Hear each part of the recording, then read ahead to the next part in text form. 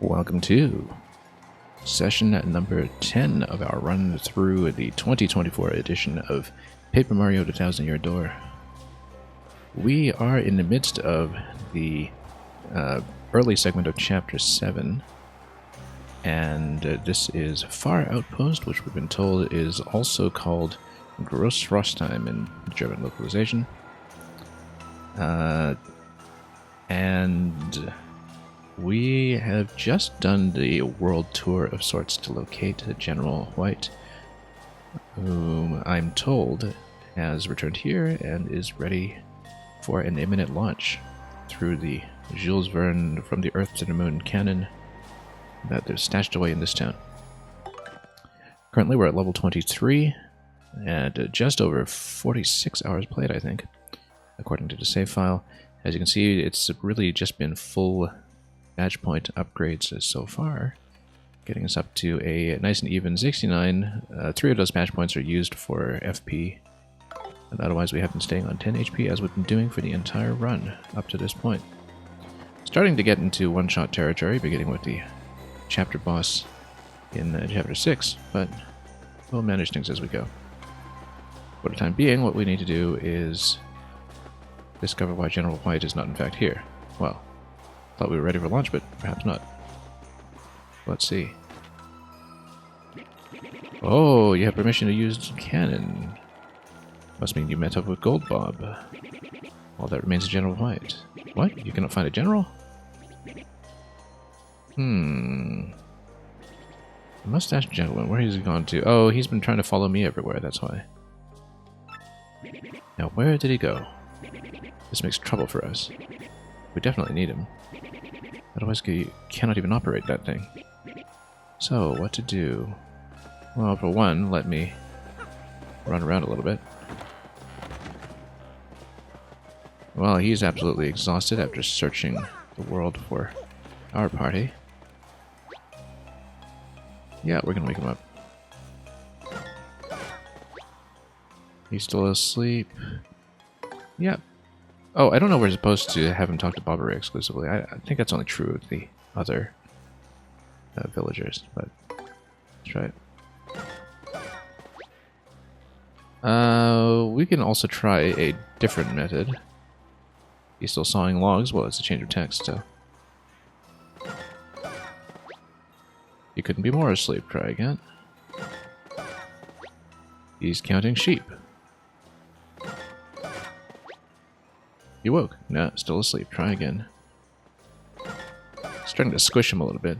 Sleeping like a stashed baby. Try again.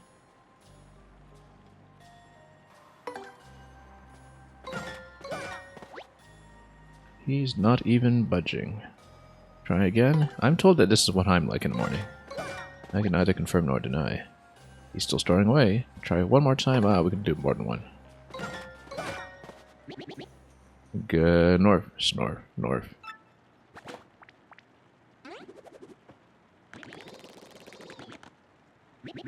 Now, who are you? I am tired. I do not need your attention. I just want to sleep, as it is all hopeless. Hut. That mustache, that hat, and that hammer even. Hut. I've been looking everywhere for you. Why? Well, to bring Big Bob back online. I'd lost my life's work and my very reason to live. I found myself at wit's end, and then the Rogueport fortune teller told me, seek the man with the M on his hat, the one with the hammer and stash. He will fulfill your dreams. Or something like that. Hut, you need to use the cannon to help you save the entire world. Hip hip hurrah, that fortune teller was right. So what are we waiting for? I shall get Big Bob ready, so go tell the mayor. Now get moving. Hut.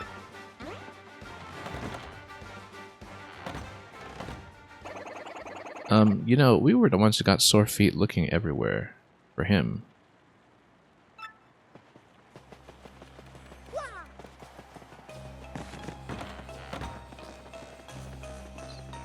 Alright then. I mean, he's got to be ready. Oh, who do we want as our companion for this part of the ride? Let's go, Mr. Mouse. We always want to see a bit more of her dialogue since we don't always get to see it. What? General White is back then. Big Bob's grand revival cannot be far behind. I could just explode with delight. Now let us shoot you guys to the moon. We did it, sweetie. Now you follow me. Hurry on now, this way, this way.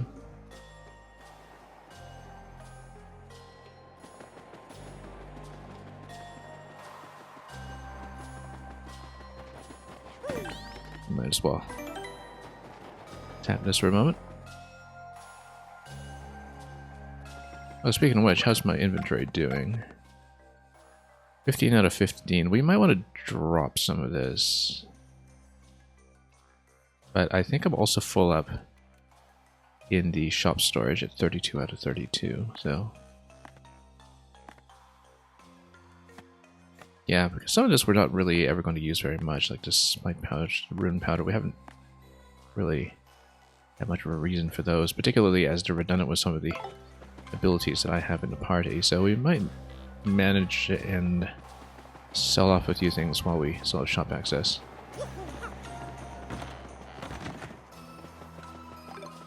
A storm rune powder. Yeah, we can always just get more if we are really desperate for it, for a recipe or something. Yeah, we're stored at 31 right now. I think we are just going to sell off some things. Not too much going on here. Thorn's damage is not really that useful. I think damage output has not been a problem. It's more defense. Which means rune powder might be good, but I feel like we really need to simplify quite a bit here. And that's probably not even really enough. Ice Storm, yeah, very difficult to part with very much of this. Some of this is going to be very useful.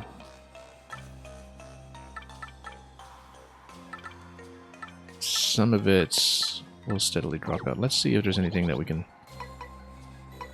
get out of our storage.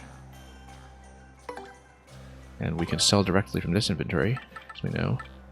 I mean, we know that we're not really using stuff like the Ultra or the Jam and Jelly, given that we at no point will need that much replenishment at a time, maybe for the partner at best. So we might just sell off a whole bunch of this, because we'll need to make lots of space in the long run anyway. Oh, it's just the gradual sell for, I didn't even think of. Oh yeah, it says on... Oh no, I took it out of the shop, I didn't put the sell button on, that's why, okay, whoops. Let's just do a fair bit of management here. I'll just sell off a bit. Gradual probably was good, but no, it's actually the burst damage that I'm probably most concerned about, so let's just sell here directly. I'm thinking we might start to shed some of the ultras and such, just to make some space. But is there anything we can store for the time being? Just to clear out a little bit. And yeah, hottest dog is something I will want to save for later, I think. And apart from that, we might be fine with just one life mushroom for the time being. We also have lots of alternative options to the super when it comes to just HP replenishment. So, but super in general is going to be pretty good when we're only on 10 HP ourselves. 12 out of 15 on the inventory right now. I think yeah, let's just sell off a few more things. Maybe like sell off the Ice Storm since it's...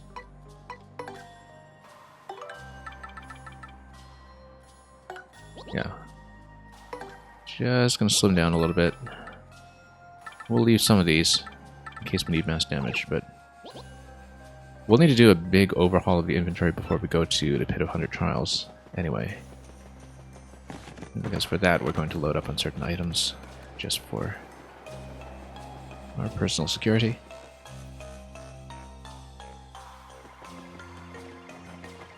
Anyway, Traveling Sisters 3 are still freezing the buns off here. And alright, let's talk to you two. Now you stand here.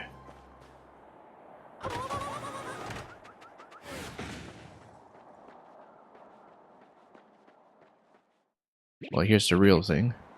Not just a commemorative statue. In the next area. General White, is Big Bob ready? I'll have to leave it to me. Come in, you know the drill. Load Big Bob. We never did go through that locked door, did we?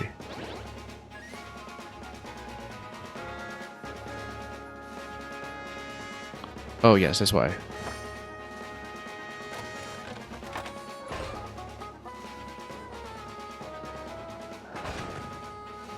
Anyway, he's here in the command center.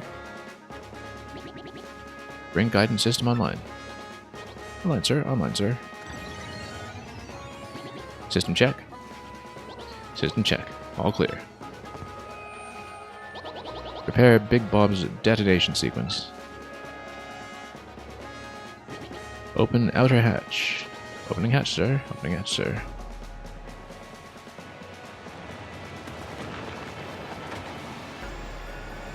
And that is quite the hatch. Open inner shutters. Opening shutter, sir. Opening shutter, sir.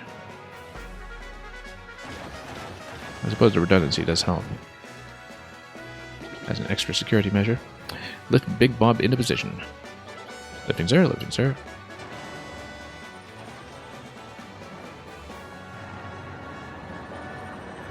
This track lighting here. Part of the guidance system, done rather beautifully.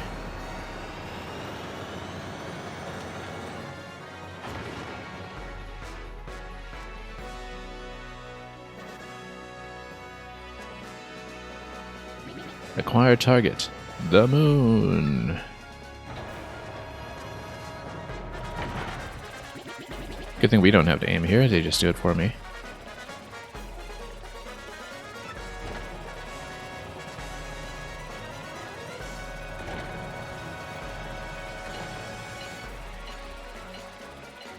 Some people might remember this from Kerbal Space Program. Or perhaps even Real Space Program. Wind speed, direction, elevation, yeah, they're just going to adjust. Target locked, now open the chamber hatch. I mean, I guess launch sites, you know, are usually equatorial. But we don't really know how north and south work on this particular planet anyway, so I think the celestial mechanics are allowed to be a little bit different from our own.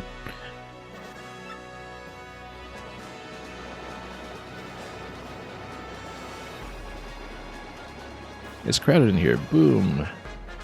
Stop pushing. Bazoom. Close. Chamber hatch. Well, that's certainly quite the single-use power source here. Conditions all green. Stand by. Okay. I mean, I guess, you know, but bombs, you know, the ones that detonate here, they do sort of come back. So it's, if they land them safely closer to what would later be developed with things like the landable SpaceX rockets. But anyway, conditions all green. Stand by. Okay. Because, of course, the bomb civilization would have a vibrant space industry. It is time. Big Bob cannon. Fire.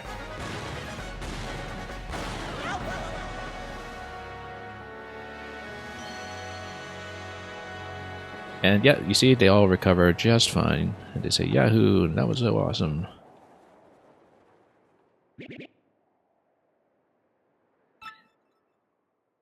Given the reusable launch mechanism, it's kind of surprising they don't do this more often. Nobody who wants to be launched, I suppose. Which is why Grotus and company have been left alone there for so long. Lovely chomp constellation in the back. Okay. We gotta hit the jump button out here and mash our way out. Oh my, that was quite fun. I can't say I ever thought I'd take a ride like that. Well, here we are on the moon, dearie. Are you ready? Then let's find the last crystal star and save Peach. First things first, let's get Bobbery to open this up. This place looks really pretty here. I remember the moon originally looking quite like this. Oh, stopwatch. I was hoping for something like a star piece or something, but Sort of springy, this low gravity effect. Rather more so than I had envisioned. I mean, I remember that there was a low gravity effect here, and it does affect the running speed here as well. Oh, here's another bobbery spot.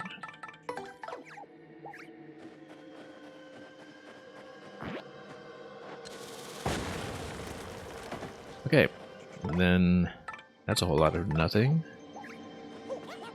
That's okay, we'll just wrap around here. We did see the exit on the left side. There's an exit on the right side as well, so obviously we'll go left.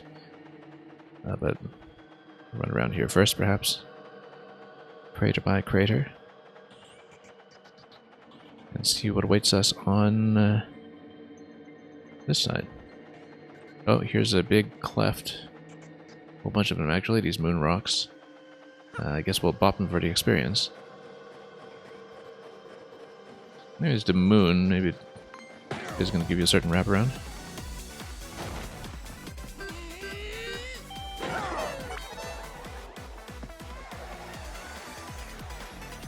We will tattle, first of all.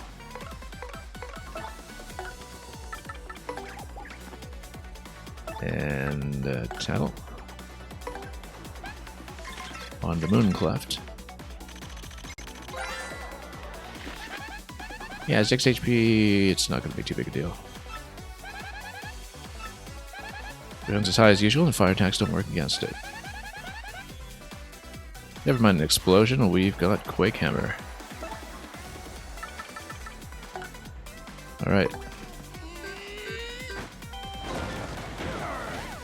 And that'll be nice and simple. We can do the rest of us a long way, really.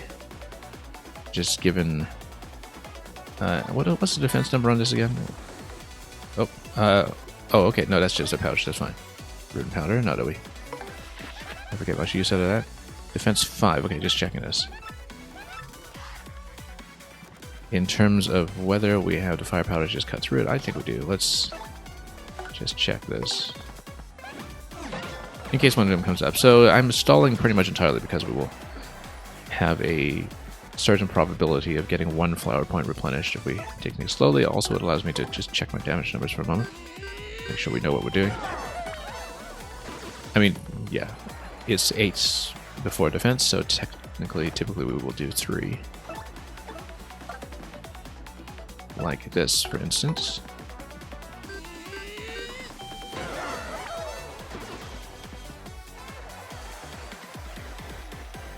So yeah, Quake Hammer has pretty much been a permanent fixture in our badge loadout ever since we obtained it very early on in the game. It's been absolutely fantastic part of this arsenal, especially now that I've knocked the cost down to 1. Yeah, quite a bit of drag on our own movement here on the moon, but that's bound to happen. In terms of anybody else's damage numbers, though, I don't think the partners are going to do quite enough in terms of a single attack. There is Yoshi's Gulp, but that's more expensive. We should just Quake Hammer everything every time. Oh, totally missed the stylish there. That's okay, we're full up. Whoops.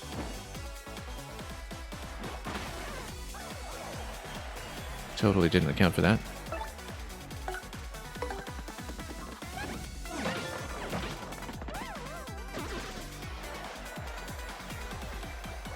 One thing, too, is the defense penetration on the mouse. I totally didn't really think about it.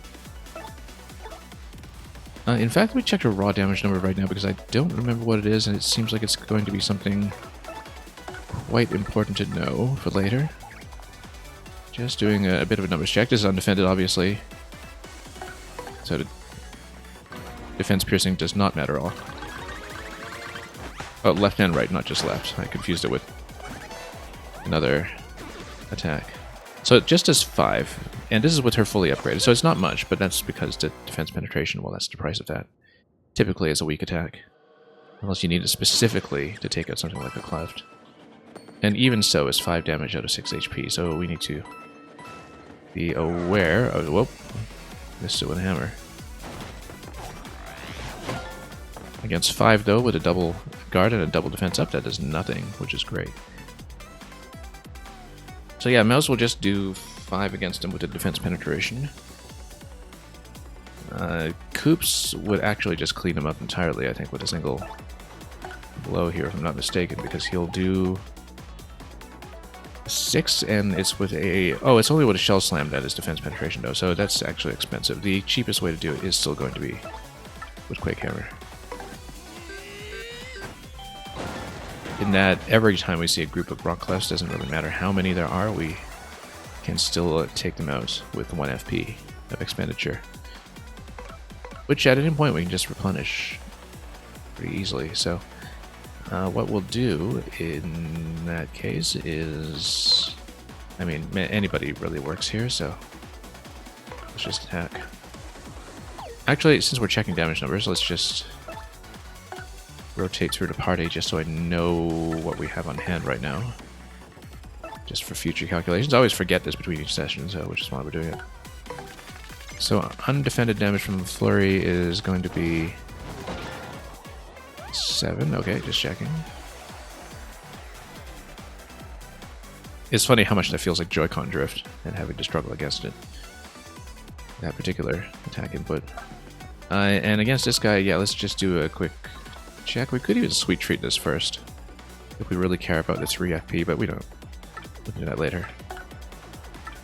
Just checking Bobbery because Bobbery is not upgraded. Oh no, we'll check Vivian first. And yeah, just making sure I know what we're doing here. 6 on her. Undefended, of course, but that's with the fire effect. Yeah, just making sure we know our base numbers here. So yeah, not surprising that Miss Mouse with the defense penetration is going to be comparatively weak. She is a bit of a situational specialist. Against this kind of enemy in particular, but even so, she's not doing quite enough for them. We're not getting a whole lot of XP off of these guys either, I think. We're a little bit over-leveled for this bit. Yeah, as usual. And of course, they're immune to the fire effect on Vivian, so that's not really consideration here. Just checking our numbers here. Bobbery is going to do this. It's going to be 6. Yeah, so once we do finally get the final shine sprites on him, I think he'll be quite a powerhouse. And yeah, that's the FP replenishment that we were talking about. Let me just check more numbers here. Just Duplicity. He's fully upgraded. It should be like 7 damage total. I think it was like 3, 2, 1, 1. But let's just check in case.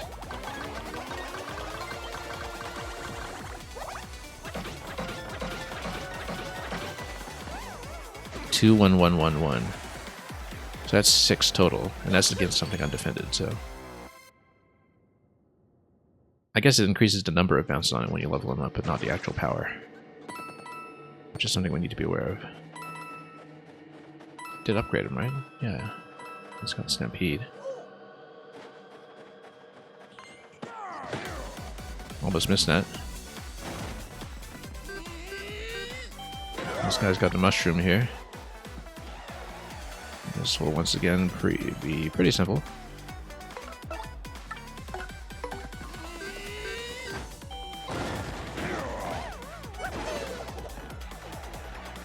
And yeah, at this point we could even sweet treat it if we wanted to. Or we could just cut through everybody with Koops if we wanted to be quick. I don't know that we particularly care about being quick. So yeah, let's just take this out first. And we can totally just stall this out a bit. I mean, really, we could have just done an appeal and a replenishment and just another Quake Hammer to take them out, which would take us up to 9 FP, I guess.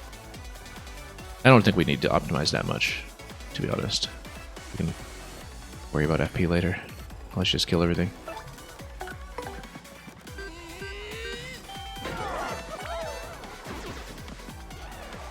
Yeah, we'll eventually be working up to another Power Plus P. We don't have Star Crystals to do that currently, but we'll be grabbing one in due course. We'll take that. And Bella does quite well in terms of damage. 8 total, as long as it's unarmored. Actually kind of puts her on top of the pile when it comes to damage output from the basic attack of one of my companions. She's actually going to perform the best out of all of them. Also, let's do a bit of a mouse check in this zone. It's probably something behind a rock, which means we should get to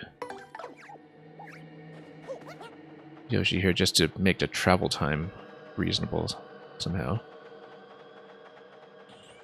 I mean, obviously, if we have mouse available,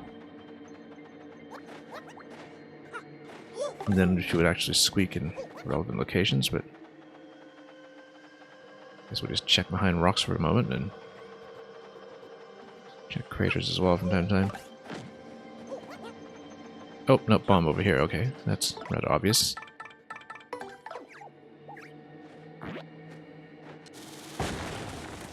Not a star piece, it's a courage shell.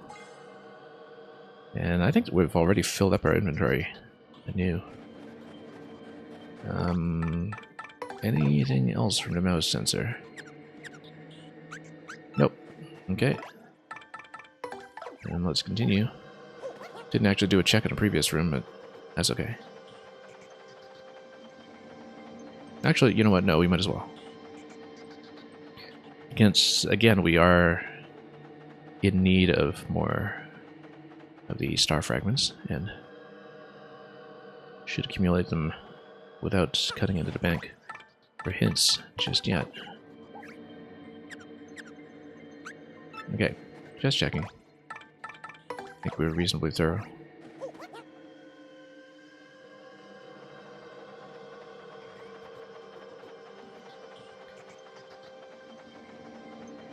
Look at a little lunar rover over here.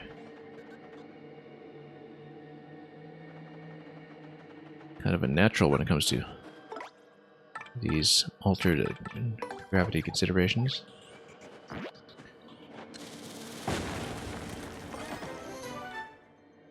We've got a maple syrup, deliciously sweet syrup. We'd better keep that one. We could use that more than the rune powder, I think. I mean, you know, we haven't done Confused, but I think a stopwatch in general is going to be better anyway, unless we really do need mutual damage. We haven't used rune powder, but I just don't think that highly of the Confuse effect, I suppose.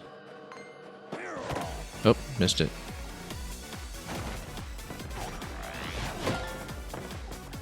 Okay.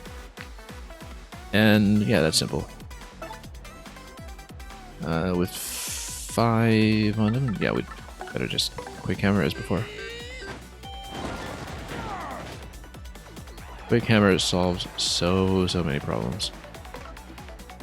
Okay, so let's swap over to anybody really.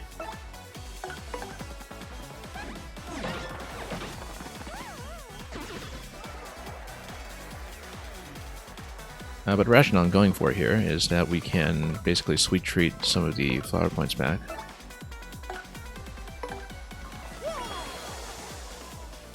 And appeal most of that back. And still have some tempo remaining to finish off the remaining enemy unopposed.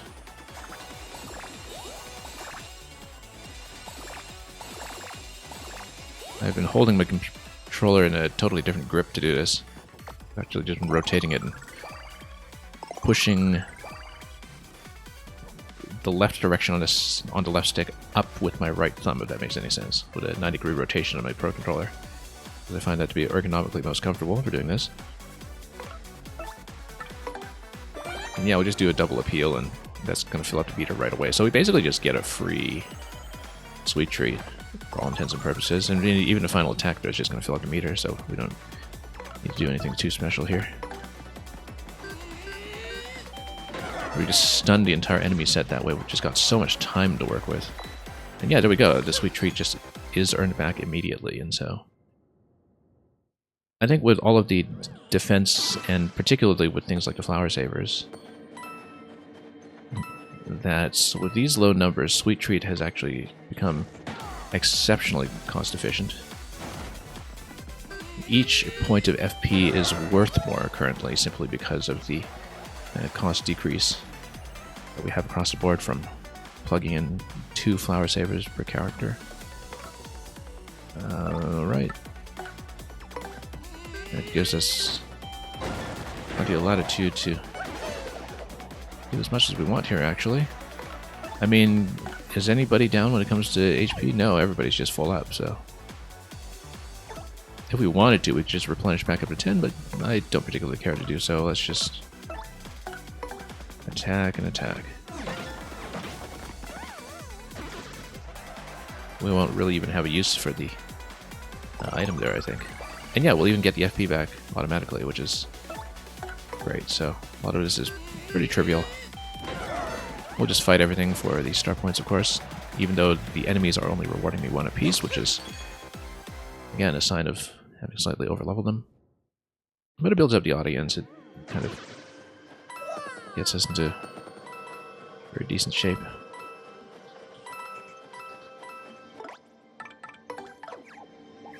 Just very slow movement, that's all. We're wrapping around the moon in its entirety.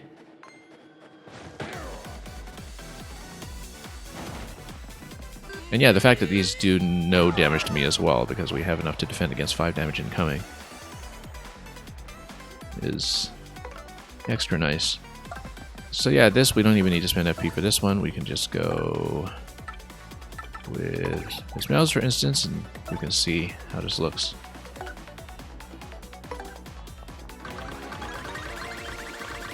Yeah, it's just turning the controller 90 degrees once again, and just tapping the stick with my right hand. I find it works really well.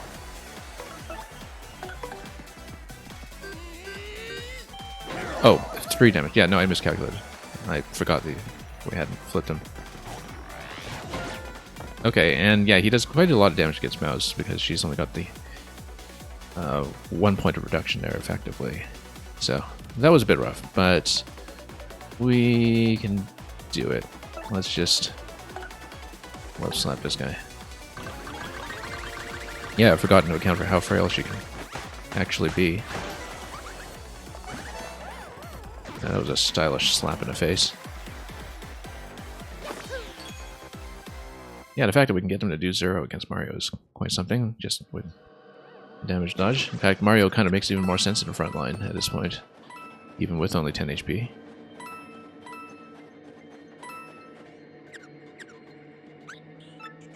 Okay, let's go with Yoshi.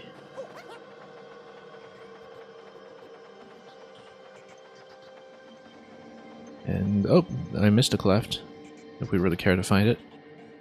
Yeah, here's the base. It does move all the way around, I think, so we'll comb through every room exhaustively if we can. Let's take these guys out, though.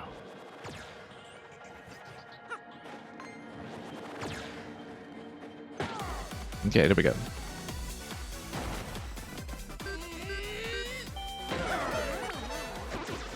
And yeah, that just slaps him immediately, which is great, because we can just get him down before shields become any kind of issue here.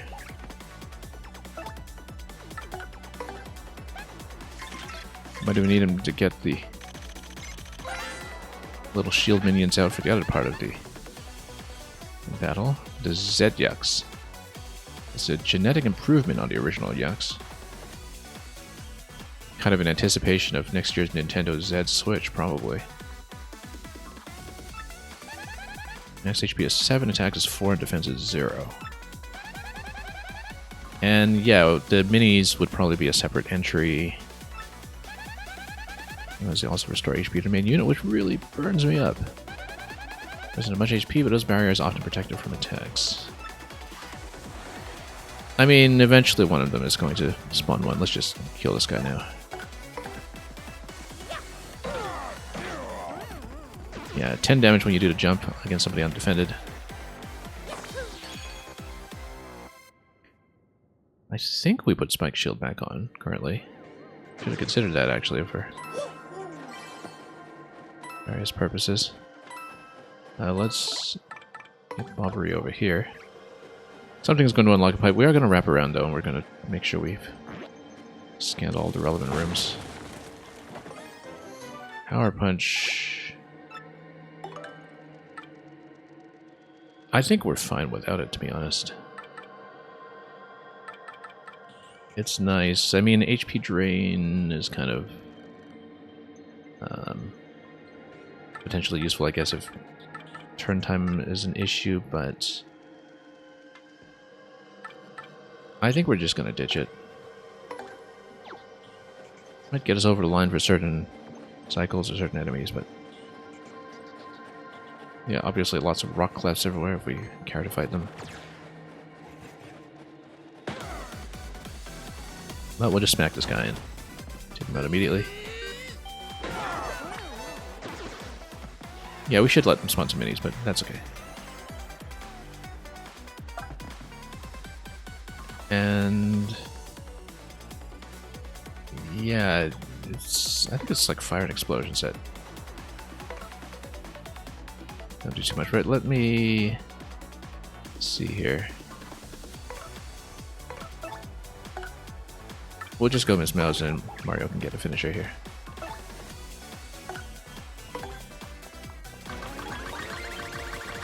And that'll be nice and quick.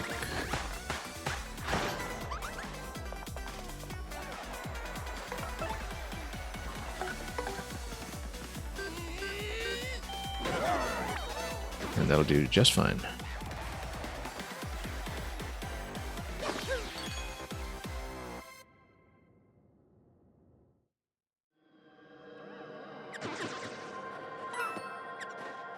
I mean, I'm sure this rock just opened up a pipe. Ah, there's a star piece. That's the kind of interaction we were looking for. Just checking in behind every time we can get a chance. We don't need to grind away at every enemy here. They don't really give me enough XP, but if this one's going to take us time to do that anyway, then alright. So I think we should actually let the Yucks just spawn the mini Yucks. And that means, yeah, with 7 damage incoming, maybe we should be putting Mario up front, but we'll figure this out. All in the name of getting the tattle.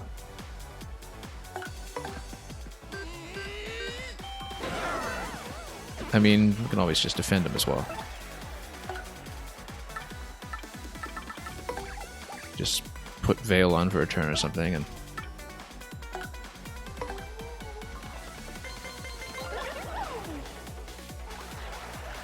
just give this one a bit of time to do any spawning. No, he's not going to do anything with that. Oh, at least we get the point back. Anyway, there's the mini. So that'll be fairly simple. We're going to use Goombella to tattle at it.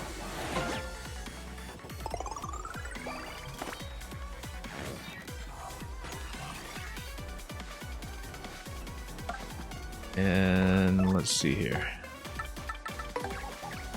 Yeah, we're pretty much just deliberately doing this so we can get the tattle down properly on the mini Zed-Yucks.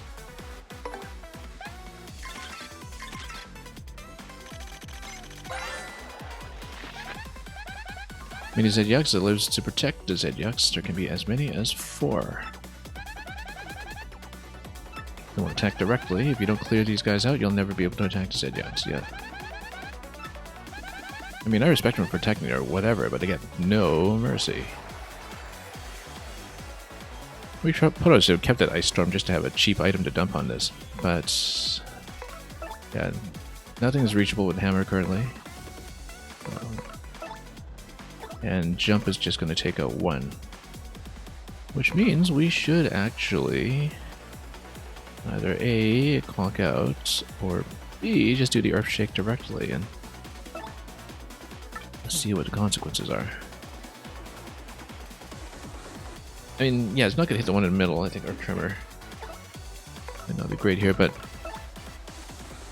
Is there anything that we can use? Yeah, I'm thinking about... Whoops. Let's get this guy out of here. Any kind of group attacks that would be useful here. Well, let's say that we're going to... Yeah, Thunder Rage is kind of overkill. You know what? Yeah, let's just use the Earth Tremor. It's not a big deal. Although I think Clock Up might actually be better, because then you can sort of take your time with each of these. If we can see if there are any potential immunity issues, perhaps. Yeah, let's do it this way, in fact.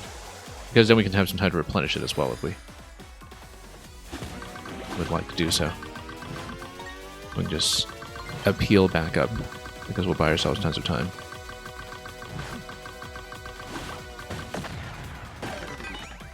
And, oh, okay, those guys are frozen, but the main one is not. So that's not actually that helpful, given that he's the one who does damage. Oh, and he just replaces them. Except two of them are still the ones that are down. Which is fine then. Now, it seems like the ones down there are kind of placed at a lower level at this point, aren't they? Let me just check here. No, they're still all aerial, so you do have to be hit with jumps.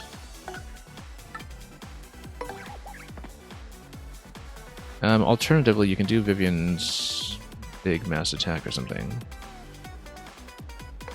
That'd be a good opportunity to practice it.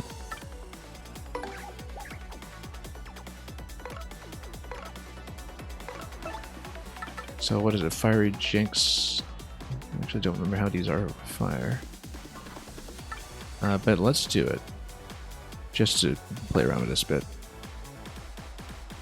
Press button as they appear on screen, yep.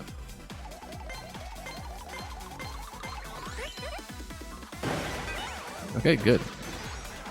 Yeah, that one's invulnerable, obviously. That's not too much of an issue. We should just bop him now, since he's not frozen.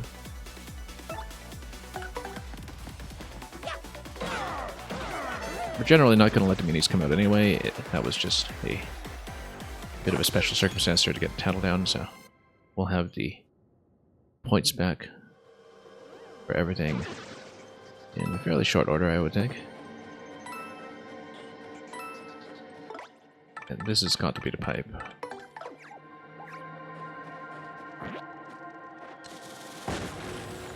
And it is.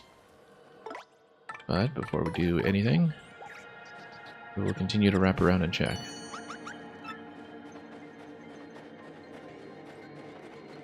We haven't really gone down here for anything, so yeah, there's still a rather obvious bomb spot to look at.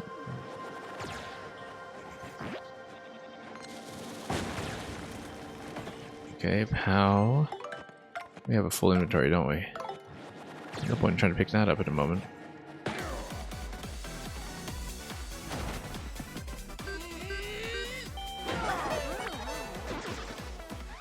Unless we want to trade it in for something, but... here we can actually just do an appeal followed by an attack. And really complete the meter. So why don't we just do an appeal quickly. That is very appealing. Well done, Bobbery. And yeah, that already gets you up to full.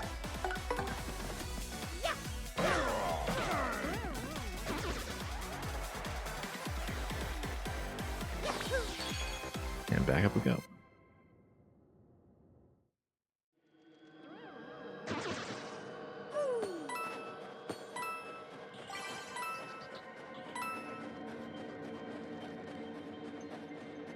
Okay, I mean, I suppose if we grab this and discard, we can do something here. We absolutely don't need a power block. Quake Hammer is straight up better at this point. I'll just toss it.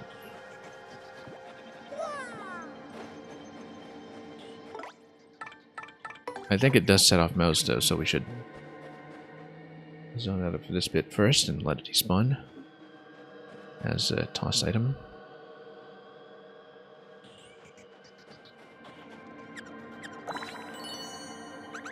Oh, she's still detecting this is something that is available, so...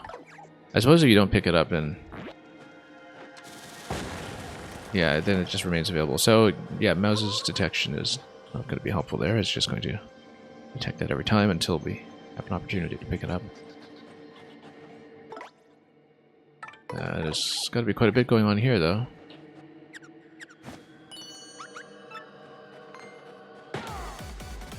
We'll just clear out some of these rooms and do a bit of treasure hunting.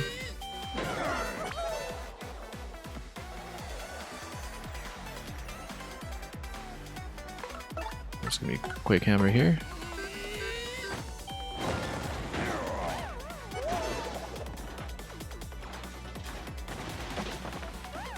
And, okay, sure, we'll take that. I was going to take a turn to appeal to bring our resources back up, but that's okay. Doesn't need to be this fight.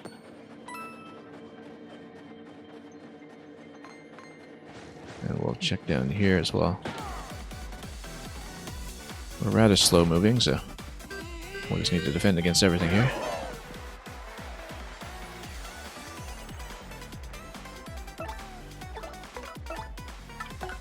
Quake Hammer this way.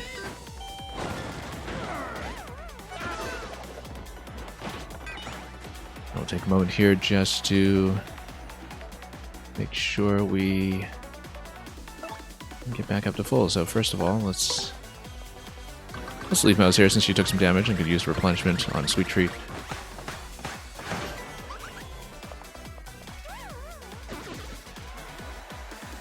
Yeah, while the other guy's down, we'll go Sweet Treat.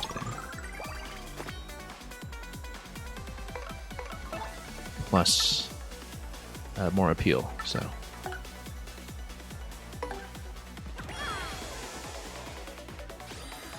Okay. Oh, whoops, I was trying to miss that, but that's okay, at least they're out of the way early. And flower replenishment is the thing we're really going for here, so. Yeah, 10 HP run, there's absolutely no reason to be using Sweet Feast. It's the high point alternative. And yeah, we're just back up to full. We'll take the time to continue building that.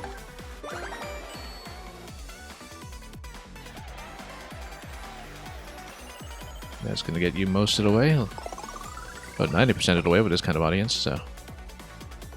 Doing pretty well for ourselves.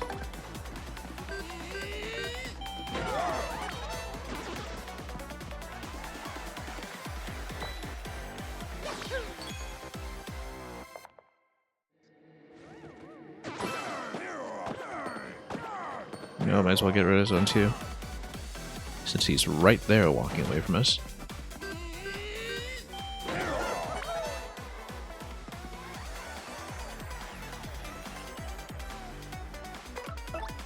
As usual.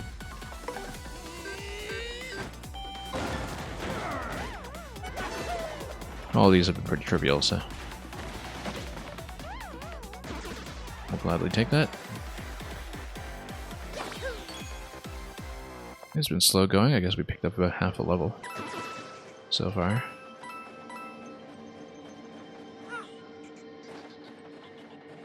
Yeah, I see. To clear the area, first we'll check that rock, obviously. Requirement to fight this guy, and we will.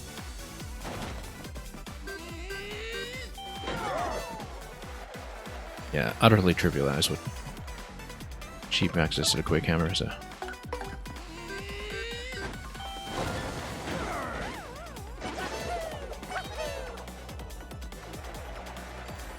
And as before, I mean, you know, at this point we'll just switch to Goombella because the inputs are the least fussy.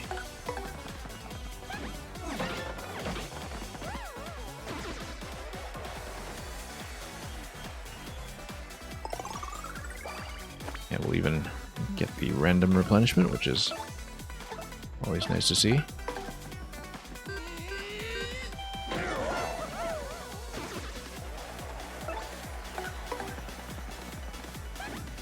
Same idea.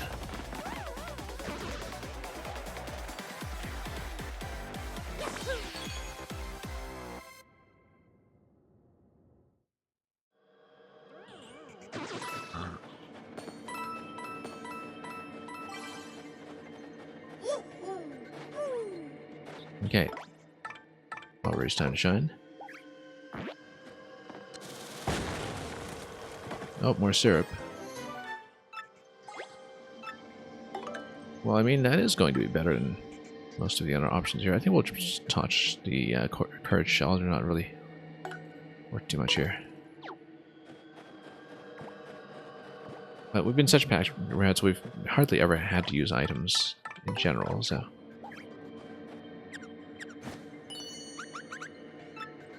Should be something nearby. We'll just continue scanning since we... Let's run down here.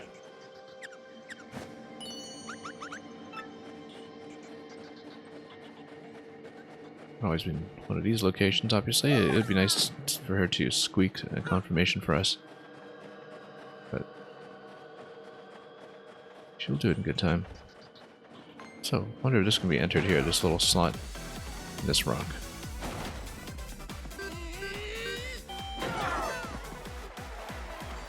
Seems a little bit conspicuous in terms of its height and width as a potential destination. Here, yeah, we actually don't even need to spend points.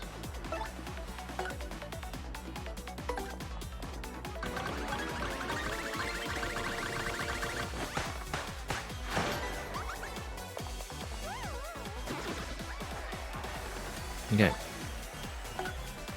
And normal hammer. Oh, yeah, no, it still does 5, though. I keep forgetting that.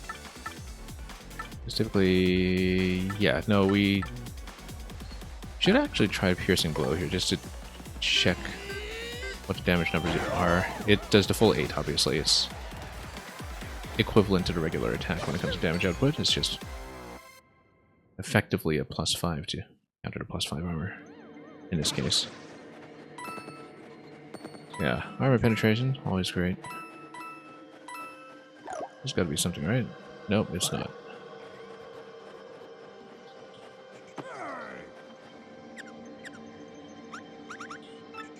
Nothing near here, okay. I don't know why she thought there was something over here. Could be in the next room, honestly. I thought it was room by room. This detection generally, but...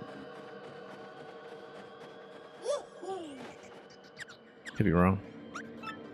Nope. That's all done. Yeah, we'll do this until we've wrapped around.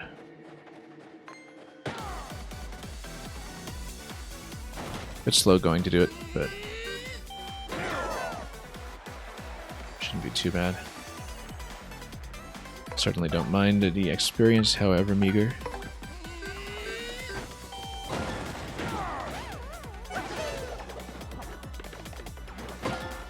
Okay, good. Actually guarded that accurately for once. It doesn't happen often.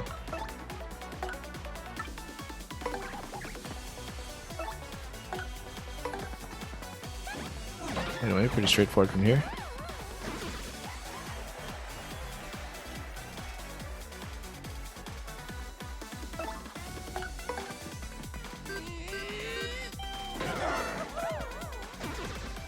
I think most of the time I would actually get away with running Hammerman on Mario if I so wished.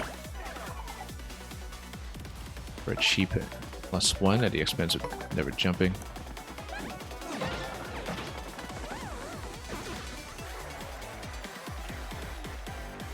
It's just that you would be very partner dependent against certain enemy configurations that require something like a jump in the back line.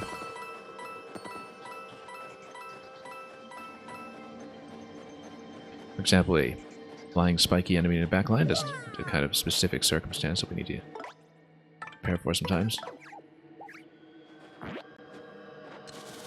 Something that really could stall the fight for a while. So many items and so little room to use any of it. That's okay. Whoops, missed it. Nice and easy guard.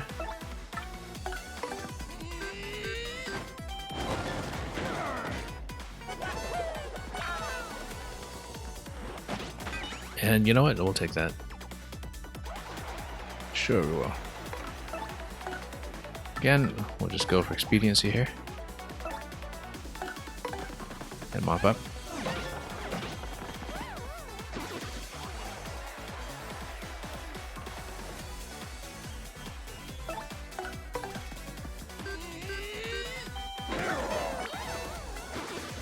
Okay, that's got it.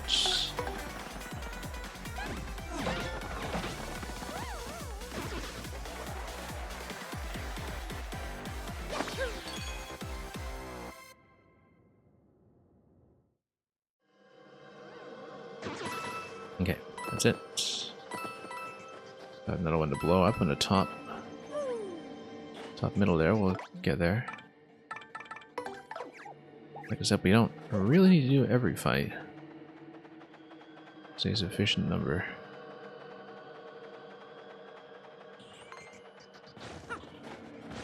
No, whoops, missed the hammer once again. I was just a little bit late on the input.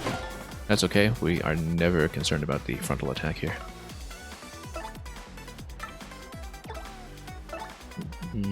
Yes, quick hammer.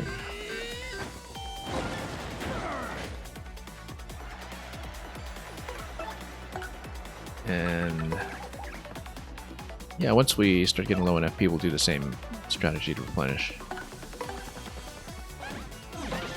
Notice that staying above 5 FP has not been a problem so far, and I note that because it does open up the possibility of taking off the FP plus badge if we think we can get away with 5 FP. Which for a lot of these regular fights is okay, but for much longer fights, like certain bosses, maybe not so much. If we anticipate that we have to dump a lot of FP at once without getting a nice easy appeal cycle to freshen things up a bit.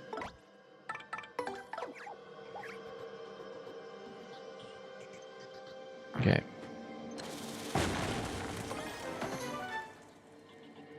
Ultra Mushroom, it's good for the money, and pretty much only for the money. At this point, we've got so many of the maple syrups that we'll just ditch the Koopa Tea. I think it's the one that's kind of redundant. Even the HP drain might go. We don't need 2 stopwatches either. We've got clock out if necessary. So, yeah, let's actually just dump. Oh, you know what? We'll just use Koopa Tea. Why not? Because we've got 3 points here.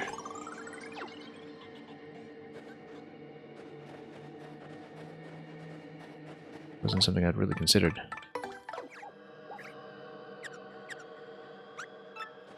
Okay. In that case, let's continue. Once we see the room with the save block, we will double back. And yeah, like I said, here's the room with a save block. We might as well just save. And I think we had checked this room with this mouse, but we'll make absolutely sure. And we'll just ride on back. Might even pick a few more fights along the way, but I'm kind of eager to get to the fortress. If we've cleared up most other things. We're currently at 11 star pieces. We need 4 more for the next Power Plus P, which is almost certain to be a priority, given how we've been playing.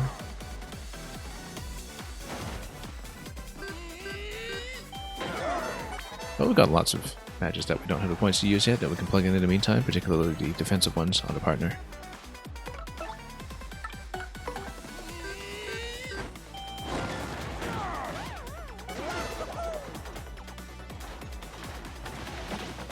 And that will work in my favor once again. All too conveniently.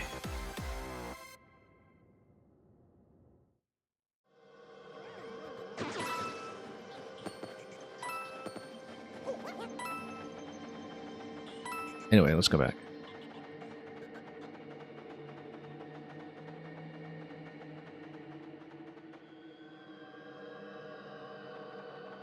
Definitely a little bit slow going here. But yeah, there's nothing about these moon clefts that's going to surprise me at this point, so.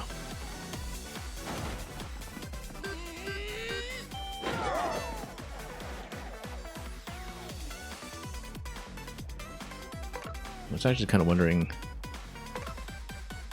how much Koops is doing now. He's upgraded. I think he's only doing 6 or so. Let's...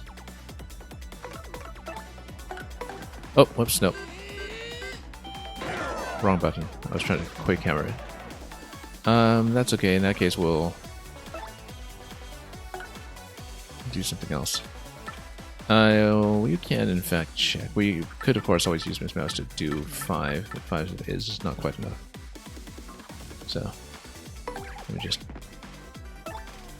check his total damage number here first.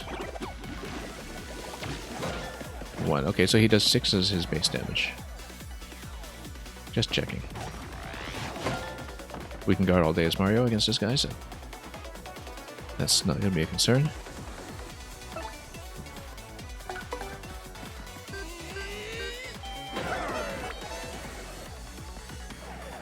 Oh, you know what? We could have just smacked him with Vivian straight up. Oh, whoa, that's bad.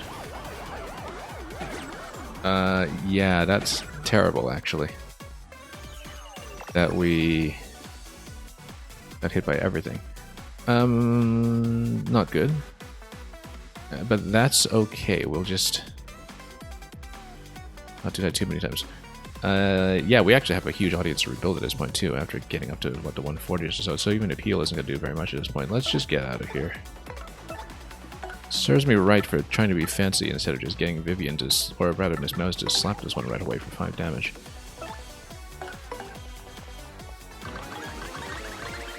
Yeah, that's the first time this game so far that we've actually hit the poison bingo. And percentage-wise, it makes a huge impact when it comes to our HP and FP pool. So that was unfortunate, but that's okay. We're in a strong position. We can make it up in no time. Oh, also, was she sniffing just now?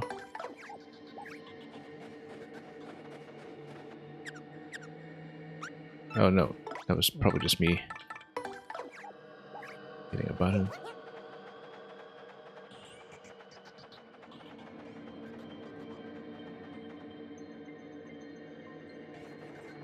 We've been so poor at hitting the bingos in general, too. It's kind of astonishing that we hit one as the poison.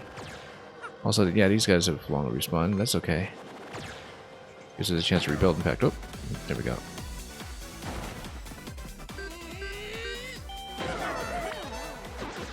And actually, we've got a full audience again for this one, so it was just a temporary debuff for the other one. Yeah, so poison doesn't actually harm you that much. In which case... So Koops is pretty low. We could swap him and then do a sweet treat. Just to get everybody back in order. And just kill the X-Naut immediately with something like Goombella. Won't worry about a star power later, since we've got lots of attacking time to build it up again. Oh, here we are hitting that poison again. Everything's gonna be useful here, though. Except for poison. So we'll just take all this out. Not quite back up to full with Koops, but he did take a lot of damage, so. How to take this one out quickly, though.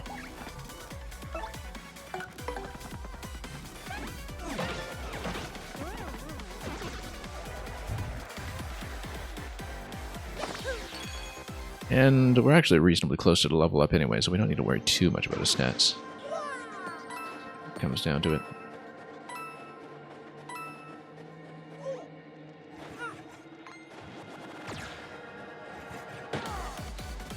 And yeah, we'll take the opportunity to peel away up, perhaps.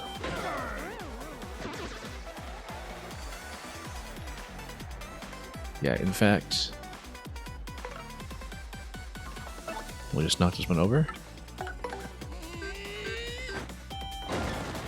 And then just spend a bunch of time appealing. Oh, or not. Never mind. That's okay. It's building up. That's the important thing. Yeah, kind of nice that we get so many X-Nauts to farm in this area. We're going to get level up fairly soon, in fact. Although we don't currently have that other power plus P to really take advantage of it. We do, however, have some very high budget and defensive badges to use in the meantime, perhaps. And yeah, don't need to do anything fancy here.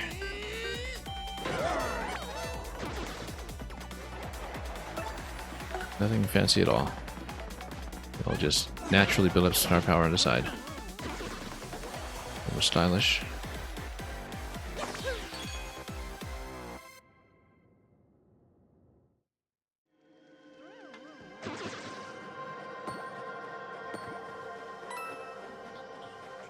Yeah, 10 HP Super Mushroom, like I said, I mean, it is effectively a full replenishment for Mario, so it's not a bad idea to have it. Are we still doubled up in the stopwatch? I think we'll actually get rid of HP drain. It's just not that useful. I mean, we're full up on too many things in general, so.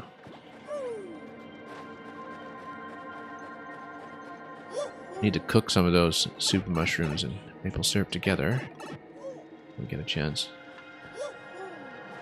Also, of course, we're going to check, even though I think it's sure this is nothing. But, you know, we always like to check. Anyway, this is going to lead you directly through the entrance of the fortress, of course. There's the X-Naut globe, yeah. I mean, we'd been here previously. Like, I did sort of scan the full surface of the moon in case there are more star pieces or anything, but we're done with that, so let's just go in. X marks the globe. And tons of conveyor belts. This building is so totally suspicious. It hurts. Watch your step, Mario. This specific area reminds me of some other video game, and I'm trying to place what it was. Like this entry tube by itself. Also, I doubt there's room for anything in this sector, but it doesn't hurt to check.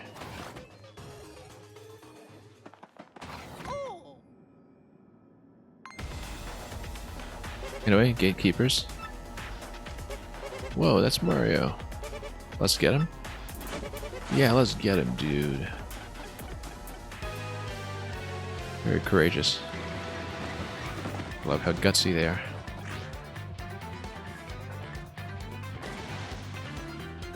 Okay, so we will of course go for the Tattle first.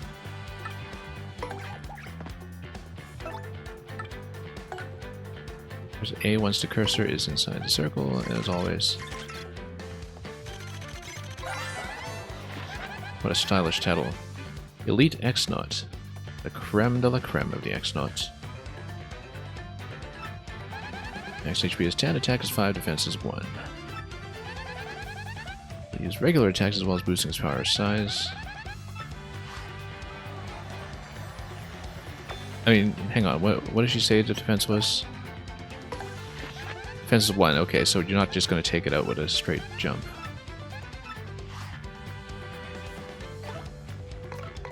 However, options, we can clock out.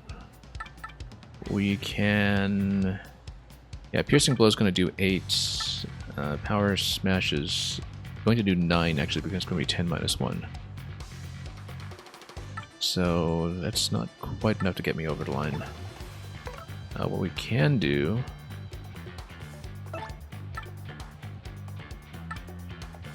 is I think I'm going to clock out on this one.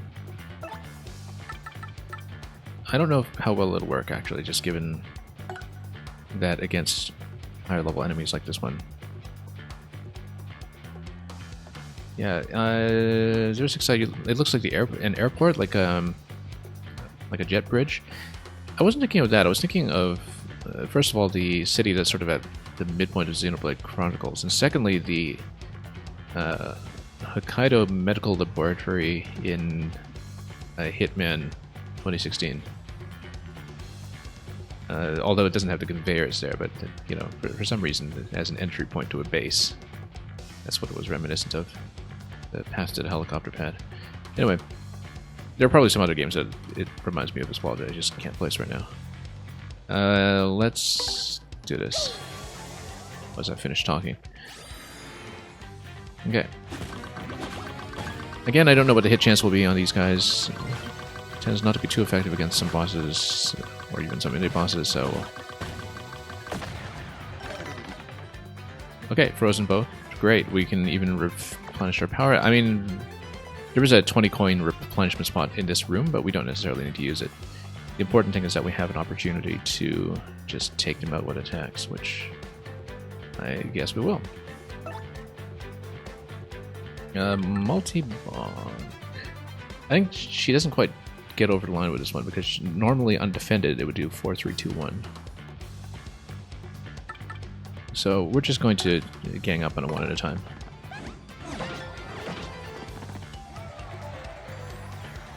And then... yeah, we'll just do this.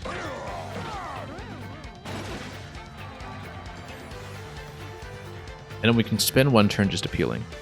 And then the next turn we can do a combination attack. So...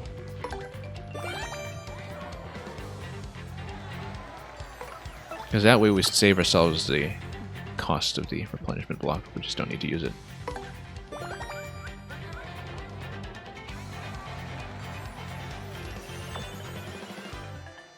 And yeah, we're pretty close to level up anyway. But it's 3 star points per enemy here, so it's not going to get us over the line in this fight. But we're pretty close to the next level.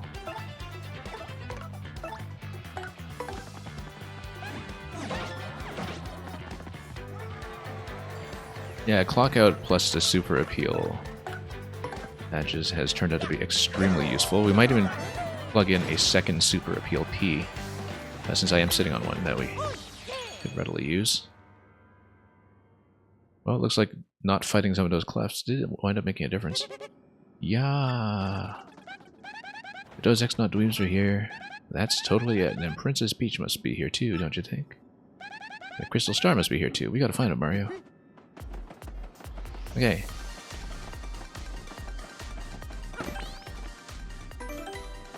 First things first.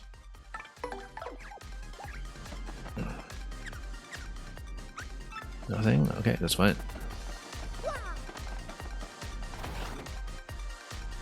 Yeah, we're gonna level up pretty much on the next fight, I think, so...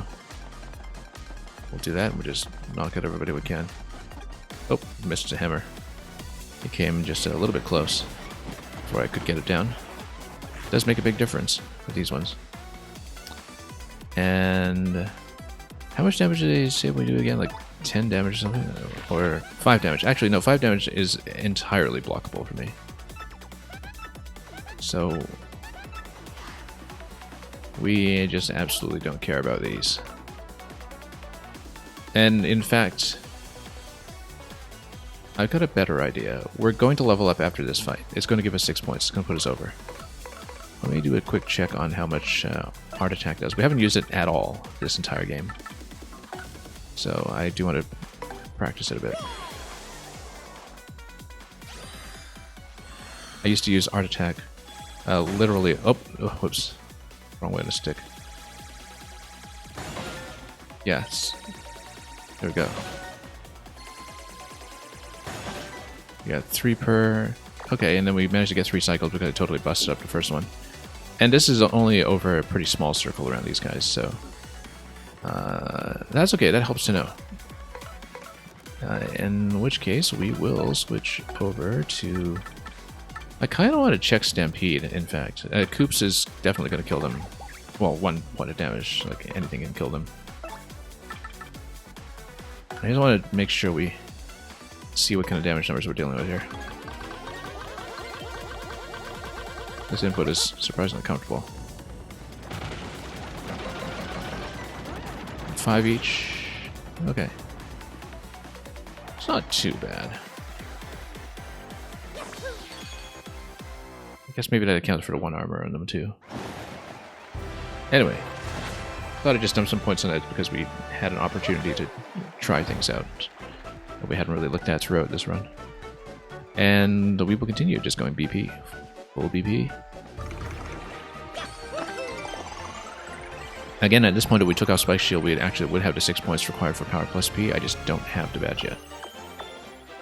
And I'll be working towards doing that. I'd prefer to have it. We might even take off Spike Shield now and go for more partner-oriented badges, perhaps. So yeah, the idea is that I eventually do want the second Power Plus P. We can go for a Defend Plus P because we're starting to feel the damage a little bit on the partners. The thing we would take off is Spike Shield. Honestly, we could take off FP Plus if we really wanted. It's just that some things do cost 4 for me still, so better to have the headroom of having a slightly bigger bank.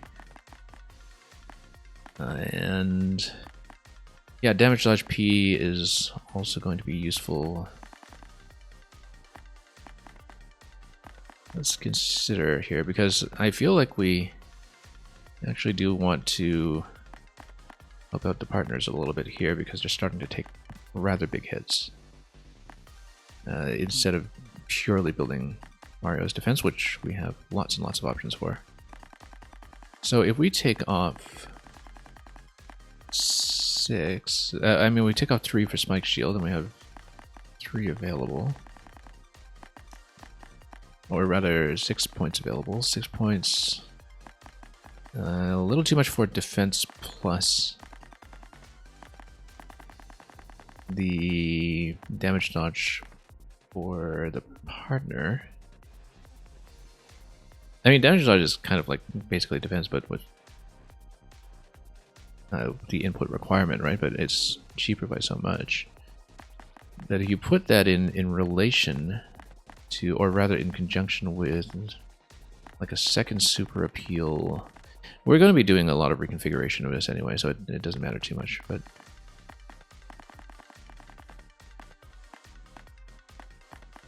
in fact, instead of just doing the straight Defend Plus P,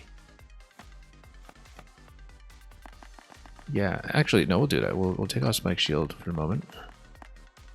It does get me into situations where potentially if we have a... Well, the problem with not having Spike Shield is that when you have something like a spiky enemy in the back, you get into issues. So maybe I should actually leave that.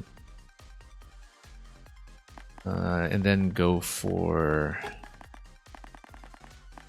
Damage Dodge P and Super Appeal. There we go. Yeah, eventually we'll want to work towards more of this defensive stuff for Mario, but the partners are starting to feel the heat a little bit, so... I mean, nobody's been at risk of dying or anything since their HP pool is so big. But they are noticeably taking a lot incoming.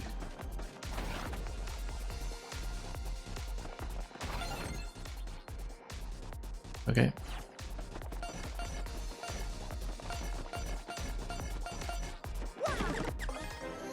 I totally lost track of it at this point. Another Ultra, wow, okay. Yeah, this is just an embarrassment of riches. I guess we'll toss the... we could just toss the Super at this point. The Ultra technically is more flexible. But we do want to keep it because the resale value is good. So, let's just drop... I'm thinking of dropping a Super. Does that make sense? I mean, we've got so many boost sheets too, we're not using it here. We'll just drop this one. We're sitting on so many of those. Oh, yeah, okay, so I did lose track. Yeah. Right, okay, so that actually does turn about a little bit. We'll toss this.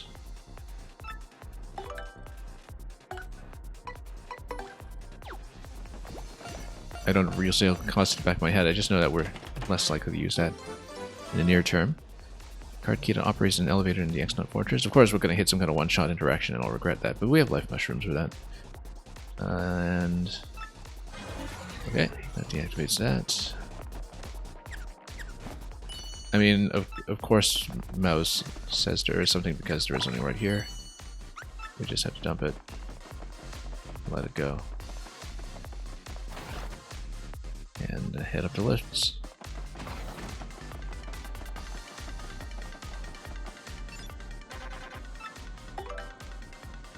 Oh, blue.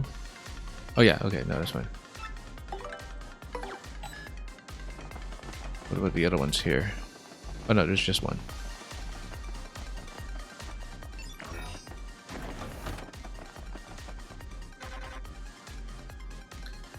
So level 1.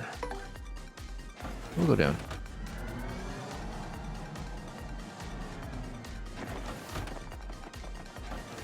And we'll check everywhere. Whoops. Yeah, missed the hammer once again. These guys do dash in a little faster than I expect every time.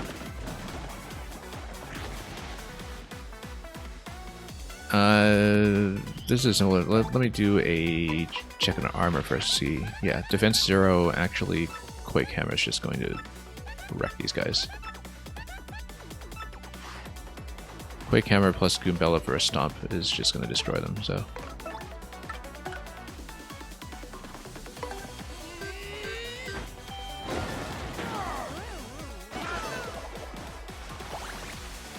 We'll take it. Bit of a wake-up call, I guess.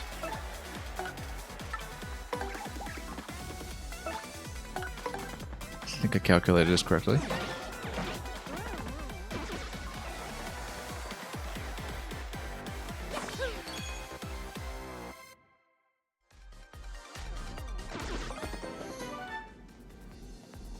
Attacks all enemies with fireballs that do 3 damage, burns them.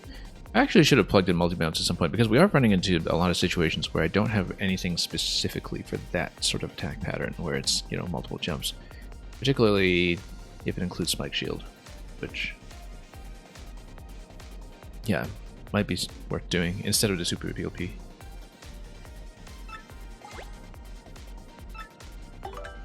We'll toss the Fire Flower, we really aren't going to use it.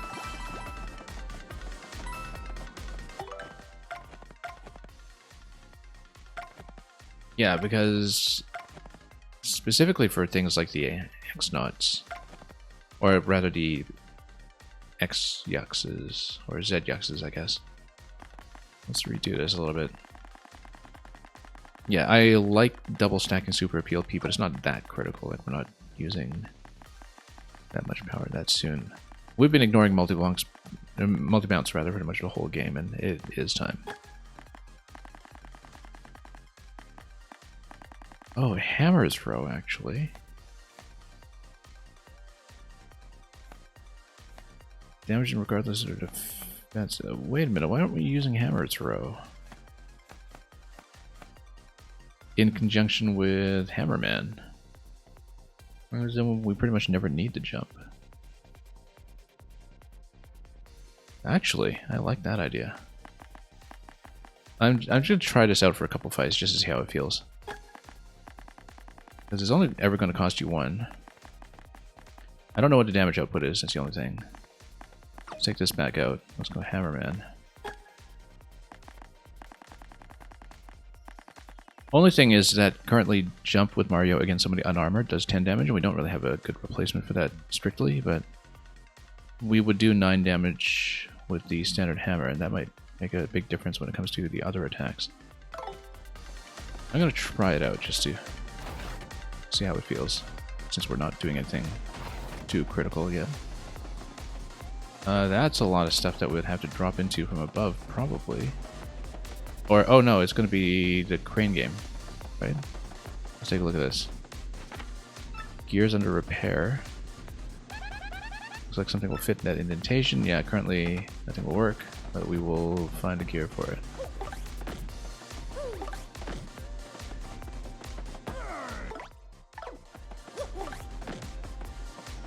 Worth a try. Yeah, because obviously we want this star PC. Badges would be nice too. But we'll grab whatever we can. I wonder if we can just load Bobbery up there, actually. I haven't picked anything up. Oh no, not quite. Never mind. Didn't think it would be that cheap. Yeah, and the crane is over here. Okay, we'll keep that in mind.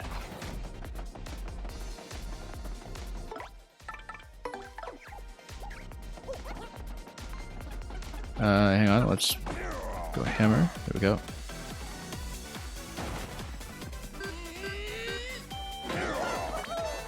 Yeah, look at that. Does pretty well. And in fact, it's going to do so well. By ignoring the one armor there, that Quake Hammer is just going to take out the whole crowd in one go. Damage enemies at any distance. Yeah, we'll test that later. I forgot to go. Oh, you know what? No, we can just do it because we can just take everybody out with coops. So we can just make sure we know how much this does.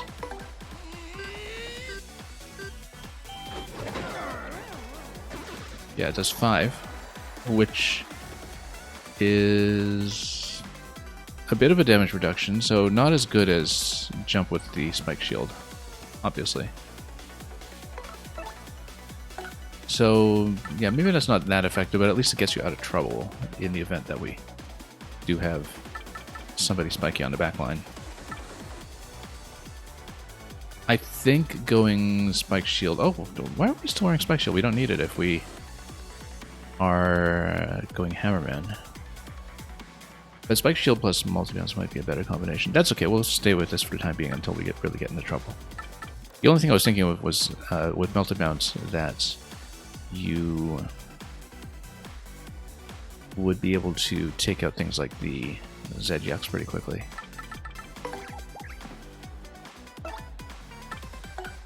But we'll experiment a little bit. We haven't been experimenting enough in some ways. We've just been locked into certain methods of doing things. And we don't need to be. We can be a little bit wilder when it comes to things like badge setup. Given how many points we have at this point. Yeah, because we absolutely don't need it. If we're going Hammerman, we don't need anything jump related at all. So that means that if we have Spike Shield here, we can just take it off. And then we suddenly have enough points for the same thing we had earlier with Damage Notch P and Super Appeal. We do need Hammer Throw to make this work, though. It is necessary. Notice, too, that if we duplicate Hammer Throw, because we have the double reduction, requiring more FP is not an issue. In fact, for anything that only costs 2 FP, we should double up these matches whenever we can, because we're still within range of the costs being totally reduced. And unfortunately, the ones where that applies right now are the ones like Head Rattle and Ice Smash, where we're not using them. Oh well. In that case, we suddenly have 3 points available. You can't do Jumpman and Hammerman, right? That doesn't make any sense. That doesn't make any sense. How would you even fight? No, if the effect is that you lose the ability, I think that probably just kills your ability to attack, I would guess.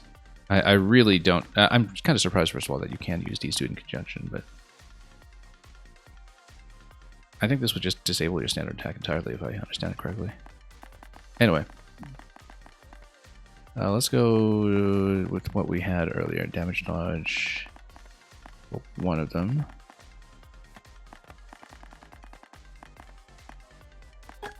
And... Super Appeal for the other. Tempted to go with Unsimplifier, but, you know, some things are tight enough that we want to be perfect, so... I think we'll just go with this for the time being. Oh, no keycard yet. We do need to go down a little. Access code, we don't have that. Oh, we're back to the Duplis keyboard as well.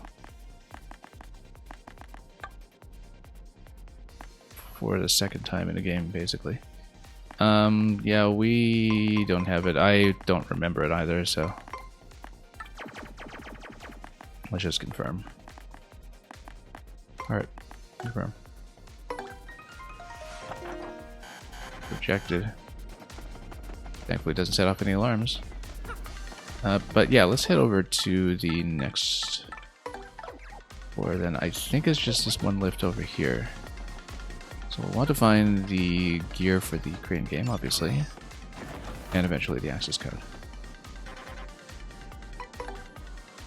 And we'll get there.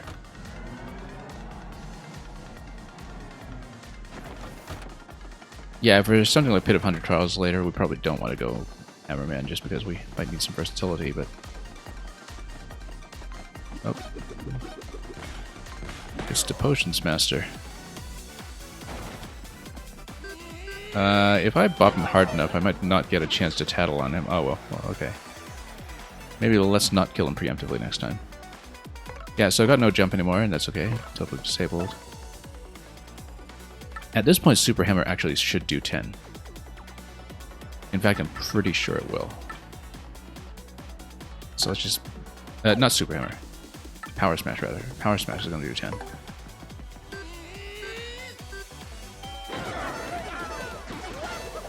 Yeah, it gets you right over the line for some of that stuff, so...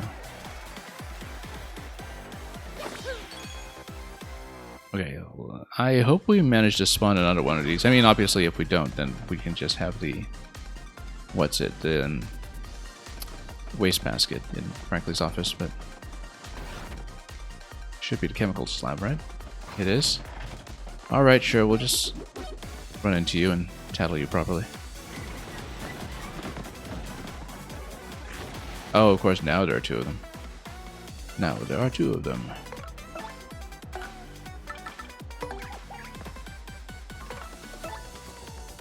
And, whoops, tattle is over here, as we should know by now. Next, not PhD. They work so hard on their PhD, too. Guys like this invent all the annoying things we fight.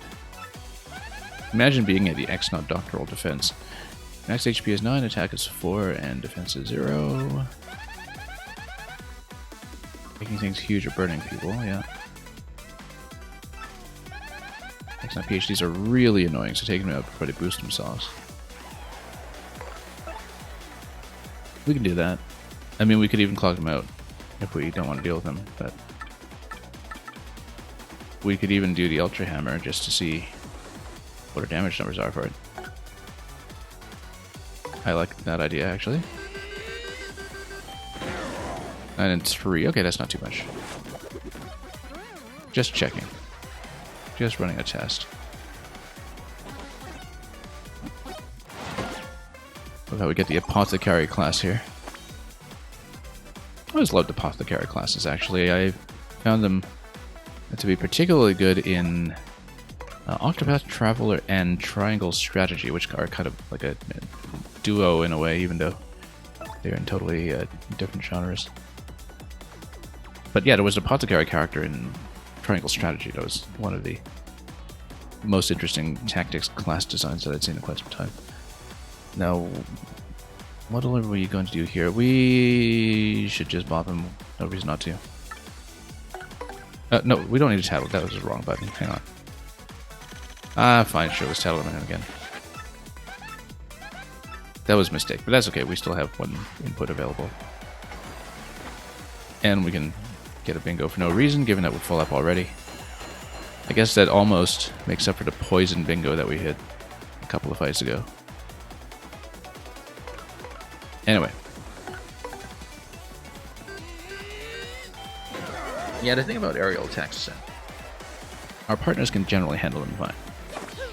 It's only in the event that you have something like a flying spike top at the back, which you can't safely jump onto, and can't just approach front to back in the enemy line, that you start running into some problems. We don't really need this many super mushrooms, right? Unless we can just use it on somebody. Nobody needs it. Absolutely nobody needs it. Hang on here. We really need to get rid of some of this stuff. Right now, the weak link actually is just a super mushroom. We don't need it. Like, they're easy to come by, I guess. Just thinking in terms of resale value, if there's anything we need to be concerned with. We could also drop a stopwatch, but I feel like that might be more critical. And I don't remember which is more costly, so we'll just drop it. Also, do we get to mix anything? Sure that we do.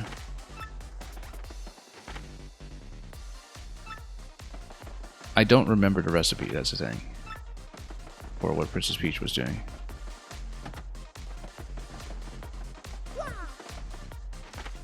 We because the notes are totally different. Whoops, what was the second point here? Participation is not voluntary. Oh, and it's not working anyway, so never mind.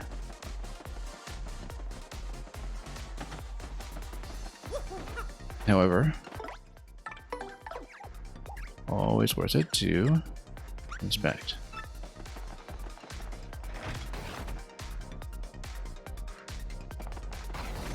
Yeah, we'll run Hammerman for a while just to have some fun with it, with high damage numbers while we can. This is going to be an issue.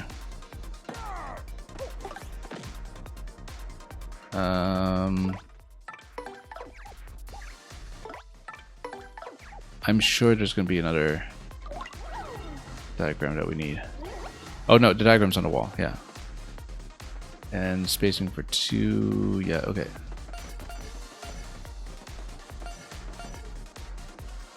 Good enough. All the way up top, and then path's gonna follow down here. Not that we have room for sleepy sheep.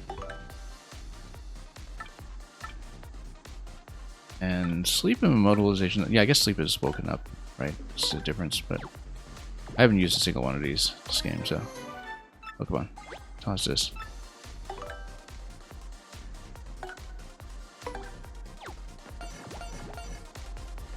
Okay, and then here we are. Security key. Excellent.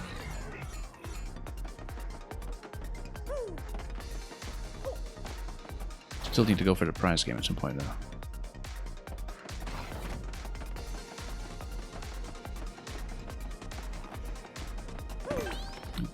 Got a convenient save block here. Might as well. Oh, thought I could miss that. You know what? This will one-shot the first one.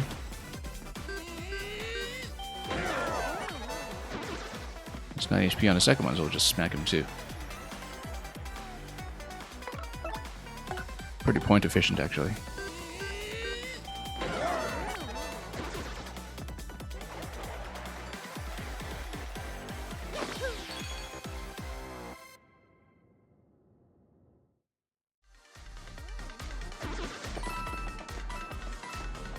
Anyway, we'll check everything.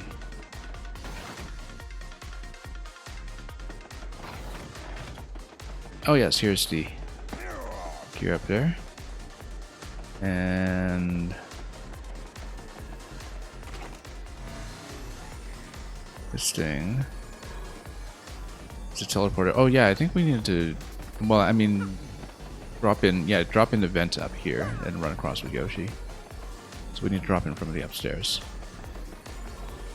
Which we can do.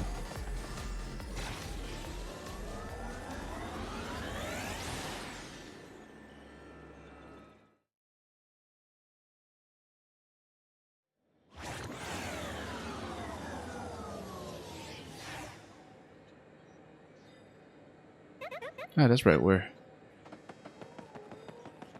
still ourselves, constitutionally, I think. What floor am I on? Oh, okay, it's this place. We're in the Rogueport. The Xnauts have been using the teleporter to come here from the moon. Yeah, actually, she knows this already. Vivian just didn't bother to tell us this critical piece of information. Although, I guess she never actually goes up to the moon with Beldam, does she? I don't recall.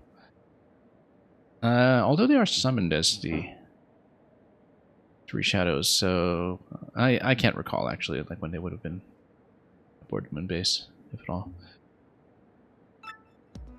Well, now we know all about this door.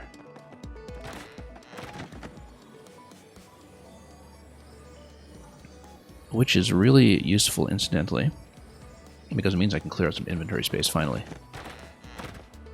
By selling off or cooking or other things like that. And currently, yeah, star piece is still at 11, though. I'd really like to get the star piece count up. If we can.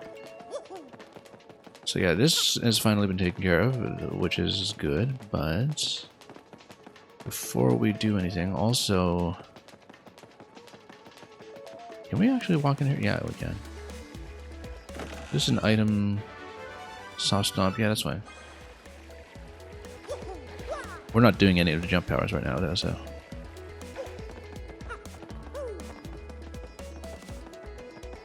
What we'll do instead is we need to go back upstairs, and then we need to really sell a lot of things off. So yeah, currently what I want to do is go for Power Plus P. I think that's easily what we should be doing.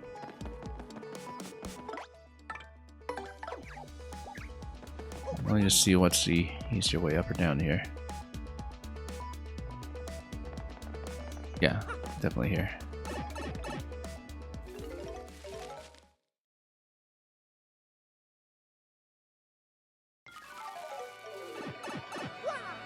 And I think we could have just broken in there and teleported to the moon base all this time. In theory. What are we doing? Oh yes, shops and cooking. I want to check the Super plus Maple combo once first to see if it differs from the 5 and 5.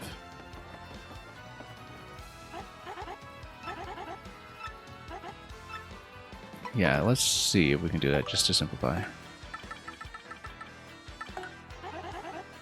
As a bit of a tier 2 item here.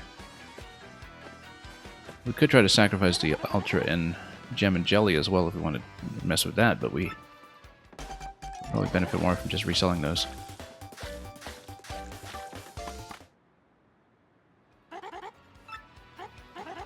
How good is this? 10 and 10, Maple Super, great. In theory, we should be able to make a Gem and Ultra, right? Let's... Oh, we don't have a Gem and Jelly right now. Okay, never mind that. We'll do that when we grab one. Yeah, Maple Super sounds like a good idea, actually. Let's just combine all of these and...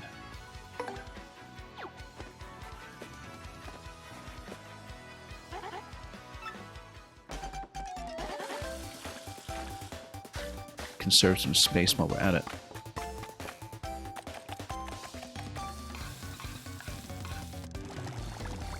Oh yeah, we've already seen this like so many times. Let's skip. Keep forgetting, despite the text in the bottom right, that we do have a skip button here.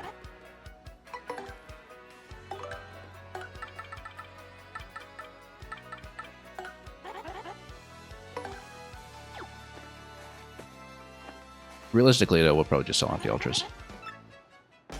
Unless we wind up needing them for partners, but I doubt it. We've got other options for that, like Whack-a-Bumps and then some.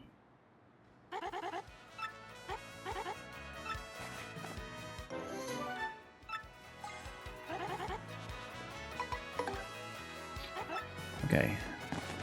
Really do need to reduce here. Also, anything new on this guy? Blue sheets, stopwatch, etc. I mean, I guess there is the Peach effect, which we might get at some point. Oh, you know what? We'll just get it now. Not that tight on cash. And yeah, we've been on to Bowser sounds for a while, so we can just switch to Peach. Just for fun.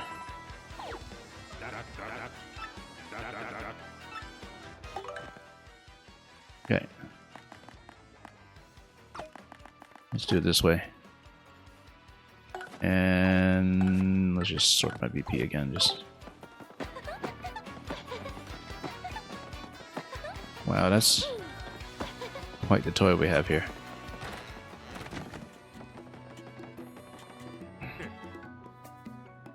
Okay, let's see what we have here currently. Yeah, we have more supers in tow. We do have Ultra and Gem, and if we ever want to mess around with that, even though it's totally irrelevant to this run. And yeah, stocking up on a lot of the Boo sheets and all that. In the meantime, I think what we will do is we will actually sell off some Ultras. And we'll do it now. We can always regret it later.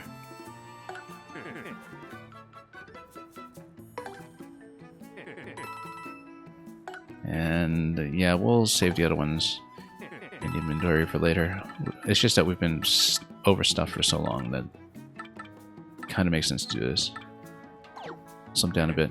Back to the classic 10 item inventory, which is balance-wise a pretty huge difference actually, even though we've just been overstuffed the whole time anyway. Okay, in that case, what else do we need to do here before proceeding? Not much, I don't think. We're still in a situation where we can't afford the second Power Plus P, and we'll level up a bit and get some more patch points first before we do that. It might be helpful just to see if the shop has been up, not the shop. The badge shop has anything new mid-chapter. I don't think it does, but there were a few things I didn't totally clear out last time. Because they really were extraneous to our whole strategy. Yeah, these three, Fire Drive, we want to double up on that for some reason. Fire Drive, very easy input to miss. And then, yeah, more Simplifier and Unsimplifier. Yeah, that's why we didn't buy it. It's because we already have those and we're not using them, so. But the Star Replenishment would, of course, help. Okay, in that case, let's just go straight back, unless there's anything new on a trouble board mid-chapter, which is perhaps also worth checking.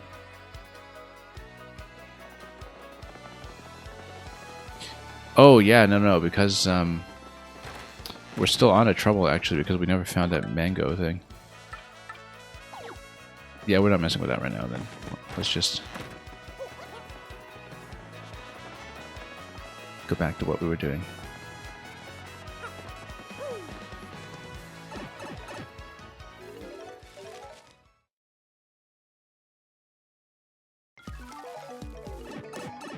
Let me just check here. Shine spread 0, yeah, because we need 3 more for the last upgrade.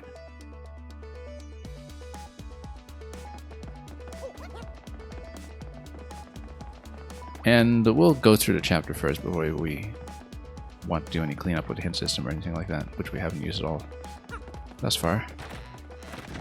Important thing right now is just to get as many bonuses in this zone as we can.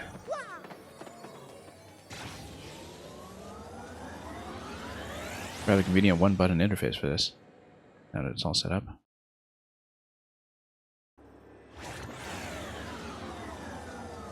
And yeah, we need to drop in from the floor above, which we can do. Totally missed that corner. It must have been in the lab. We should actually go up and do that now. In fact. Also, I wonder if zoning out with a teleporter is going to refresh a lot of the enemies, which it might, and that's okay, because we'll just farm XP off them with a couple of easy hits.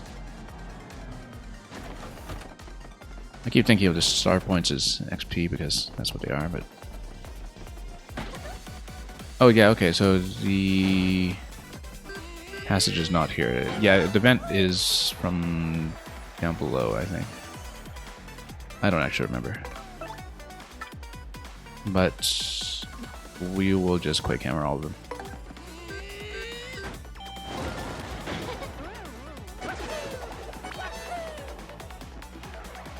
And that's simple enough.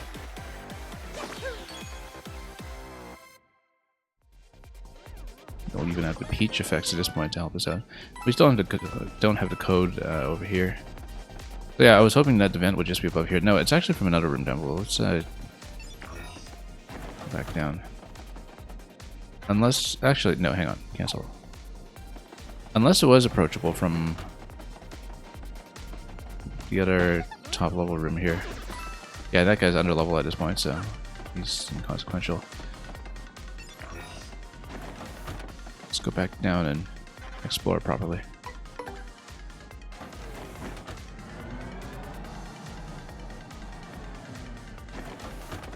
Yeah, first floor left is the gear. Rather where we need to put the gear, I think. That guy's whipping there. Let's just smack him quickly.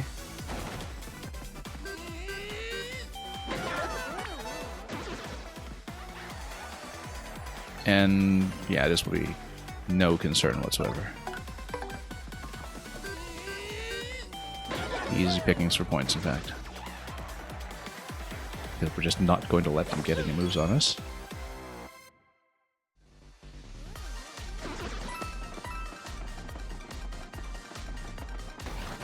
This room, however, is as yet unseen. Okay, that's okay, we'll smack this guy. Oh, he's got quite a lot of experiments over here. This is where the yucks are bred.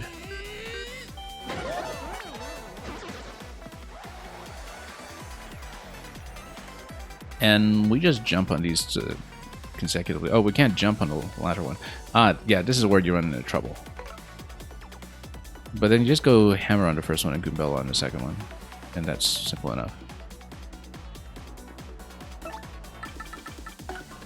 Yeah, hammer on the first one, actually.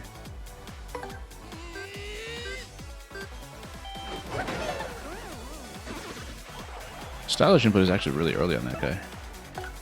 Let's go Goombella. Yeah, that's where going Hammerman plus throw is starting to be a little bit limited unless we start to really stack the throw badge if we can find another one.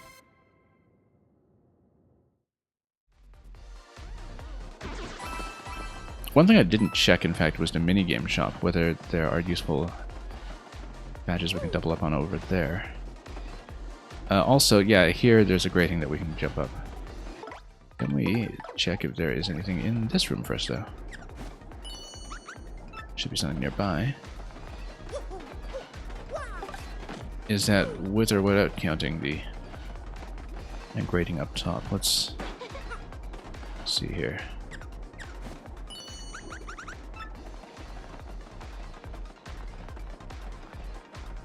I think we'd better go up top first in case Miss Mouse is just detecting that.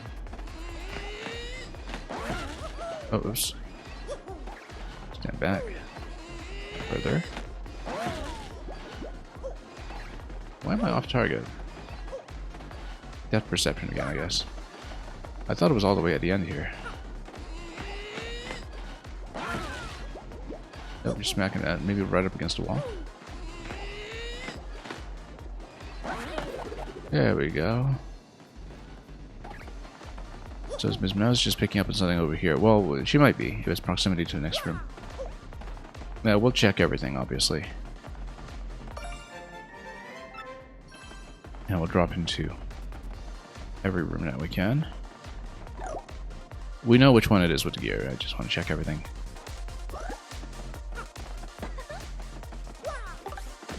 Anything up here? Nope, in which case we'll just sneak over to this guy and take him out quickly.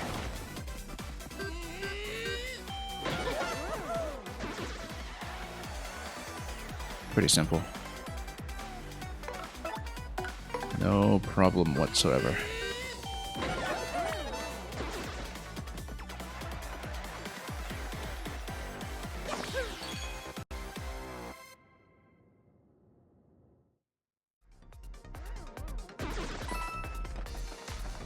Okay. Where the peach noise is coming from? Attack FXP.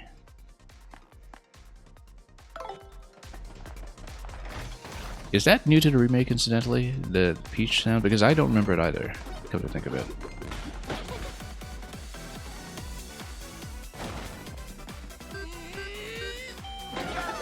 Got a shooting star there, not gonna let him get that down on me. And this is just gonna be, yeah, Power Smash or Piercing Blow are just equivalent here, so we'll just go Power Smash.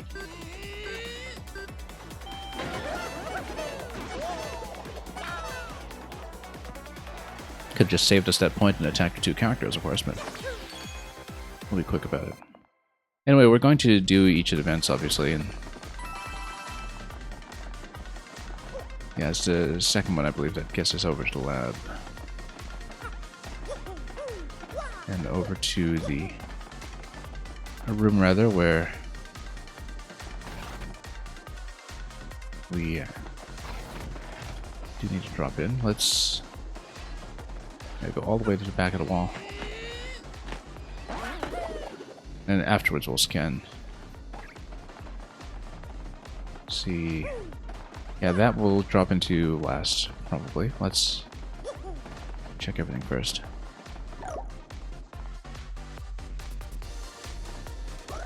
Yep, and then this is simple enough. We'll just get Koops to grab it. And we'll unlock access to the crane game.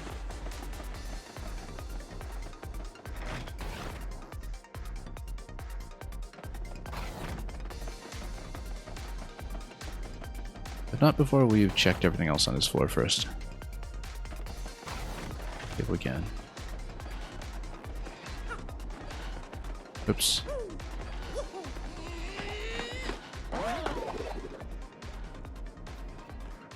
Okay.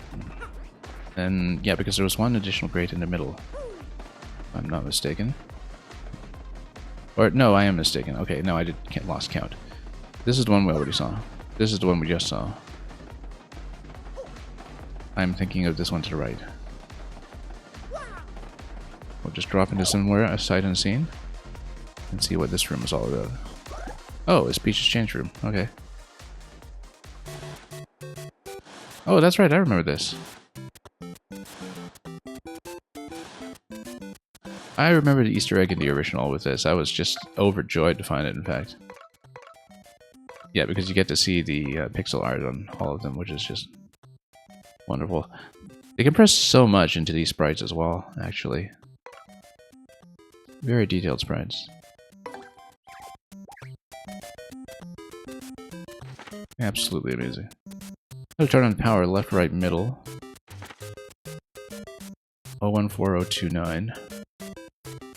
We might want to screenshot this just in case. Sure, why not? Or we'll just remember it. 014029. Left, right, middle. Anyway. Only lasts for that room though.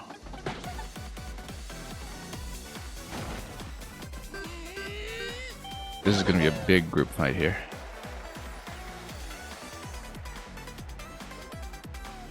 It should actually be okay because I can't see what is being thrown at me here. I mean, it's all X-Nuts in the audience. Can't be something good. This will be okay. Quake Hammer plus Koops will do it. Koops will do 6 minus 1. Quake Hammer here will do 5 minus 1. No, 5 minus 1. No, that doesn't do it. And then, or actually, no, maybe it does because the Quake Hammer might actually penetrate the defense successfully. No, maybe not. I have to think about this carefully. Koops will definitely do a certain amount. Stampede will certainly do a certain amount as well. Let's go Quake Hammer and just see what happens here. It's going to do 4? It's going to do 5. Yeah, it's going to do a full 5. So it's actually ignoring defense there because Quake Hammer's base damage is 5. And fairly typical for the Earthquake style attack to penetrate though. Even if it doesn't get explicitly advertised as such.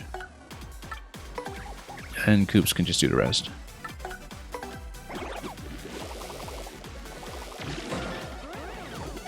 Very clean.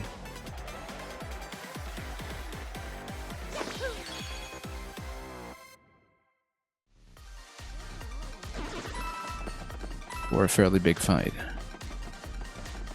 Okay, let's do everything else we can. Starting with the crane game.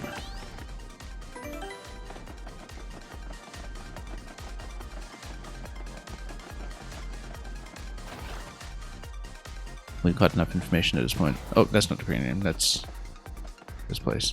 Oh yes, with the sheep power up that we totally didn't pick up because we just left it. Crane game is upstairs.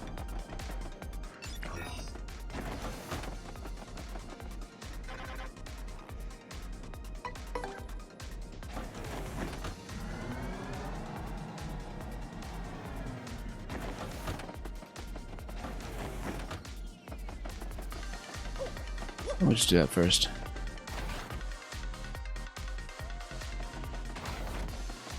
Left, right, middle, right? Let's plug this in first.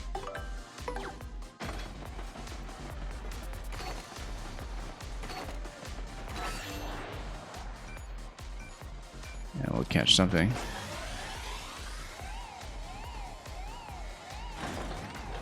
Oh, that's alarming. Almost. Okay. Oh, yes, and then... Did we get to manipulate these buttons? Okay, move left for as long as you hold down Y.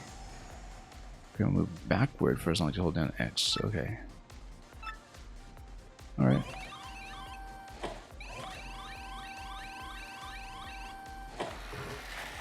It looks like a slight miss here, but oh, we'll get it.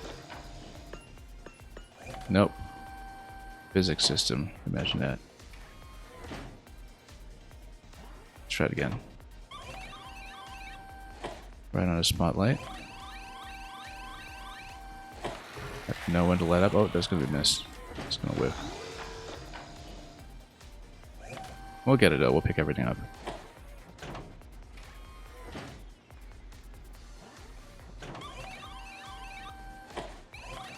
Looks like it might be a slight miss again, but that's almost reasonable, maybe.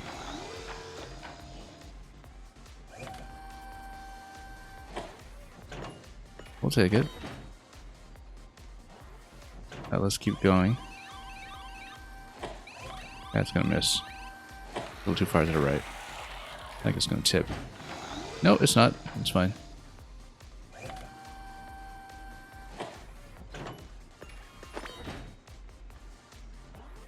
Yeah, the coins are really just there to allow us to align position.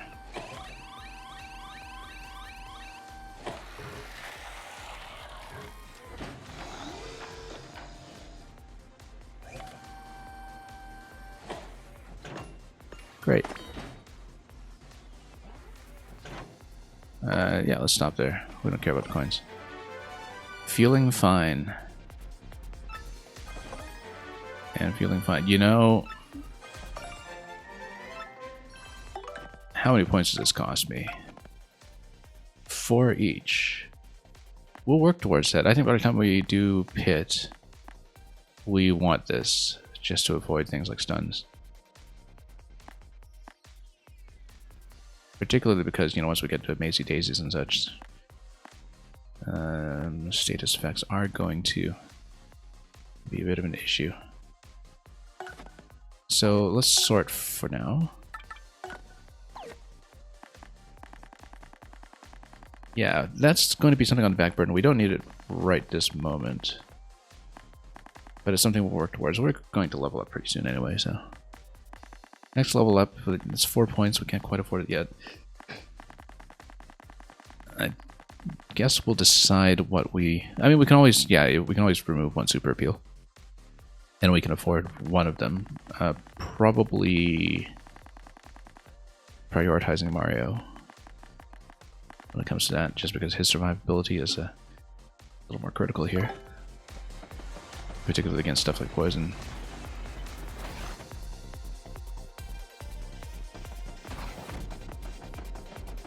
Also, yeah, we can totally punch in the code for the other room, but I want to check downstairs first. Sure, let's punch it, so we don't forget. The whole classic pad here. Whoops, no.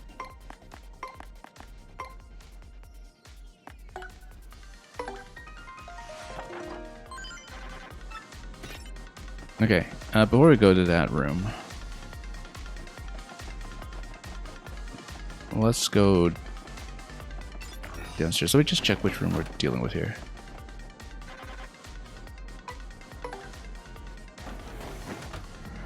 Because of course I'm trying not to progress too quickly, even though we will get a chance to see everything.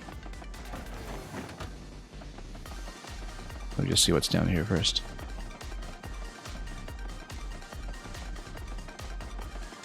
Oh yeah, you got more of the lifts, and then... Have we been to this one already? I lost count of rooms already. Yeah. And we were... Oh, speaking of which, let me check Mouse again, because she was detecting something here earlier, and I think by proximity it probably would have just been maybe the star piece above the ceiling. Yeah, good.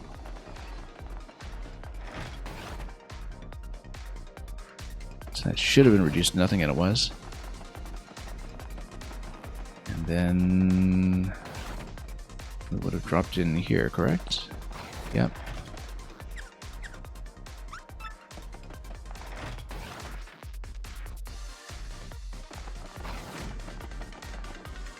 And this is just the end of the corridor here. Do we want that now, or do we want the passcode room? Let's go here first. Oh, no, this is Grotus's room. So yeah, we will go upstairs first. To the passcode room. Couldn't tell what was or wasn't optional, so... I mean, we'll eventually want it to proceed through the lifts anyway, so... Put the next lift after that. So let's go over here first. And probably switch to Yoshi while we're at it. Or Duplish, should we say.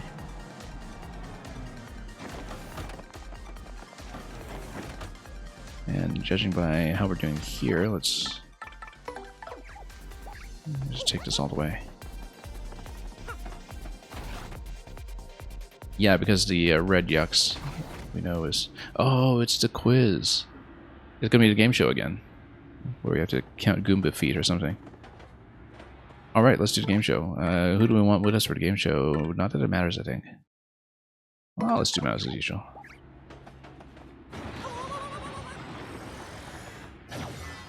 Game show boss. Who are you, huh? You came here to get the elevator key so you can access the computer room. Yeah, I thought so. Well then, you're gonna have to beat me to get it. And if you lose, your life is mine. You hear me? Mine. So what do you say? Challenge this chump. We totally didn't save. But... You're mine now.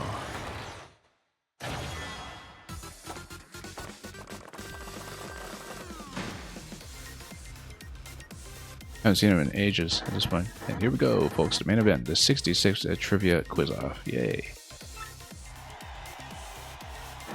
If you got 5 correct answers to the following questions, then you win.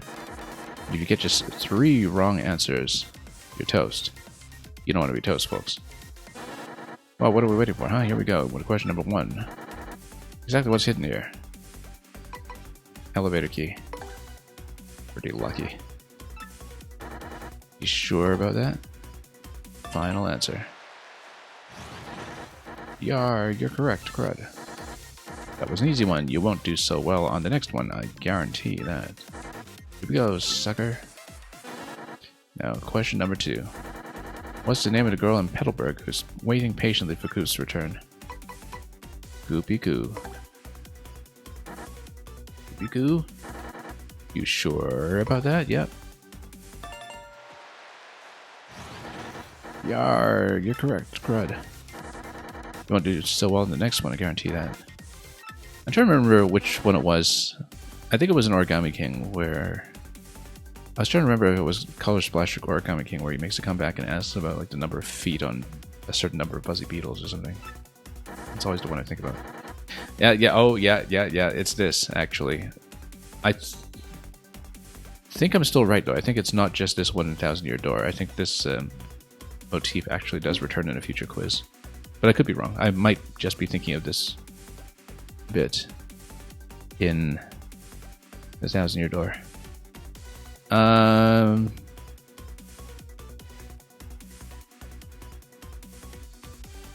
Goomba has 2. Buzzy Beetle... I think if you look at it carefully, it has 4. So we're going to say 6. Defeat.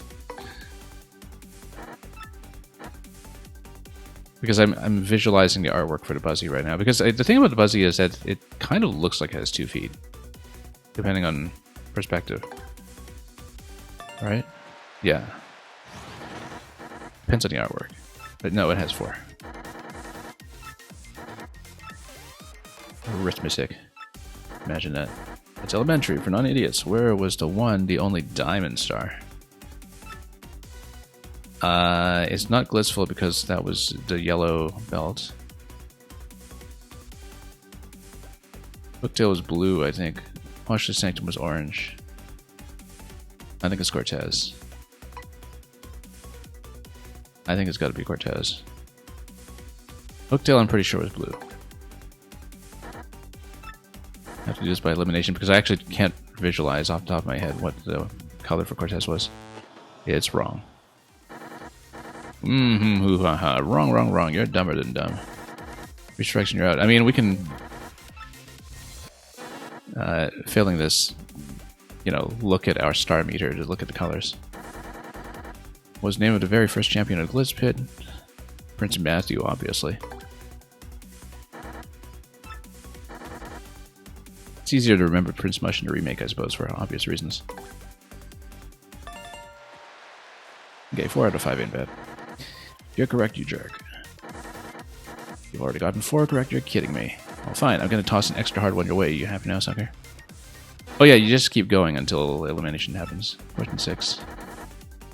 Would I lose the ring? Which also counts as bling. I feel like it's not mutually exclusive. Are we toast?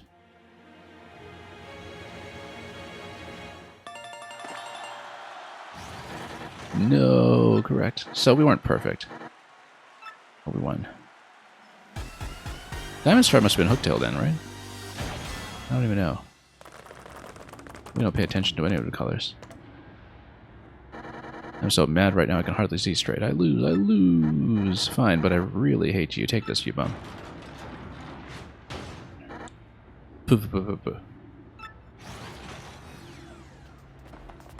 Okay, so looking at the colors here,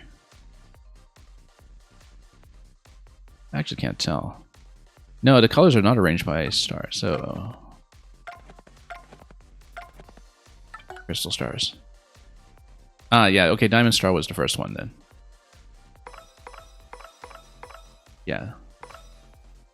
Yeah, so we got the diamond and a sapphire mixed up. That's what it was. Exactly swapped, in fact. I did remember the others. More or less. Yeah, she finds something because there is treasure here, obviously. Elevator key red. We'll go to Grotus' office anyway, even though we don't have the computer yet. Anymore, right?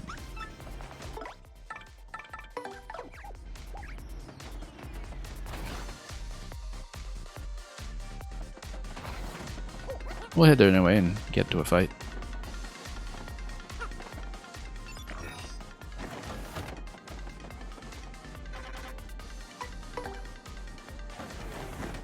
Nothing to go back to on the first floor, if I'm correct.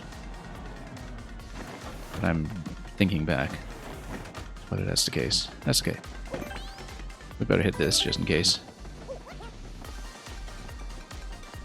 And before we get into the lift, let's fight some more.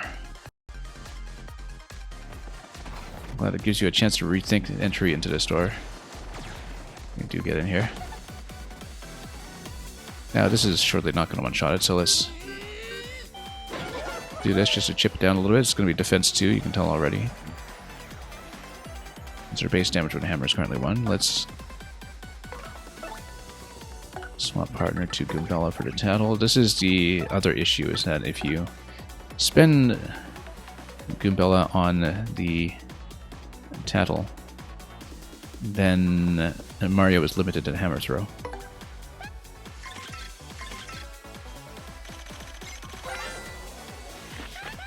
X-Yux. Or, I hear this is read as Cross-Yux, not as X-Yux.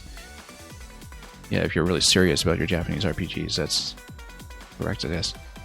Okay, Cross-Yux. That's fine. Xenoblade Chronicles Cross, if you will. Anyway, this is a new Yux designed to protect extra important areas. They're designed to be unbeatable. They're not. Max HP is 10, attack is 3, defense is 1. It can produce 2 mini Cross-Yuxes at once. And it has an excellent success rate at immobilizing opponents. Well, feeling fine would be the way around that if immobilizing is going to become an issue. Regardless, hammer throw.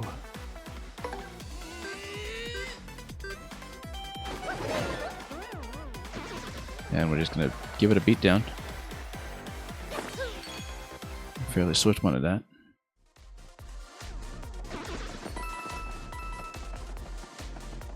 So much for the cross jokes. So yeah, we don't get access to the computer terminal, yeah, which means we don't have access to the... Oh yeah, we do have access to the door. Didn't expect that so soon. You got a security key, a heart. Oh, that's for Peach's room, no doubt.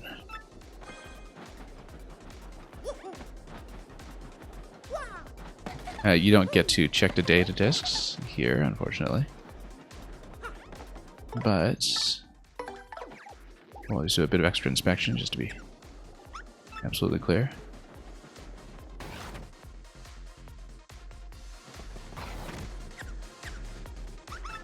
Nothing, but we can take a look.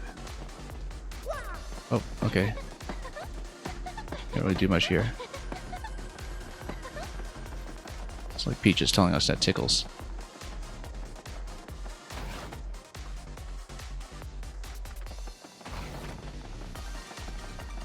Okay.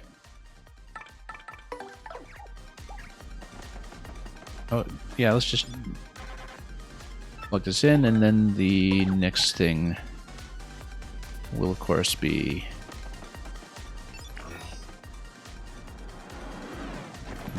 plugging in the security key heart. We'll traverse the whole place.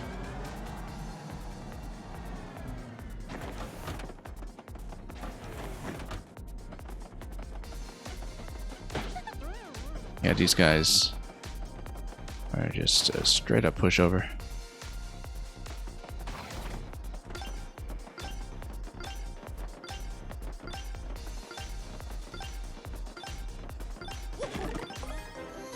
HP drain, yeah, sure, we didn't actually use that earlier, but... oh, whoops. A little over-eager there. Whoops. A little off target there. Oh well, it's not as bad as the barrels in Cortez's Grotto, at least. Where the depth perception was just totally off.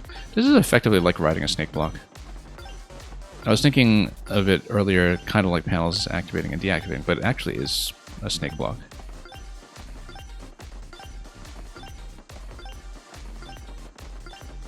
It's a retail snake block here. Globally loaded, along with everything on top of it.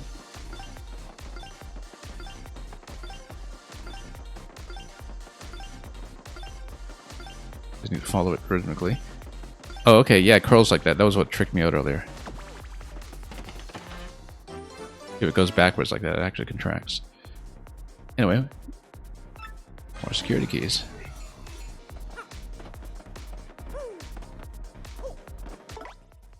I better do a little bit of a check here. Love the reflection, by the way, in the back. That must be a newly added effect.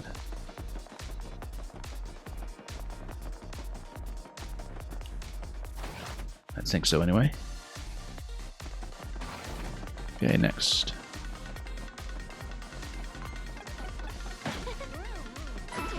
Yeah, just smack them one at a time.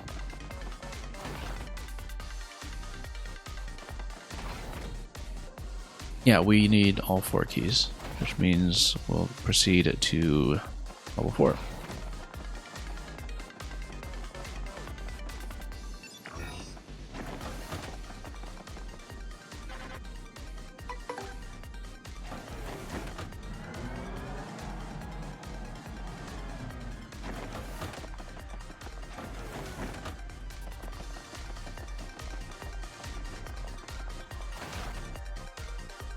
We'll pick up everything we can.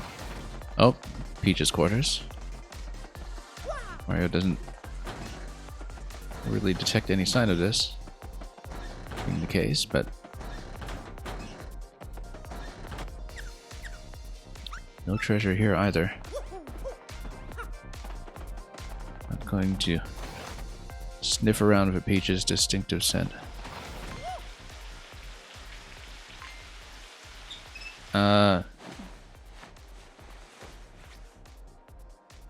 We sort of walked in on you here.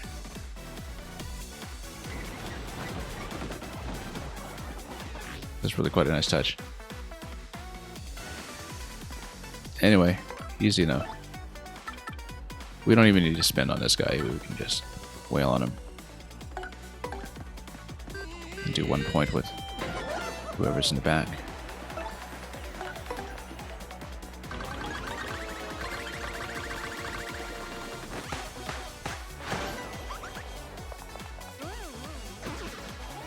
I think that was a well-deserved slap.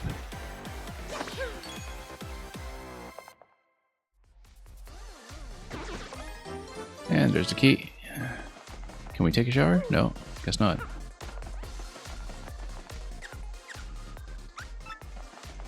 Okay. Nothing in the toilets.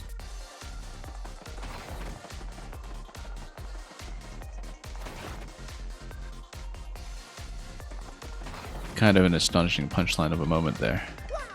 What a shower scene. Straight out of Psycho.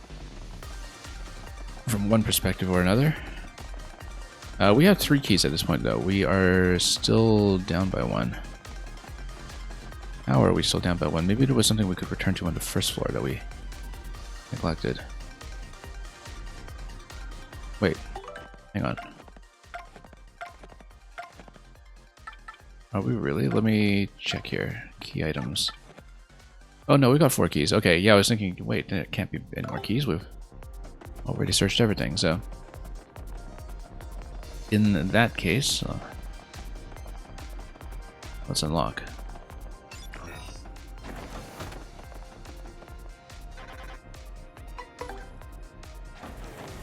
Yeah, I thought I was reasonably thorough here.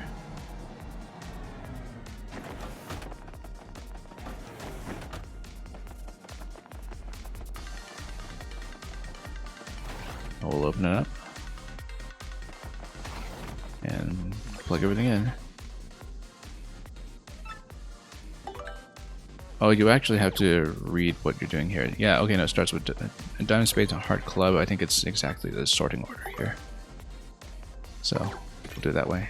Matches the colors anyhow.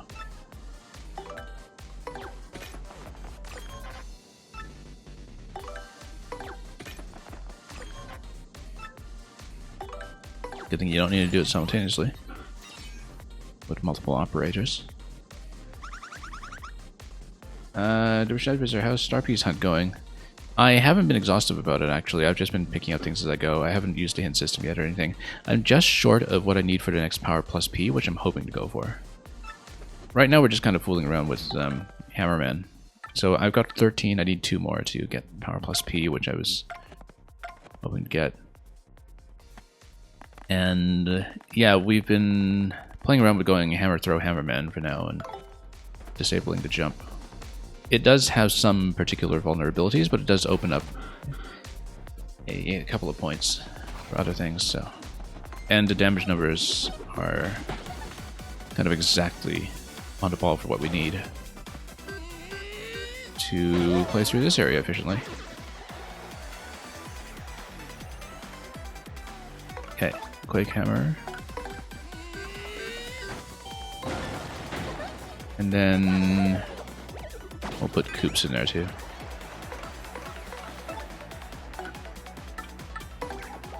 Just smack them all. And not take anything in return.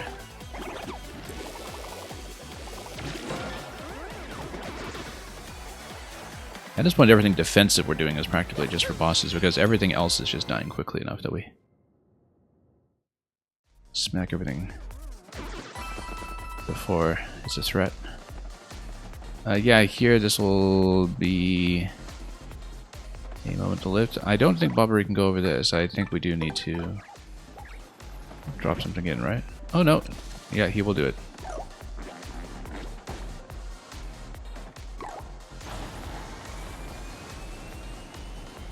Actually, one thing I totally neglected was to check if there's anything traversable there. No. Oh, yes, Vivian for this bit. Let's do that. I love how this is designed in such a way that you get so much use out of all the partners. Or many of them, anyhow. Got a couple of pipes here. Can I sneak in? Anything? No. Ever used a hint system to pay coins for? Yeah, I haven't used it at all. I'm currently down by 3 shine sprites. With upgraded everybody except Bobbery, and so we know we need 3. But again, I haven't really gone through this exhaustively. Completion tracker, though. Completion tracker. Is there something on the map that I haven't looked at? Oh. Have I played this game for nearly 50 hours at this point without realizing there was a completion tracker? Okay. Okay, I actually had no idea. Well then, that changes things slightly, doesn't it? Yeah, shine sprites is a blank there. It doesn't say 0%, so I wonder. Yeah, okay, because then... Okay, so you can just look at the whole map like this. Oh, too bad it's only navigable with stick, though, rather than D-pad. That's slightly rubbery for me. So yeah, still a lot to recover in Creepy Steeple, then. But shine sprite-wise... Let's see if there's anything obvious. Okay, so we actually are missing one here, Rogueport Underground. And the other ones are just kind of blank locations for the time being, so... Maybe the remaining ones... Oh, no, we got 0% here in Twilight Trail, so we need to go back to Twilight Trail for the remaining ones. How did I miss all of them there? So possibly one here, possibly one in Underground, and then... we'll see what we're missing, but it's not going to be in this zone. Okay. You told me about the completion tracker. Okay, well, that might have been a while ago. I completely forgot it existed. What could there even be in Creepy Steeple? Well, we'll find out. Speaking of which, oh yeah, we'd better come up here. If we can.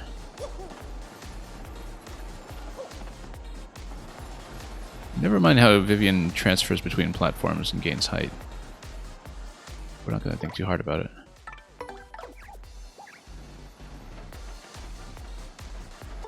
In fact, we might as well put on mouse at this point.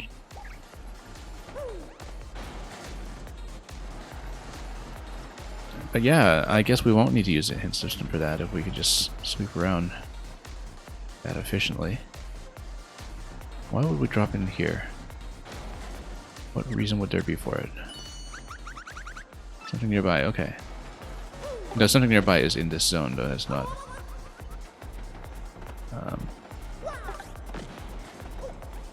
Okay.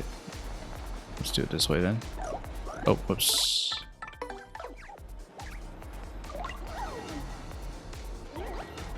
Yeah, maybe I looked at the completion tracker very early on in this game, just completely forgot about it. Because we just haven't been that thorough. Oh, yeah, we don't even need to come here, we just need to come here.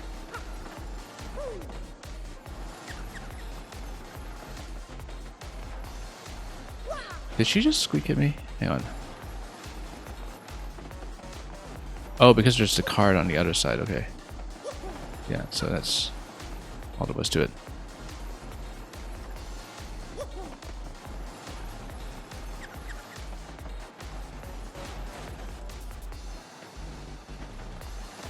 I think we need to go around to get there, though. Let's do that.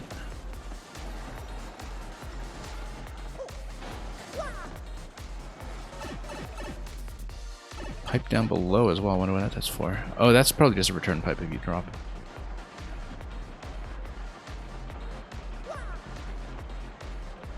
And for some platforming, we can do that, right? Oh, we'll just wait one cycle here.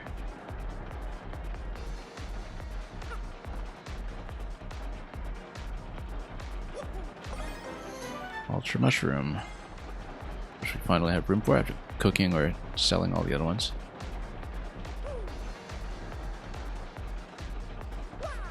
Nope, yeah, there's a drop for you. And yeah, we will need to reset it.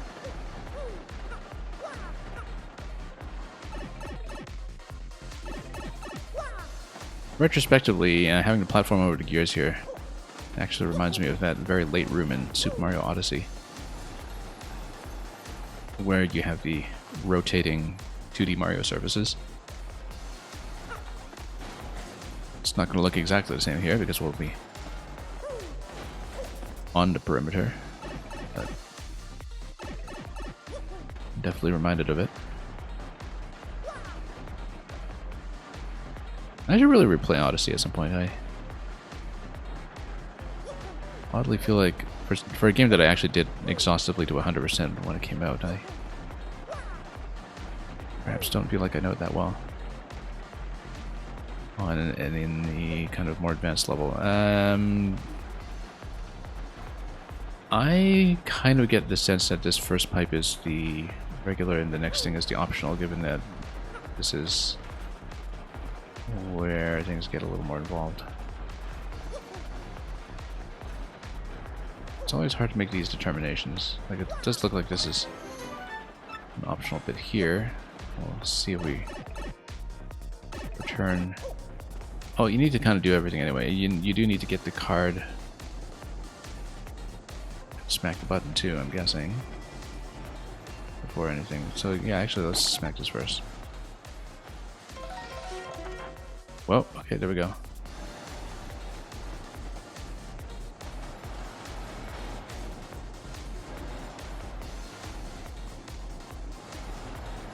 And don't mind me just buying a stairway to 7-Eleven.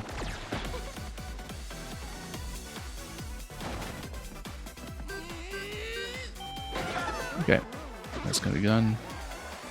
And yeah, you know, we're gonna sweet treat this and just get Goombella to bonk the other one.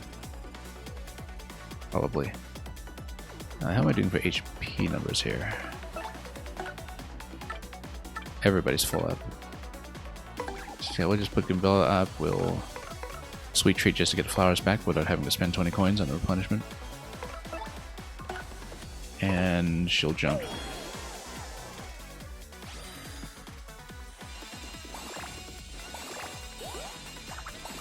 No, oops. I was trying to let up before hitting that, but that didn't go. Okay, there we go. Actually, reasonably accurate that time. Anyway, that's maxed out.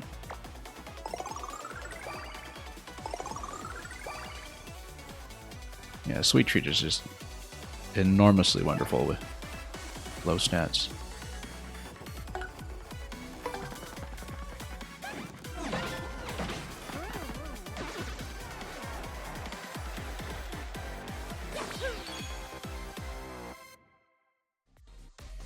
That's how we'll go about replenishing between fights. Yeah, I actually needed the glider to get down to the card over here.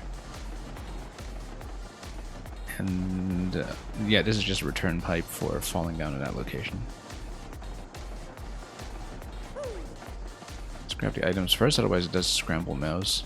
If we need her for anything. Oh.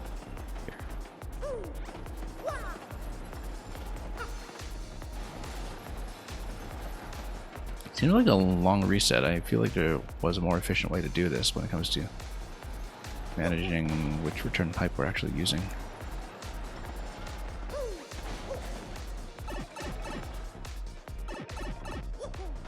Yeah, I could have picked a better one, perhaps.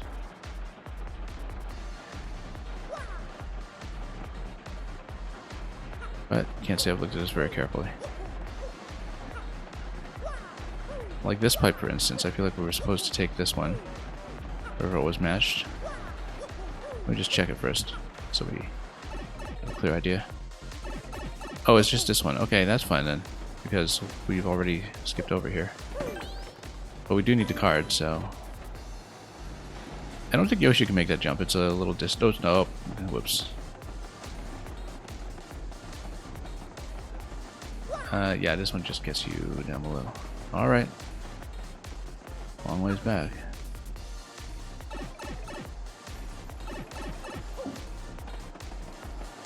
That's okay. At least we open up something part way.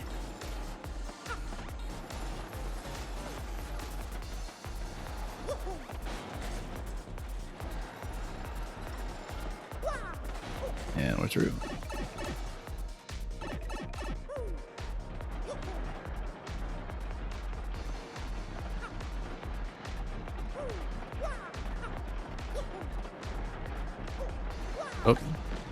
Let's not jam ourselves here too much. So if we need the glider, we should actually take this road first.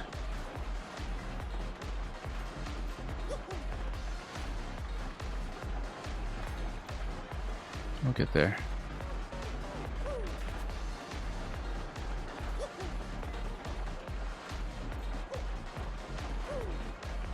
Got to glide accurately, if we can. Yeah, I mean, we could have also climbed the stairs and just dropped in from above, but that's okay. This will be a better way to do it.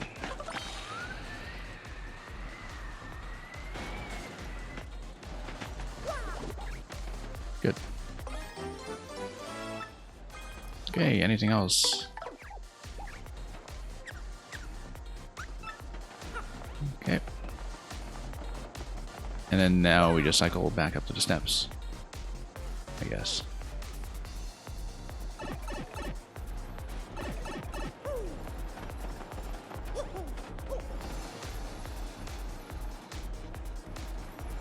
We'll just wait for it here.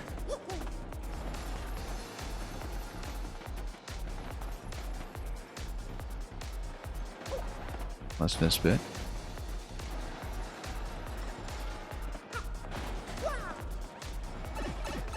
Yeah, I love the vastness of the foreground and background here, in terms of how they work in conjunction to create this light platforming space.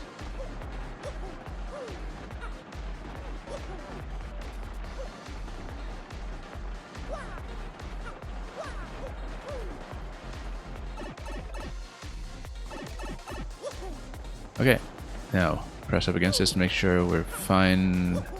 Whoop, let's not veer diagonally too much here, just gotta be careful. And here's the key.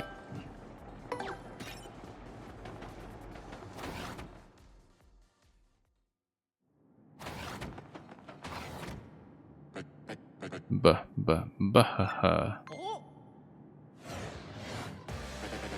I've been waiting for you. Oh man, have I been waiting, and I hate waiting. You've been waiting, have you? And what does that mean? I feel like I haven't saved recently. That's okay. I'll tell you what it means. I used the crystal star to lure you here, so I could take all of your crystal stars. How brilliant is that, huh? Want to know the best part? Your little peachy princess isn't even here anymore. The Peach isn't here. What did you take her, you awful man? Bah. Like I tell you to plan, that's novice villain style. No, I won't be doing anything like that. Sorry, really guys. So, ready for showtime? Or rather, is this Peach showtime? You guys are going to be the perfect workout for Magnus von Grapple 2.0.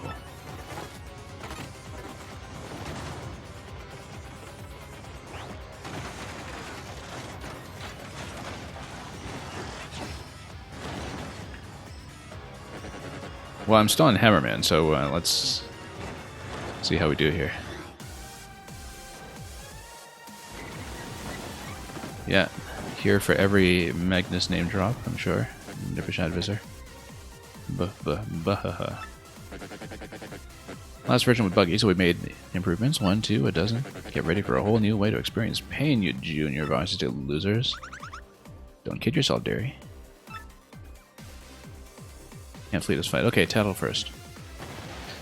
Okay, now here's the thing, is that with no jump on Mario, we might be a little bit limited here, but we'll make do.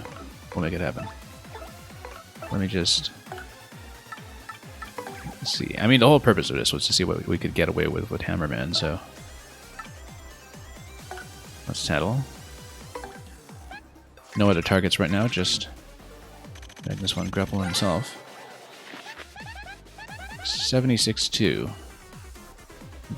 Magnus von Grapple 2.0, the upgraded version of Magnus von Grapple. 6 attack is alright, we can weather that pretty easily, I think, as long as we hit the guards. Basic attack is a drill move that drops from above. Also sometimes releases its fists for flying X punches, or cross punches, as it were. Each cross punch has max HP of 5, an attack of 9, and a defense of 0. Okay, that's a little rough. That could hit hard. We'll need to contain that. Now, defense is 0, but max HP to 5, though, that's something that we can hit with Mario's hammer throw. Like, we can one-shot with him with the hammer throw, which is important. When those fists are flying, you may get attacked by the fist and body in one turn. Take care of those low HP fists early on, trust me. Yeah, the thing is, we have enough damage output for my characters here that fists can be taken out right away. When the body's HP gets low, it'll also fire machine guns and who knows what else.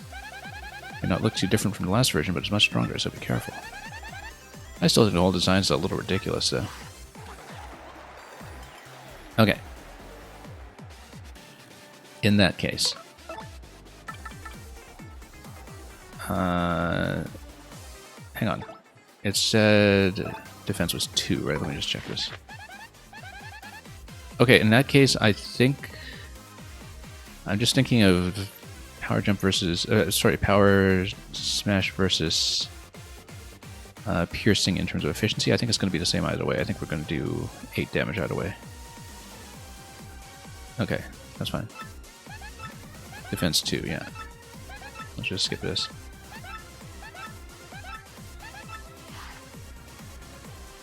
It's going to be, yeah, 8 damage on either one of these, so it really doesn't matter which one. So let's just do it.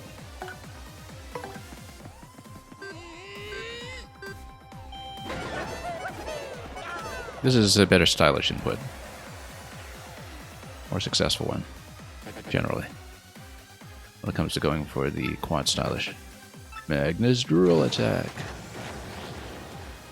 Okay, let's... Oh, missed a guard. Ooh, yikes. I was prepared for that too, or so I thought. That's okay, we've got life mushrooms and we've got sweet treat. We're in good shape.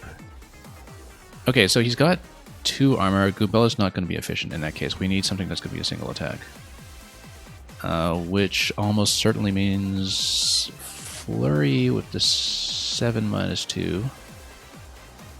Vivian can also set him on fire potentially. 6 minus 2. I think we need to consider this here. Goombella's going to do 6 against him though. No, Goombella's going to do 4 against him. Although with multi-bonk, he might do a little bit better.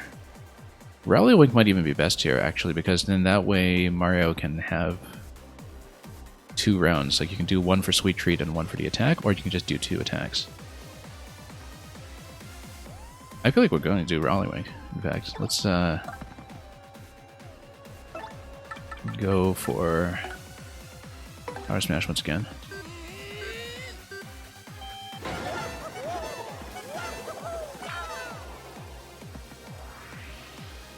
And we're going to be fogged up, which is great. It does mean incidentally Rally Wink him. And then we can either replenish or we can just go on the offensive. I'm very tempted to just go on the offensive.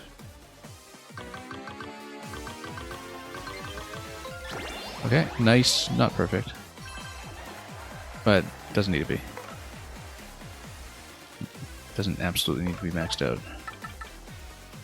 You know, we'll take the risk. We know Mario receives 4 unguarded from the drill attack. We will need to deal with that sooner or later, particularly if the arms come out. Art attack would also take out the arms pretty well, I think.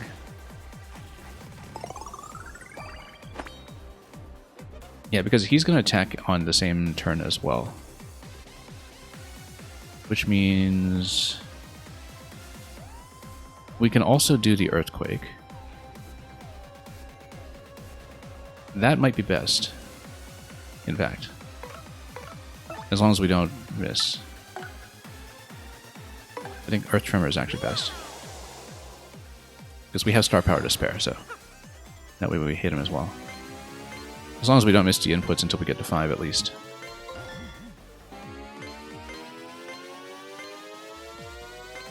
Quick Tremor is a lot easier than Art Attack in this one, actually, just because I feel like it's more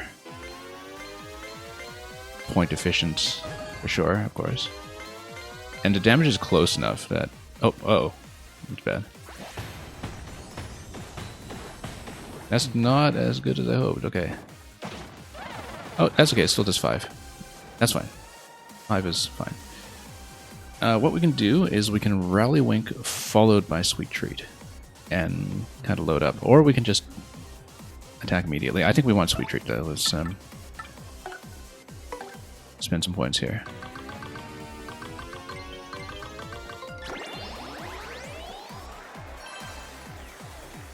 Or we can just attack even more. And take him down to 30 immediately. No, I think we want a Sweet Treat just to be safe. Yeah, we've got a nice bank to work with here.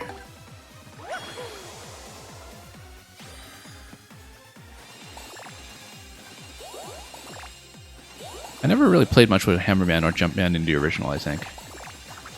So it's kind of fun to have the points to mess around a little bit with these. And oh, okay. That's too bad about the Goombella replenishment. That's actually kind of a whiff. A lot of that, but we'll max out or get close to maxing the other stats for now, just to recover a bit. Oh, that's new. Oh, missed a guard on that one again. It's a difficult guard. Alright, in that case, let's just go back to what we were doing.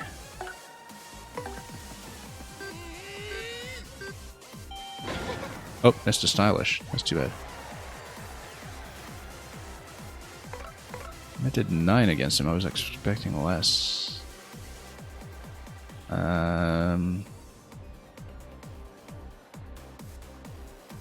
Yeah, best approach here, point-wise, is to actually still do Rally Wink and just go really aggressive against him.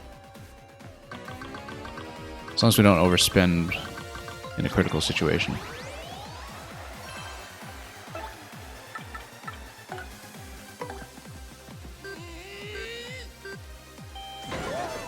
There we go. Much better.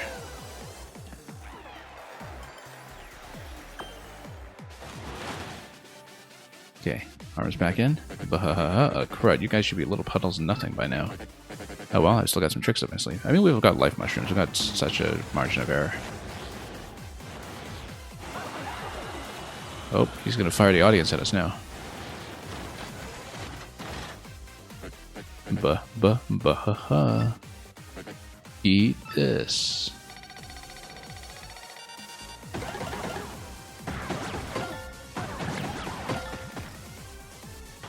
Okay. That was bad, but the fog actually got quite a bit done there. I'm looking at this and thinking about whether I can just burn him down completely. I don't think I can. I think I'm just going to be barely short in terms of damage. Which means we should actually go for 1 hammer and 1 Sweet Treat. And then kill him next turn. Yeah, we can do it. We don't have the danger-related badges right now, like the Power Rush, unfortunately. Because that would have been helpful. We don't even have some of the defensive ones. No. How? What? A sweet powered-up robot is on the ropes. This is wrong. Oh, I missed a cue. Oh, okay, that's bad.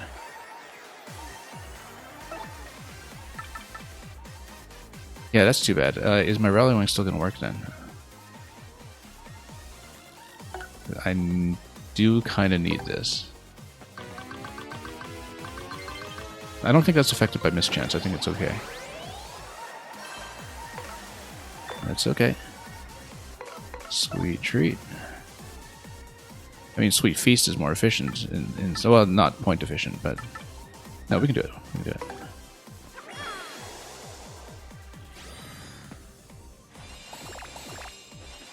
Yeah, I was trying to guard against the bucket drop on Goombella, and I just, once again, missed.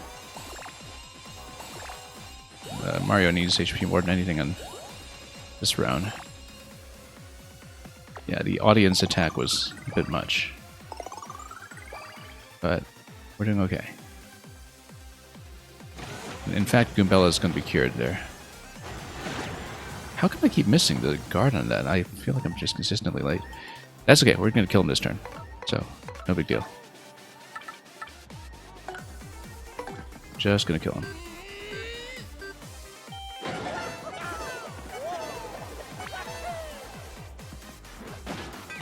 And, okay, oh, almost took him down that way too. That would have been wonderful. Does anybody in particular want to be stylish about getting the kill, or are we going to be entirely too fancy? Let's not mess around. Let's just smack him. Cutting a bit close with the damage numbers there, particularly with the audience attack, which we basically needed to defend. But that wasn't too bad, I think. Wasn't too bad at all, and it's going to get me to level up too for the next 3 badge points. Thank you for the GG. That's going to be a pretty quick level 25 here.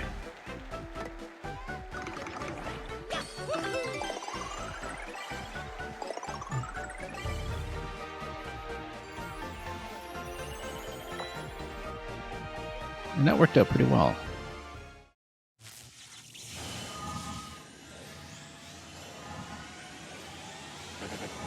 Grotus. Wow, that's quite the explosion here.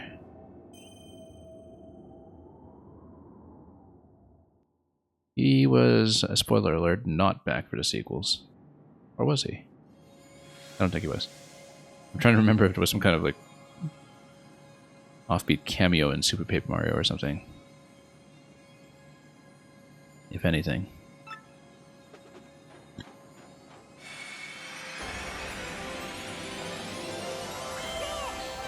So I didn't expect...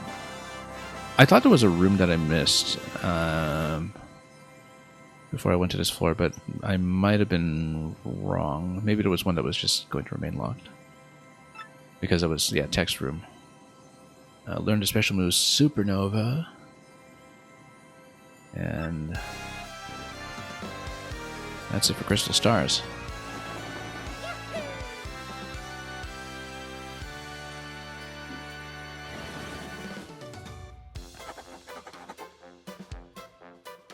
The last Crystal Star had been hidden in the X-Naught hideout on the moon. But by the time Mario recovered it, Peach had already been taken away. Where could Peach be now? And what of the elusive Grotus? Perhaps he holds the key to the remaining puzzle. Mario finally has all 7 Crystal Stars. Where will they lead him next?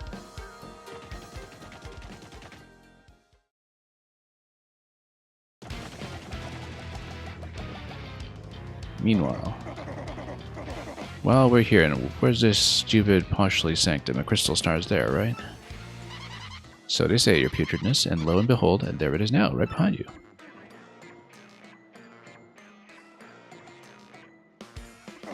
Great, about time something worked out for old Bowser. In we go. Okay, can we go back this way? Poshly Sanctum is up ahead. Get a Crystal Star. Wow. Oh, here's Toodles. I say, I'd like to mount a large animal horn in my foyer to highlight my social status. Oh, my goodness gracious, you have terribly fine horns, don't you, you great thing? What? That's disgusting. Get away from me, creep. You can't have my horns. This is a kid's game. I don't think that's what she means by mounting it, but anyway. Eek. Oh, hello there, guy. Poshly Heights is nice on a warm afternoon, eh?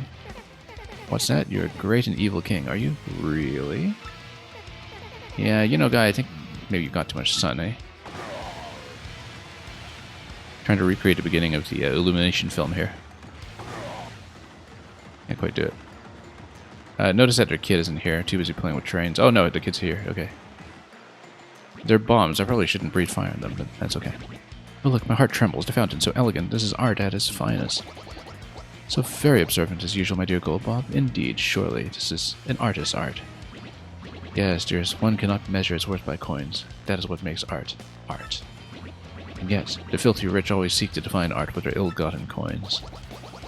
Yes, they seek to buy it, yet how can one appraise what the eye cannot perceive? Whoa. I don't have a clue what you're talking about. You people scare me, seriously. I wish that were a little more convincingly written as a parody, in the same way that, like, the crows in Twilight Town talking about tech are really convincing. But I just read too much art criticism and history, I suppose. Wow, you're big, mister. What's your name? Koopa Koot. Raha, I'm the great Koopa Koot, all-time ancient babbler. Yeah, right, mister, that name stinks. Can I give him another one? You're big, mister. What's your name? Businessman of legend. Waha, I'm Bowser, businessman of legend. Fear my accounting. Oh, a businessman? Like business trips, bribes, and brown noses. Oh my. Oh, tough life, huh? So, mister, are you in charge of the coffee maker or what? Oh, also, I'm going to do that one again for just one moment, because... Oh, wait, hang on. Oh, no, let me do it again. I'm trying to screenshot that line of dialogue. Let's...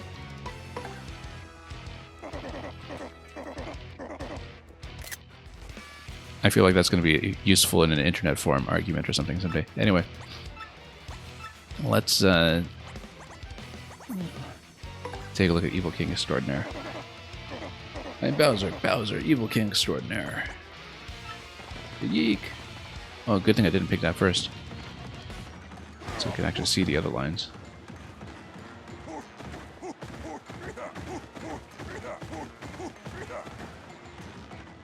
I guess Bowser did not pick up any of these sound effects modification badges.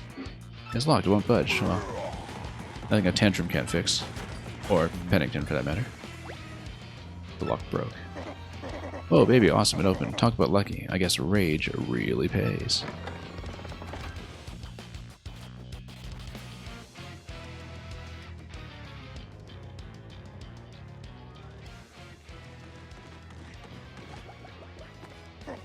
Yes, this is it, Haggy. This is finally it. Wahahaha, at last I've got my mitts on a crystal star, yes. Impressive word, Lord Bowser. You're the absolute best star-getting guy.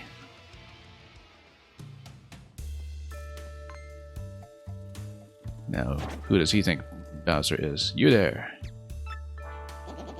I have you now, villains. You common thieves, aren't you? He has no idea that we are the famous Wario. My eyes never deceive. What are you implying? I'm no little thief. I'm Koopa Koot. And a great Koopa Koot, I'm taking this. Mess with me and I'll bore you to death. I see. Unfortunately for you, that's a red herring, a fake. If you want it, it's yours. What? A fake? I love Bowser's expressions in this. Happens every time, too. Look at that fancy display, the pedestal and everything. It's so posh. If it's a fake, then where's the real one, huh? If you must know, I gave the real one to Luigi. Oh ho ho ho ho ho. You've got to be kidding me. You mean to tell me that Luigi beat me here? Those Mario brothers are the most annoying brothers of all time. I think the Fire Bros that are at the beginning of Champions Road and 3D World beg to differ. How bothersome. The fact that we keep being outmaneuvered is disturbing. But where in the world could Mario and his brother be heading? Where? Lord Bowser. I love how the curtain is raised on the pipe that takes you to the real segment, incidentally. Power Goomba, what are you so worked up over? Tell me. Now reporting, sir and ma'am. Mario's collected the 7 crystal stars and is headed for the 1,000-year door. Who is he gathering this intelligence from anyway? I feel like we've sprung a leak. Oh, what? Vister, more German trivia. Mario's stage name for Chapter 3 is Bomba Luigi, so when Rockhawk mentions him on the meetup with Bowser, it indicates Bowser being slightly more mad. That is to Mario Brothers in general. Oh, okay. Interesting that he kind of gets that reaction early. Yeah, I never thought about what the alternate names for the Great Gonzalez would be. I would assume that, you know, for example, in the Spanish localization, it's not just the Great Gonzalez. That would be maybe not as much of a diversion. But yeah, I never really looked into all the possible alternates, although I always kind of assumed that it would be different. 1,000-Year Door, what the heck is that? I love how all this time he's had no idea about the 1,000-Year Door, that up to this point Bowser's been completely oblivious to the centerpiece of this entire affair. An unbelievably legendary treasure is behind that door. Yarg. Then I'm going there too, immediately. Princess Peach and the legendary treasure will be mine. Kemi, we're leaving, now.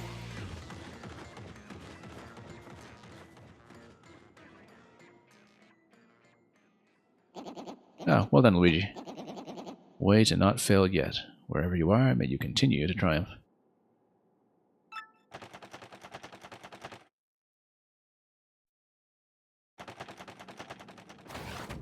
Okay. Back here we go. We finally got all 7 crystal stars. Awesome. Now we can open a 1,000-Year Door. Oh, but we still don't know where Peach is. Well, let's head back to Rogueport, right? Professor Frankly can maybe help us find Princess Peach. Okay, so yeah, let's go downstairs first because we had an additional door to check, I think. We know how to go back by way of teleporter, obviously, but oh, you know what?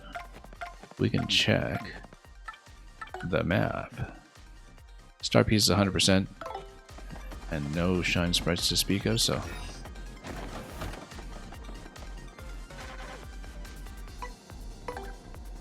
we will not start Chapter 8 and enter the 1,000-Year Door today. There's lots to do before we do that, so we'll try to get that done as much as we can.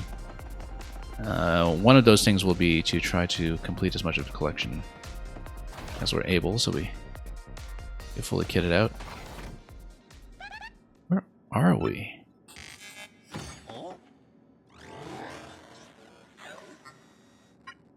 You are Mario, are you not? It is pleasant to meet you. I am the main computer of this fortress. I am Tech. I must tell you something. That is why I brought you to this place. Princess Peach. Oh, I suppose if we interacted with anything else, we would have been funneled over here. Never really occurred to me to think about it. I am so sorry.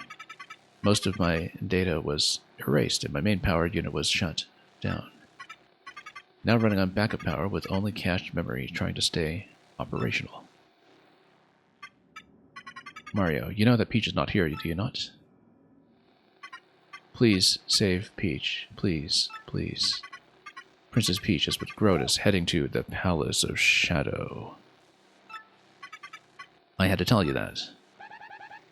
Peach is in a Palace of Shadow?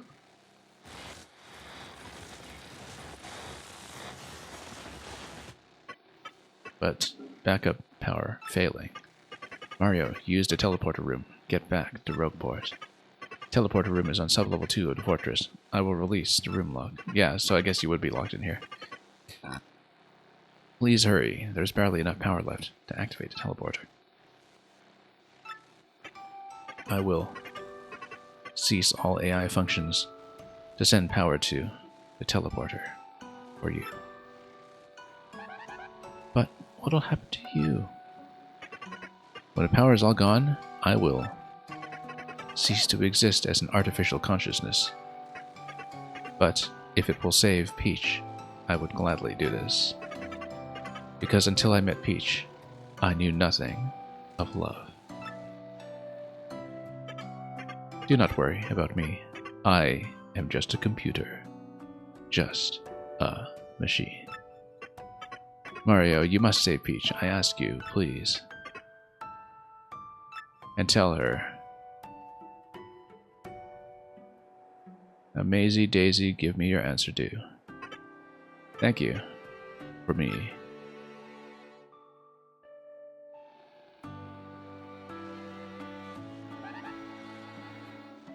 Yeah, interesting sort of incorporation of a couple of notes in the Peach's Castle motif from 64 here, by the way, if you listen carefully.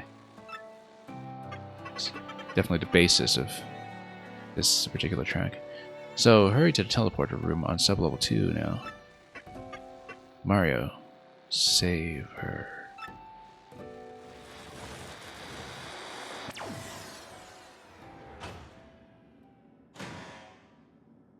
Okay, Metroid escape sequence, here we go.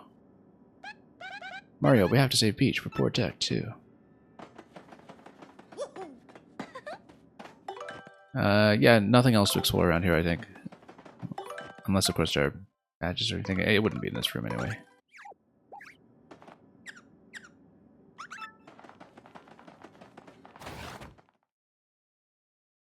We've really swept the place. Let's just get out of here.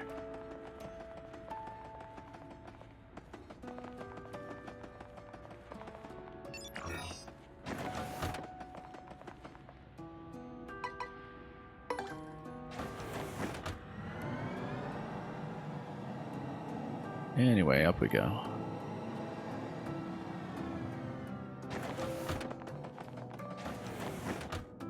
Teleport, I think, was to the right. No, that's not it. That's the 8-bit room, as it were. 8-bit room was there. That was... Therefore... Nope.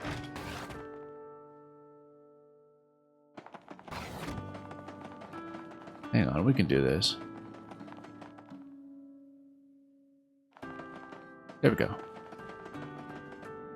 Diverting all power to teleportation. Well, I think we better go.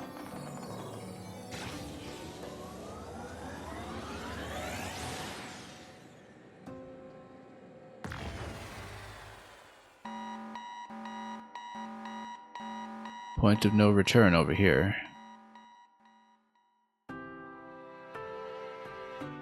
But we do have every star piece on the moon, so Peach, goodbye.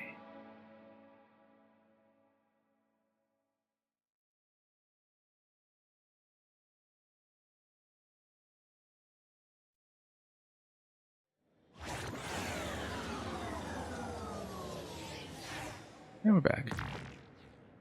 And it shuts down. Did you hear something a moment ago? Yeah, we kind of did. So, wait a minute though.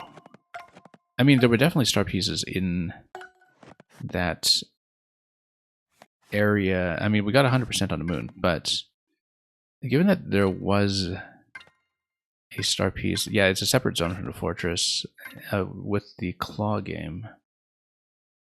Is that actually missable then, or would one have been able to return to the claw game separately? And it's not just the claw game, it was also the one that was in the ceiling and everything.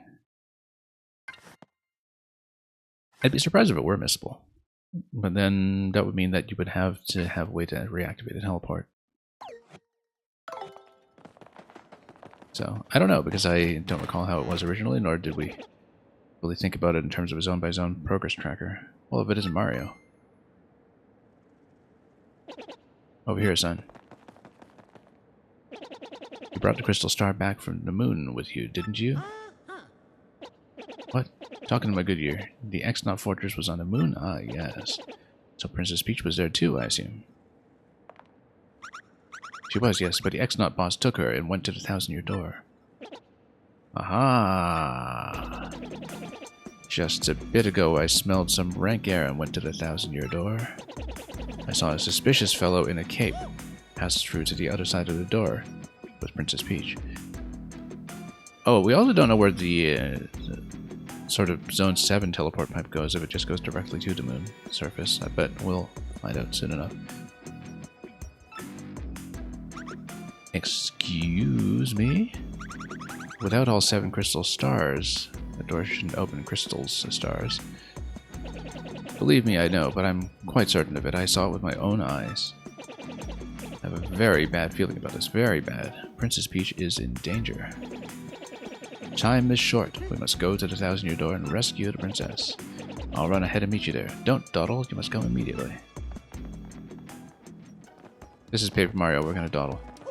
And let's see here. Yeah, so currently still on 13 star pieces. We actually opened up some badge points from leveling up just now, which I hadn't thought about yet. So, give me one moment here. Oh. Yeah, in that last fight, that made me think, oh yeah, maybe we should be stacking some of this close call last stand stuff again on Mario, just in case of the danger zone.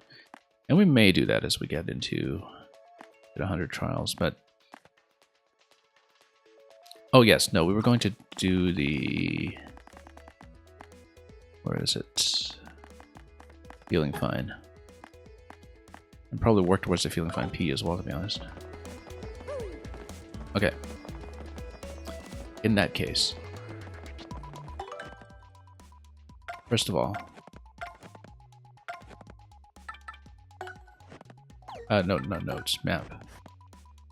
Rogueport Underground, we're missing a couple of things. 46% on the star pieces, and of course, you know, we have a bit of 100 trials to go through as well, and I don't recall how much is stuck behind there.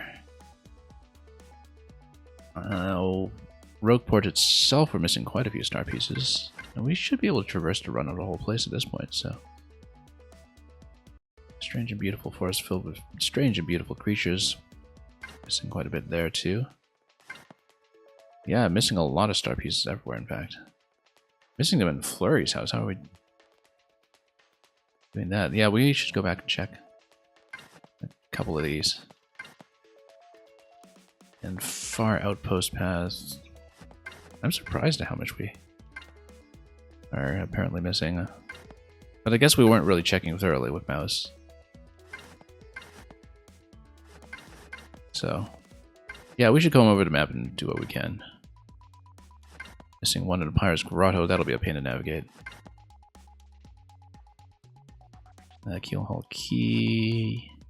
But we need to find the mango as well before we can resume troubles. Path to Schwunk Fortress, we're on 0% on that one. Really? Yeah, I guess we might have missed something significant. Same with Petalburg here. Yeah, we're missing a lot of star pieces, actually. I mean, I know, just because of how much we haven't bought, but the critical thing is to get 2 more for Power Plus. So...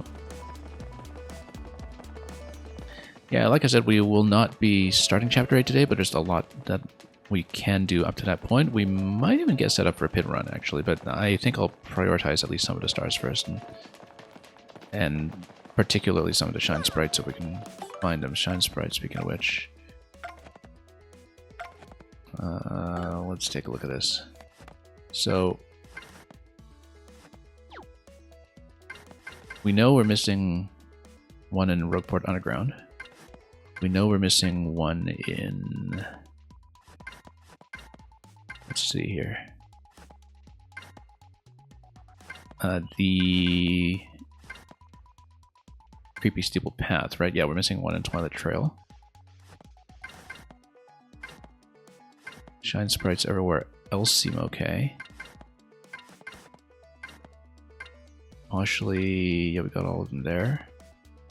Riverside Station, we got 100%.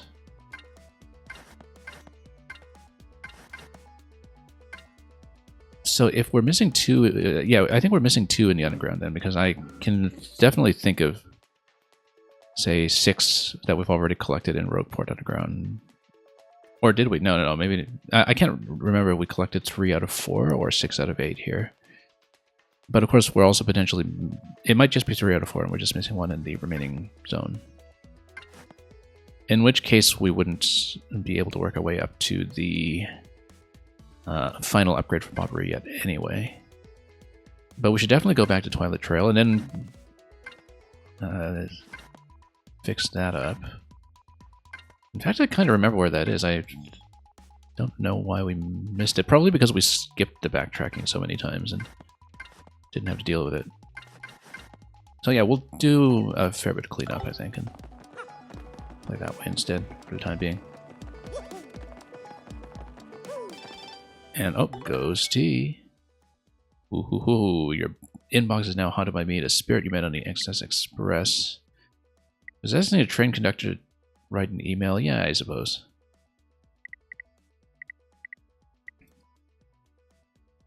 And leaving a record of your afterlife is cool in a spiritual sense, yeah.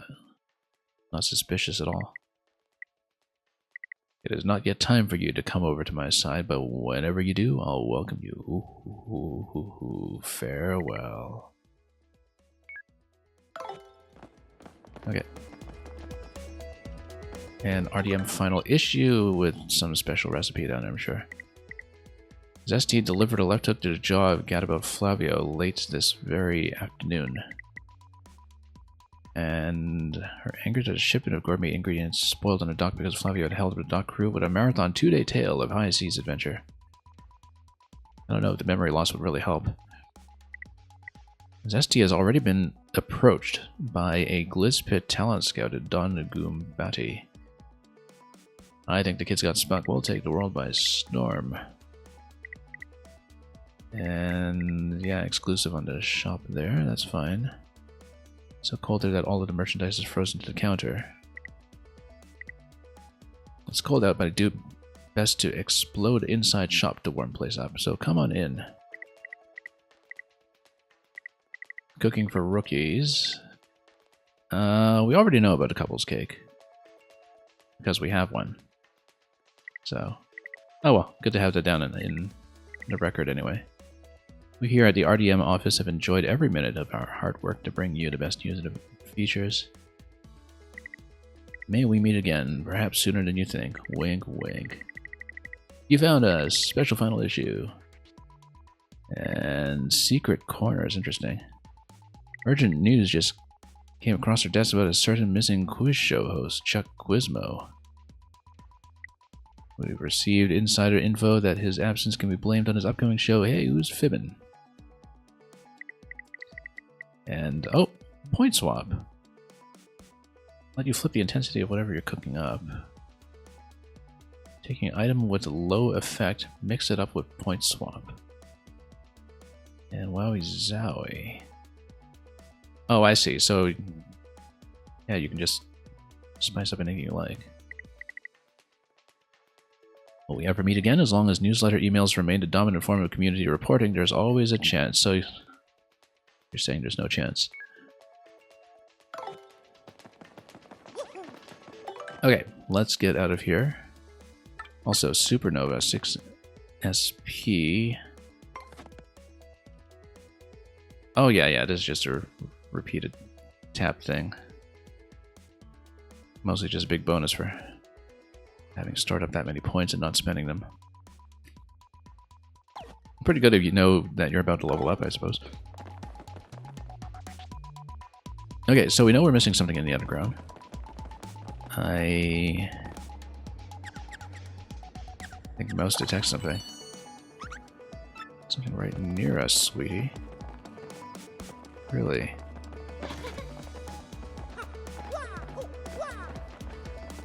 Oh yeah, there's... Oh no, we already got that chest over there. Yeah, right near us. I mean, she was sniffing over here, right? Something nearby. Or was it just now that she was trying to indicate to me that there would be something I can flip? There we go. Okay, got it. We had to check the previous room, in fact. Because we can just get one more star piece for now, then I don't care about the star pieces too much. I'm more interested in Shine spreads for the upgrades.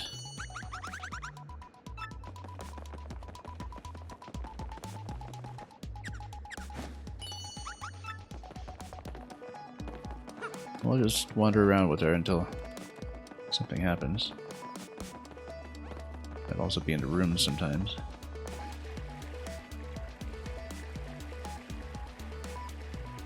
How nearby is nearby? We're about to find out. Never really did duck behind here either. Or behind here.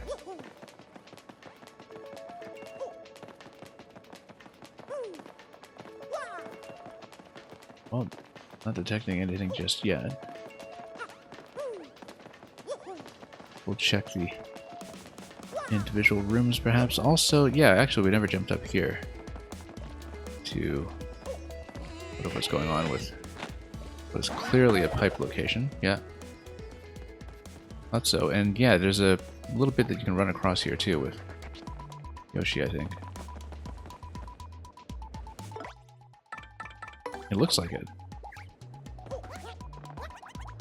Oh wait, can we? Yeah, oh, whoops, missed. Hang on. I think we should be able to. Oh, no. We just need Yoshi. Or Dupless. Yeah, the left side there has to be reachable. It's such a conspicuous opening.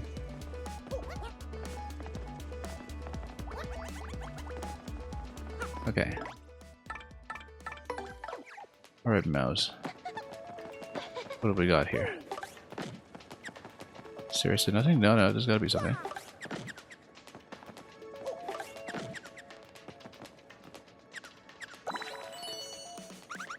Something right near us. How near is near?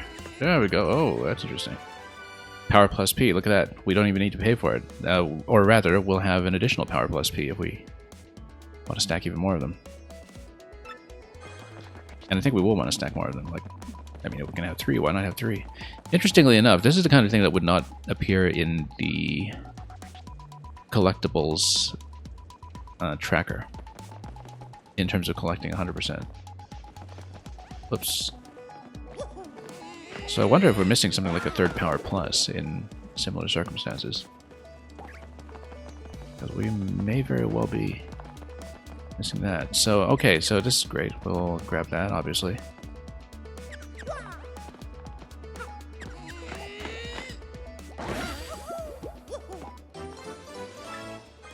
Okay, anything else? Something nearby. I mean, she was squeaking up there, so...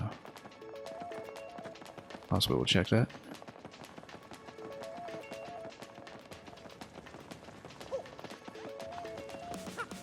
Yeah, I don't think I ever knew that existed, in fact. Or well, I mean, it's been so long, I probably just forgot if I did know about that extra badge on the left over there. Power plus P is going to be a wonderful bonus here.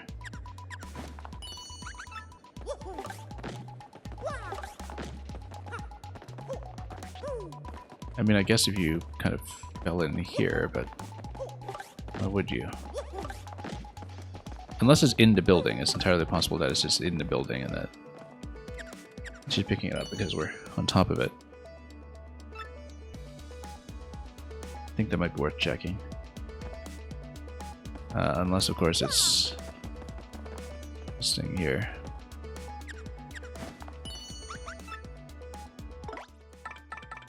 Hang on, let's see if this... What about here?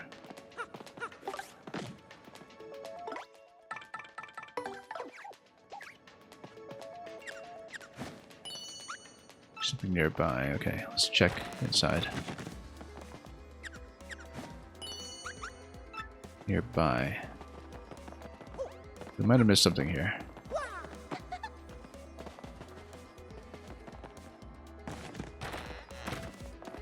Seemed like the detector was going off up top, so just check that again.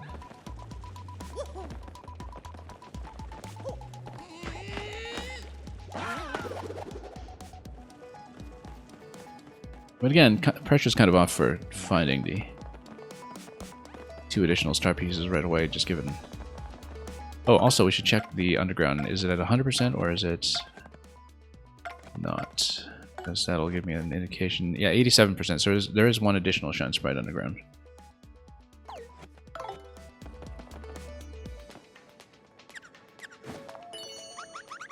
Something nearby. Okay, no, it's near. Something nearby is not the closest point, so it's not here.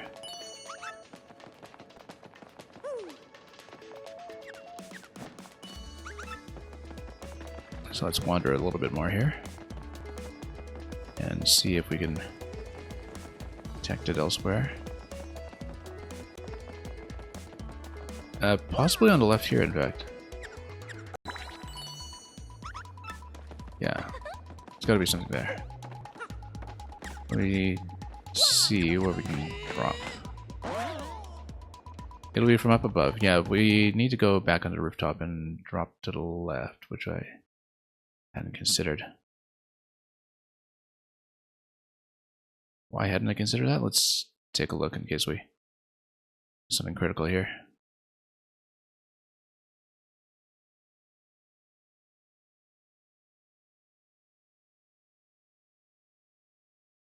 Because it's actually on the other side of this building.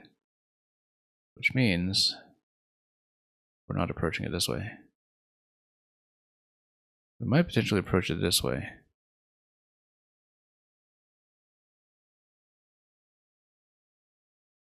If there's a way through.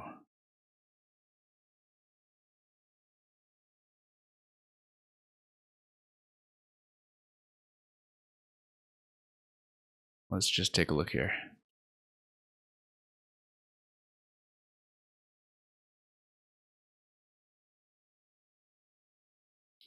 Might be a way to get up on top in the teleportation room. I don't see it though.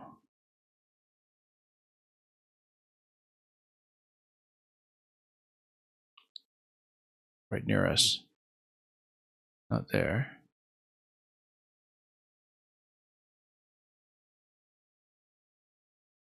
I can't quite see which panel we're jumping towards when we do that, unfortunately.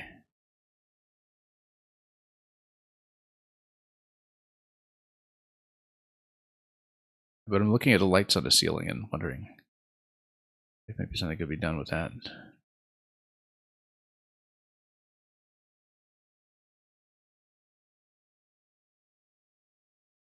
Flare is usually pretty obviously situational.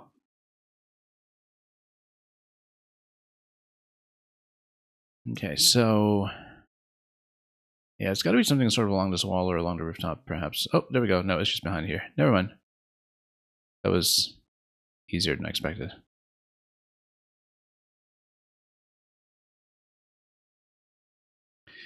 In which case, I actually wonder if we should be getting Power Plus right away. If we can find a lot of star pieces, then...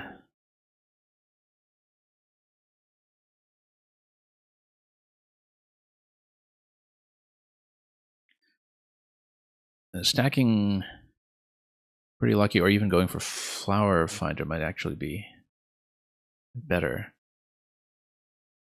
I mean, we've got decent replenishment though when it comes to things like Sweet Treat, so Flower Finder might not be that critical.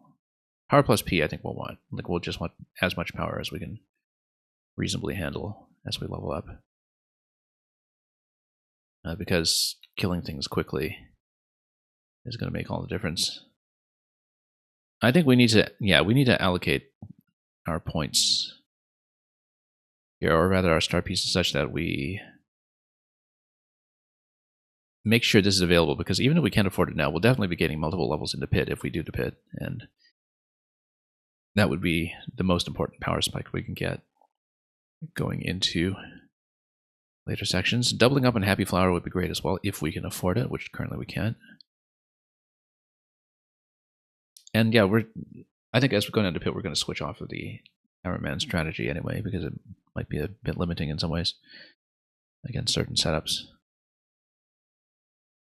So let's go for Power Plus P now. and just keep an additional one in reserve.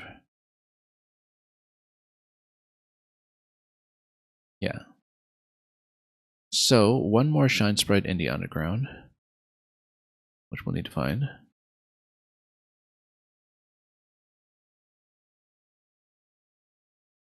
I don't know that we've explored exhaustively enough to find where it is, but we'll see what we can do. Might even be... I'm trying to recall if it would be something that you have to get in the pit itself. It might be. But... yeah, we boated here previously already. I think we've seen everything we need to see on this side. As far as I recall. Yeah, because we've been there, we've floated all the way over.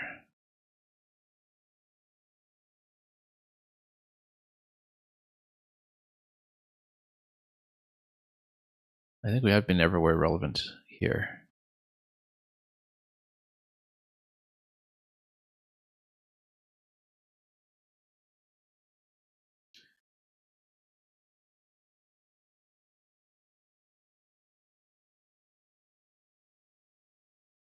Well, in that case, let's head over to the portal room if we can.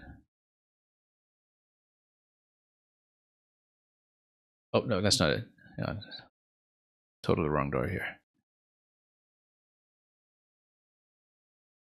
Let's go downstairs.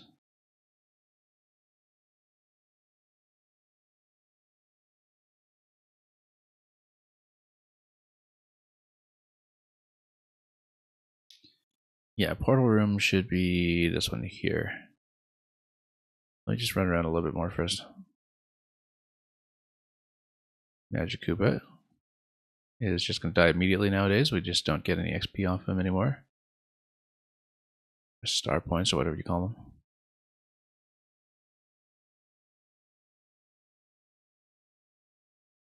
Yeah, I wonder if the last one was actually just in the pit. It does mean that we won't be able to upgrade Bobbery though, if that's the case. So yeah. Let's do Twilight Town first, and let's see, how am I doing for inventory? 14 out of 15. That's okay. We don't need to keep that many stopwatches and such. That's okay, we'll go to the shop there and we'll sort things out.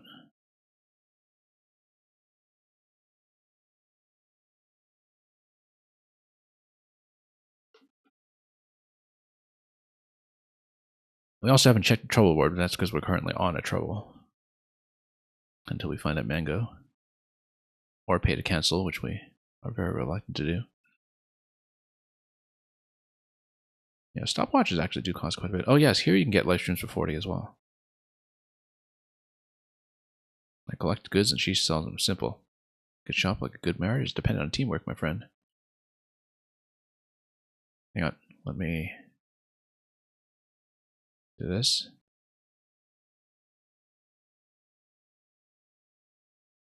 Yeah, we don't need that many stopwatches. So that's full up.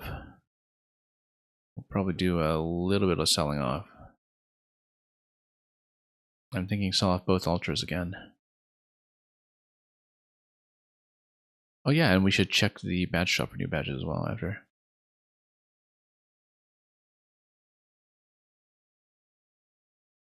Maybe there's interesting cooking we can use it for, but no.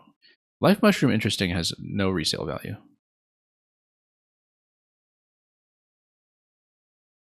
And yeah, we've got 11 out of 15. When we do pit, we'll load up on the Life Mushrooms. I think. We already have 2 more in the inventory, which is why we don't necessarily need that right this minute, but HP drain, I feel like we're not going to get much out of it. There are just too many options that I think are going to be a little better there. So yeah, let's just do a little bit of management here. Probably should have cooked a little more of this stuff. We never figured out what a dried bouquet is for. We have much more than we need for many of these dishes. In fact, I feel like we'll actually want hottest dog on hand for the pit later. If we do the pit, we'll figure it out as we go. just get some really high power replenishment as well as some to boost sheets and all that. We can sell off some of these. These are not going to be useful. And they're easy to replace if we do feel like keeping them. Yeah, we keep some of these on hand just for recipe reference as well.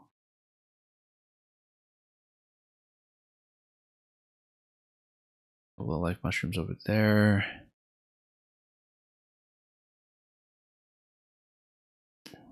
Yeah, because currently we'll be able to bring in 2 additional ones. And as far as life mushrooms go, restores 10 HP when Mario or his partner falls. Yeah, I mean, that's a full heal for us, so it's extremely efficient.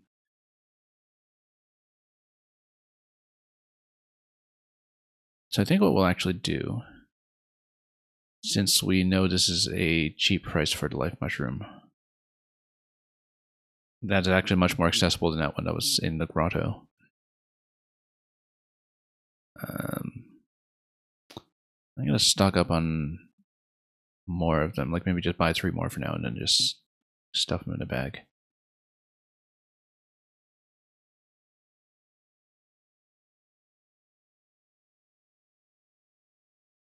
Oh yeah, we have to take Prince Mush at some point too, which will require a spot for cake. So the question is Pit first or Prince Mush first, and we might do Pit first, I think.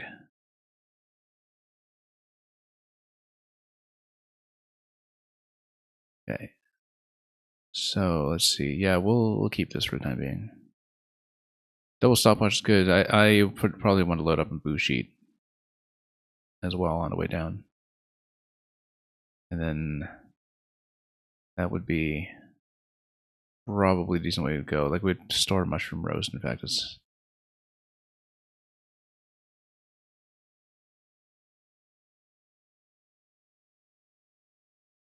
yeah, let's just dump that. We have 2 additional life mushrooms already in the inventory. We can also, yeah. Any boost sheets are something that you can kind of replenish as you go down as well, but we'll worry about that when we actually do the pit. For now, let's go for that shine sprite. So we look at a map. Yeah, Twilight Town 100%, but Twilight Trail 0% shine sprites. And Creepy Steeple is star pieces, which we may or may not examine at the moment.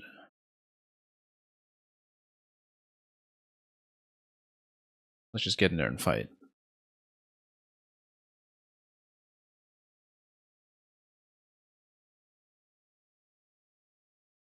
Oh, whoops. I was trying to whack that and we just totally missed.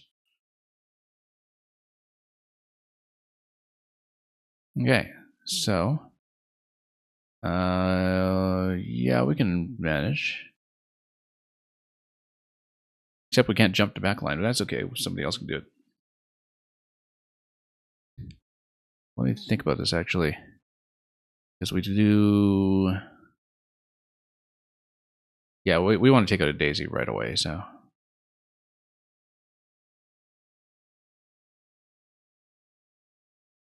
Let's go with Goombella here.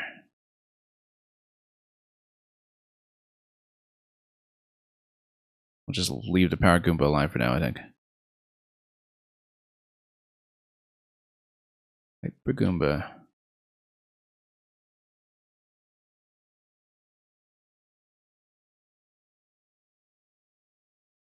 Yeah, if he wants to power up, it's not a big deal. We'll just nuke him.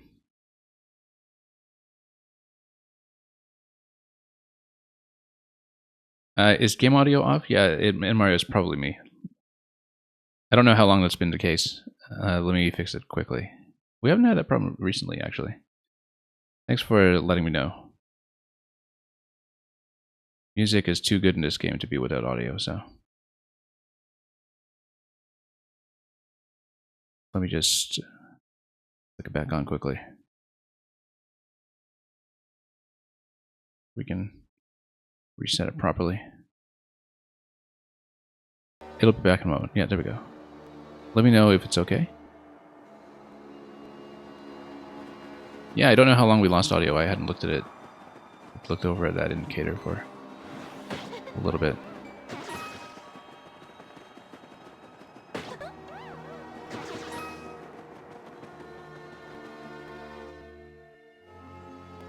Yeah, it's back. That's good to know.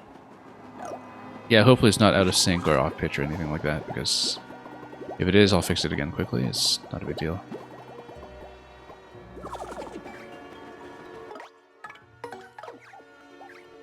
So we're missing the Shine Sprite.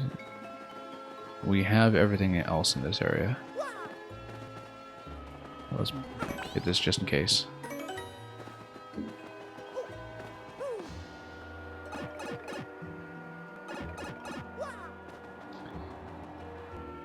Well, it's somewhere along the trail. Amazing how much less of this zone we see compared to how it normally goes.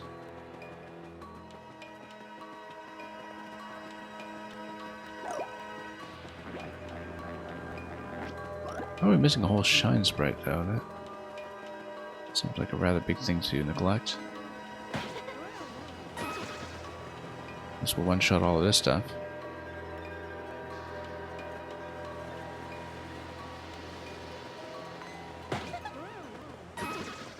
Okay. So far so good. Pretty linear actually. This section. Which doesn't explain how I missed one. Wasn't there just a really obvious one outside of Creepy Steeple or something? But anyway, let's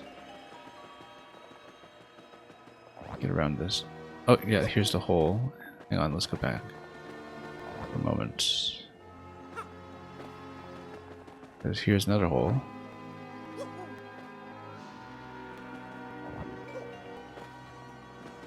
Just a minute here. Right, because this was for the rock push, right? Let me check this. We already did that because this one was equivalent to getting this rock out of the way over here.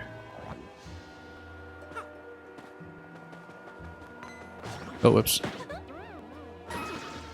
Almost missed him. Okay, there we go, that's it. That's all there is. Well, let's just go back. Or we can go forward in case we... Well, I guess we're here already. I was thinking in case we spawned like a Mazy Daisy or something, but I guess since we didn't actually fight the daisies, we didn't get a chance to see that.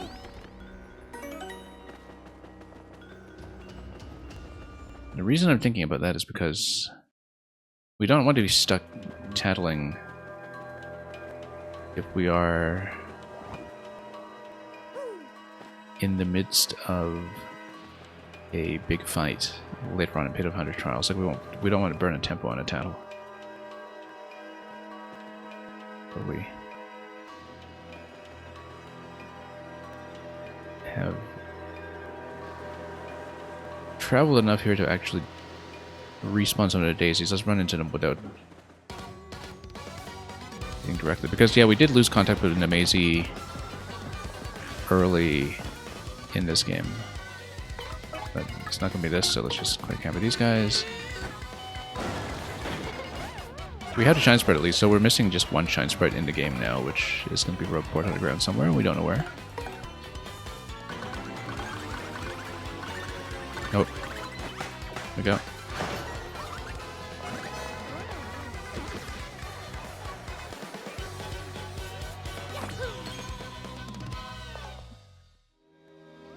I think we spawned anyway. Yeah, but we wouldn't have been able to tattle it at the time because we didn't have Goombella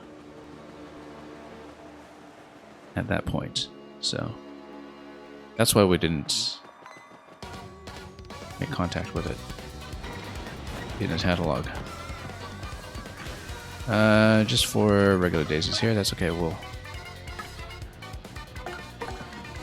just Quake and then use Coops to finish them off.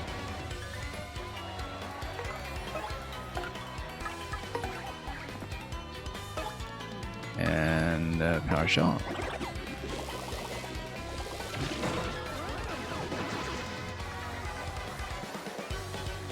With the additional Power plus P, That would have been 7 damage off the cubes, which would have been pretty good, but I don't think we're ever really going to use Fright Mask. We can just fight. So yeah, we don't want to just kill everything from Delete Daisy. No, never did see the Amazie, I guess.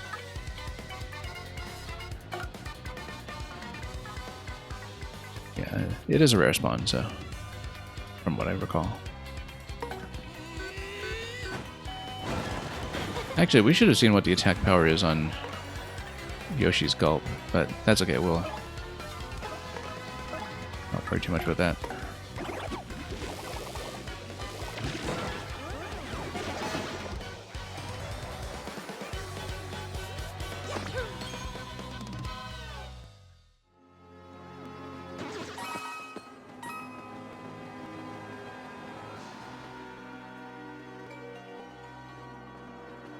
Okay, so I guess that's okay. It's not a big deal. I mean, it's just that there's usually such a gigantic chunk of star points, even at higher levels, that I was trying to spawn it. That's okay. We'll get out of here. I'm kind of considering whether I might actually want to use the in payment for the remaining Shine Sprite, just to expedite it, because Rogueport Underground is somewhat exhaustive to explore, so... And I don't remember if it was something that was, you know, by the pit or somewhere like that. It might have been further down the pit, in fact, so... But it might be important to know that beforehand, so we're not just searching and trying to power Bobbery before we actually make the descent. So given that we're just missing one Shine Sprite in the game, I think it might actually make sense to take a look at that.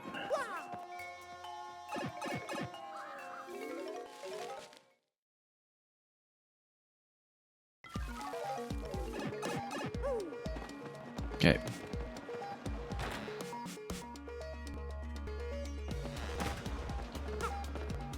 Yeah, missing a lot of star pieces here, but we don't care about that too much yet. If we have more star pieces remaining for certain things later, that's nice, but oh yeah, this just goes to the door. We don't want to go to the door yet, actually. Then what are we doing down here? We want to go back to the hint area, which is on the shallower part of town. Oh, whoa, that was a mighty hit there. Just what a knockback. That's okay, we'll smoke him.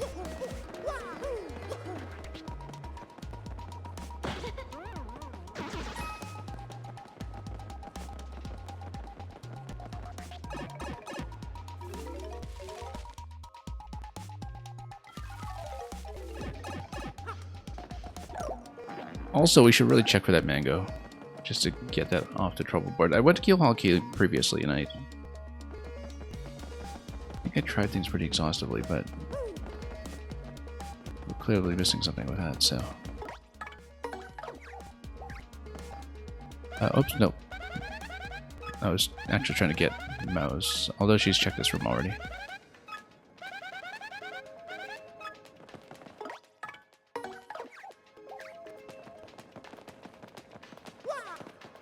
So, I'm trying to remember, it wasn't this room, this was...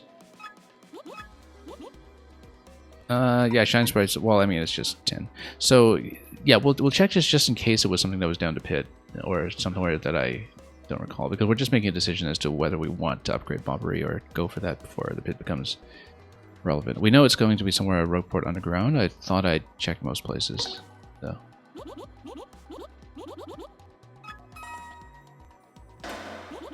Focus, focus, focus. So for the first time, we're going to get the hint payment over here. It's to see Abra, Hullabaloo.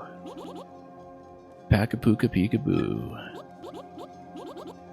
Stars, show me what I seek.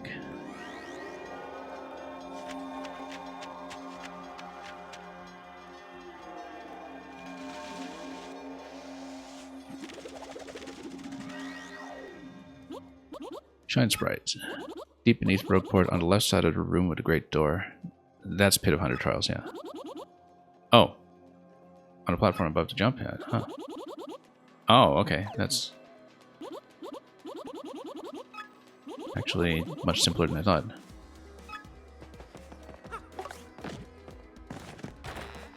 Much more specific than I thought, too. I didn't think it would be that helpful. In that case, let's unplug the door and upgrade Bobbery.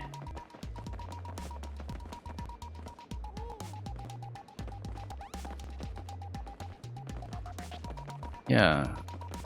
I guess we didn't think to check that because we were putting off the task of going down to the 1,000-year door.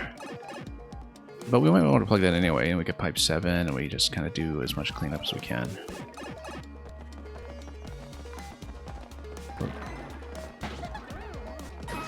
We're actually a little low on HP. We shouldn't be too reckless about this stuff.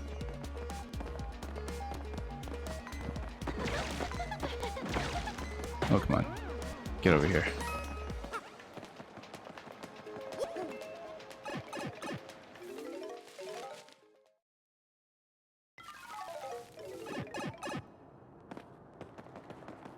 And yeah, that'll be fine. Let's just do this for a moment.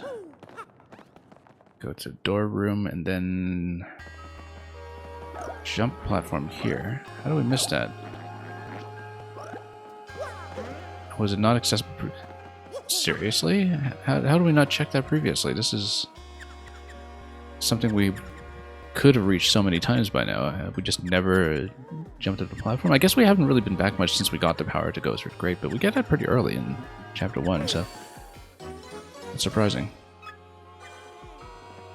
Alright, so what we'll do is we will get Bobbery leveled up. We will not go through the door today, like I said. But since we're here, let's at least unlock the chapter. Anyway, there's nobody here. As such, I can only conclude they use some special method to pass through the door. I mean, this is an obvious trick, but let me see what we can do. You know what? Let's progress this first, since we're here.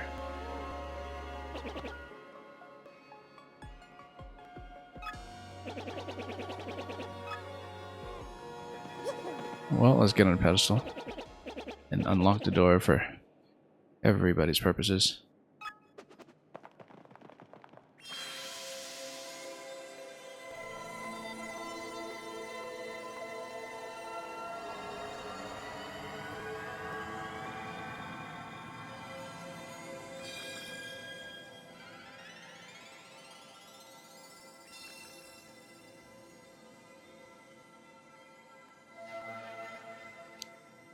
And it opens.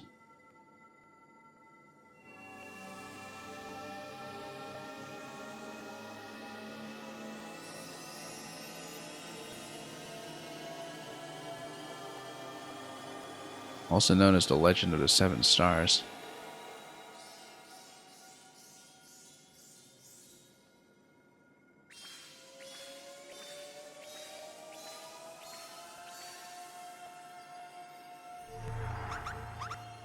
The door.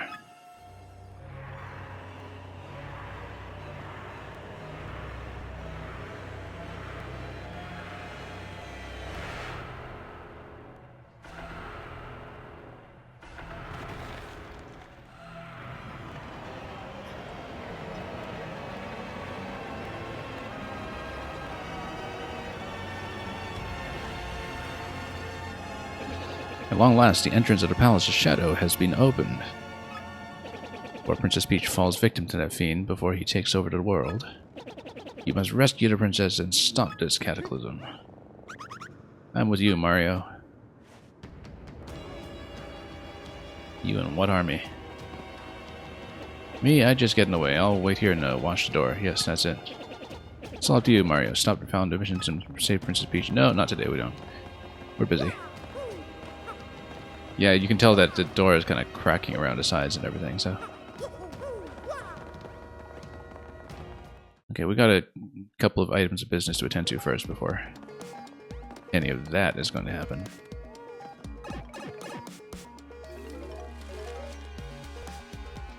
Beginning with getting the last upgrade on Bobbery.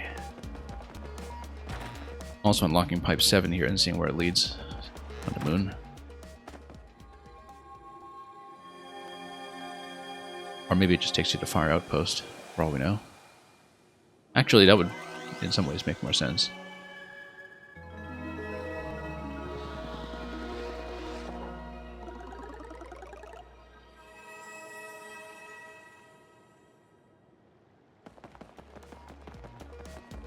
Yeah, like I've been saying, I don't think we'll necessarily do that exhaustive a sweep of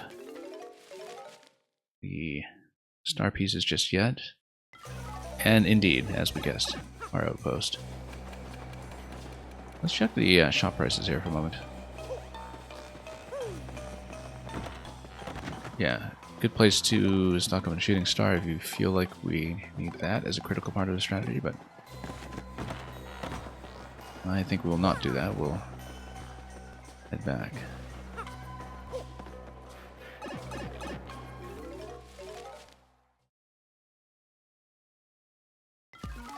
We do need to see about that current trouble.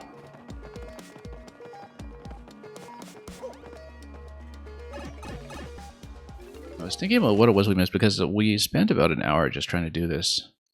And went pretty deep into the grotto too, and I was thinking, no, there's no way. It's got to be outside in Keelhaul Key somewhere. And we tried a coconut tree, we tried a wacka, we tried all kinds of things here. And then, yeah, like these don't give you mango or anything. Oh, star piece. Okay, we'll take it. The location for that. Didn't really hear something off the mouse. Yeah, because I would have assumed that you'd grab a mango off of a tree, right? So maybe we just missed some kind of special tree. And, oh, is that it, really? Field mango. Why didn't we just get that in the first place? I was sure we went around whacking trees and then, okay. Okay, glad that's over. Okay, I wasn't expecting to be quite so successful, in fact. So we'll go back to the train and cash that in after we get some upgrades going as well. Also check what there is to buy in the batch shops at this point.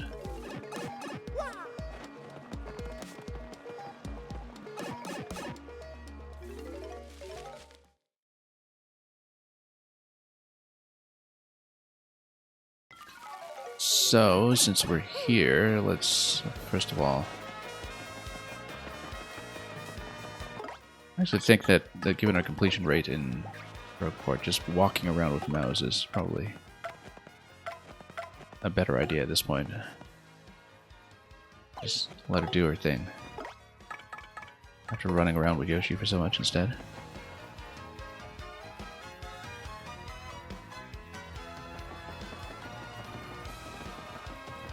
And let's finish it up.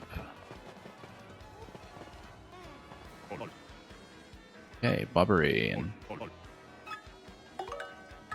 that'll be it for upgrades. Shizubi. Shizubi.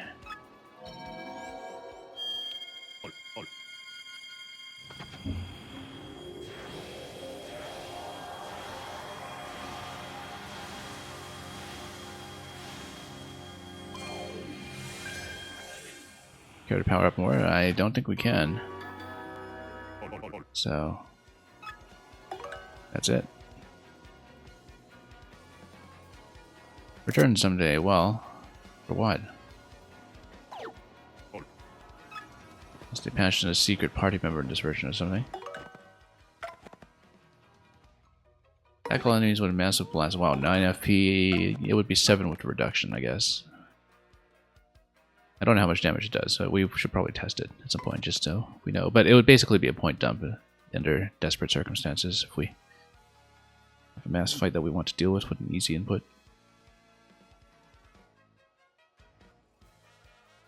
But we Just need to try it. Anyway, at this point, let's... First of all, like I said, stay on the mouse.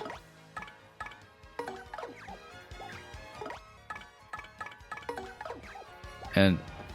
No, that's not it. I was thinking of the trouble board. Have we actually gone both ways through this building previously? We must have. Yeah, no, we've been here.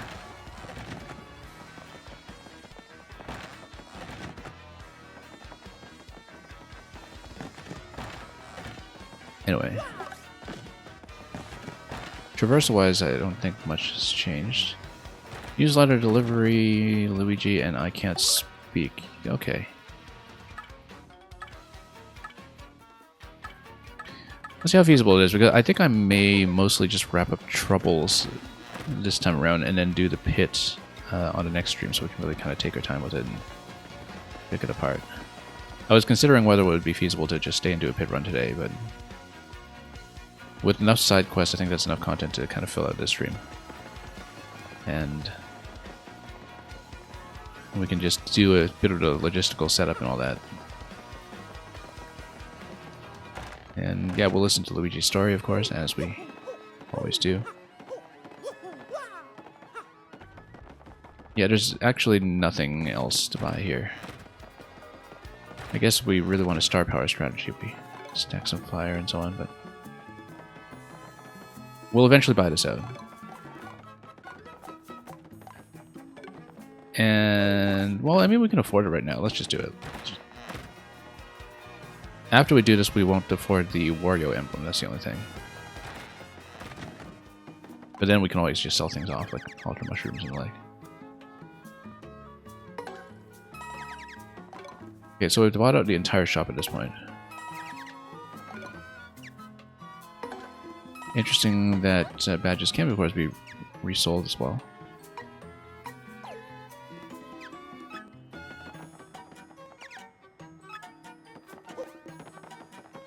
Super Luigi 4? Yeah, of course we'll get that. We'll read it at some point. We'll do a complete reading. All 4 parts. When we feel like it. Timing tutor, I mean, you know, if we want to buy it eventually for the sake of completionism, we can, but I really don't care about it, so...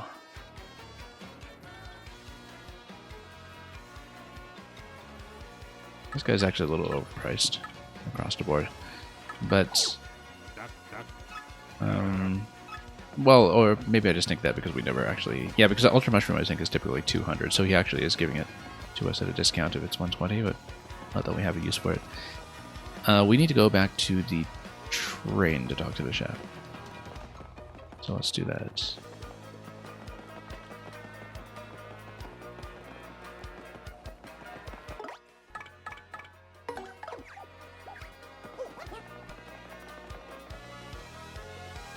And, oh yes, one more thing before we do that. Let's check what the badges that are available here are, because basically we want to stock up on badges that we might want to level up into if we're doing a good run, and we will need cake at some point. Refund. Super Appeal, we currently don't have a second one. And Power Smash, I feel like we actually want to stack it. At this point, we want to have the ability to stack it if necessary, because it's just been so useful. And sometimes it's equivalent to piercing, but sometimes it isn't, depending. Now, the thing is, we don't want to spend all of the points at once right now, because we need some of the coins to get more coins with minigames. But we might actually want to get the second Power Smash, or a second, well, yeah, we were talking about stacking things like Hammer Throw as well.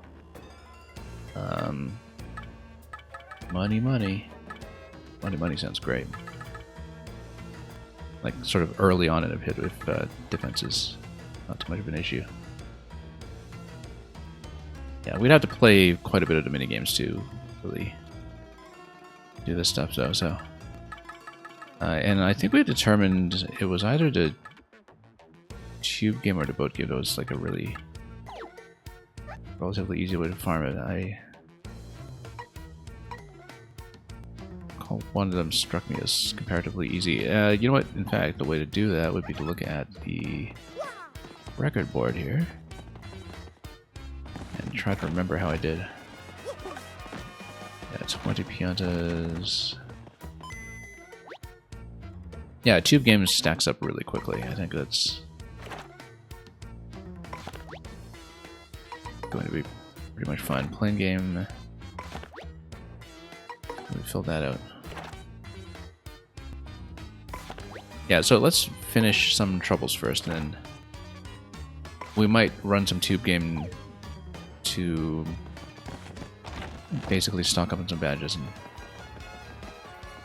prep for the pit in the last chapter.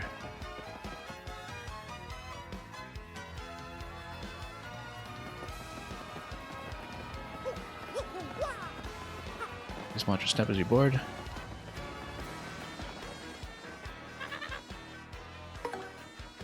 All aboard.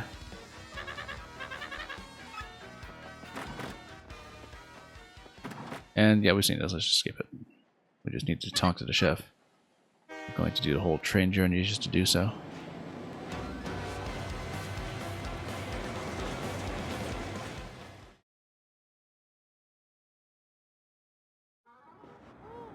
And a little bit of sleep on the train should refresh us. Kill mango. Have I found it? Yes, I have, finally. This is it. Thank you so much. Now I have all the ingredients. Called my palate and my skill, begging me to turn them into delicacies. Thank you much, my friend. This is your reward. 40 coins. Ah, fine. Thought he'd actually give us some food. But I guess not. Today's meal would make your stomach shrivel in shame. That sounds a bit concerning. Yeah, we don't need a fright mask. Let's sell that off. Yeah, Boo sheet here is cheaper than what the dealer in Rogueport was providing for it. Yeah, Shooting Star, Thunder Rage, etc. I think we're good.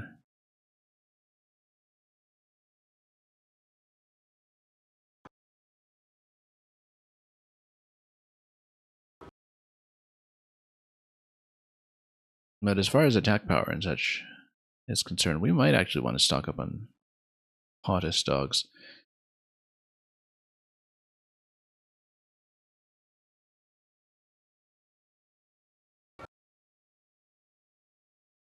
We'll figure it out.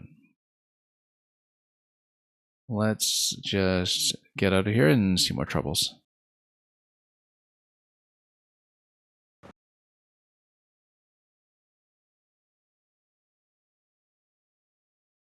And yeah, quite a lot to uncover here too.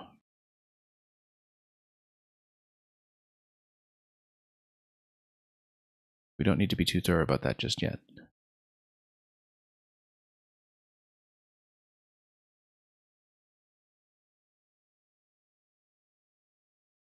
Anyway, oh, also I noticed sound is kind of glitching out again. Yeah, this has been a little irritating today. Let's try to fix it up. We've been doing so well with this too.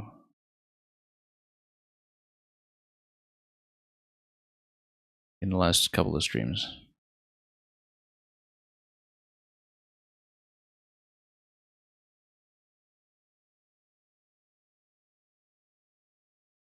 It'll just take a moment to fix. Let's just try to get that repaired quickly so we can keep playing. Actually, it's kind of dead right now. Let me see if I can try another solution.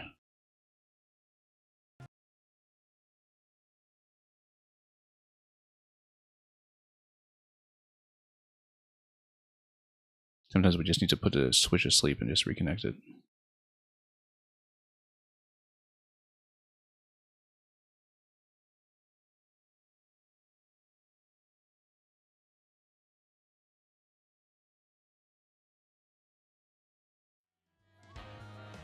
Okay, so hopefully we're fine. I don't know if we are going to have further issues. Let's try that. I'm momentarily concerned about network too, but I think we're fine. Okay, let's keep going.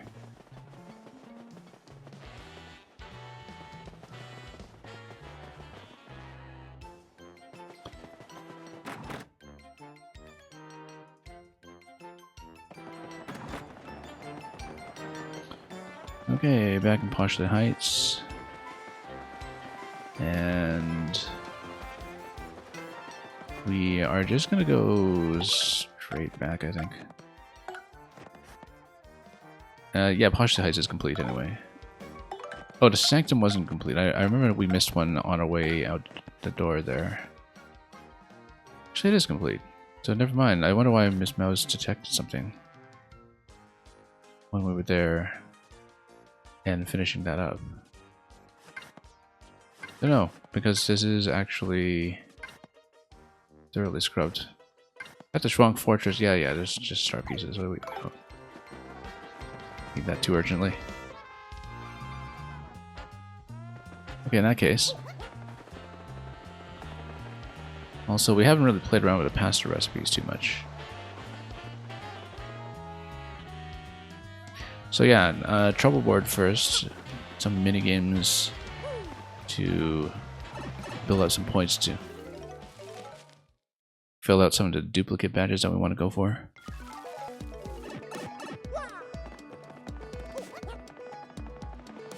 Because we do want that option to be available. And next stream will be pit run first, probably. Pit run, Prince Monash, etc., and then we'll see how we do for Chapter 8 in the finale. I'm guessing we'll, probably take 2 or 3 more broadcasts with this game, depending on how we do with some of the content and how complete we want to be on stream. I don't know necessarily that we'll want to do the full star piece hunt on stream. It might just be some cleanup I do afterwards, but let's just see what's what. Delivered a Silver Club newsletter routing slip for me. Please come pick it up at my house in Twilight Town. Yeah, sure, let's just go down the list. Hopefully there's not too much back and forth hunting.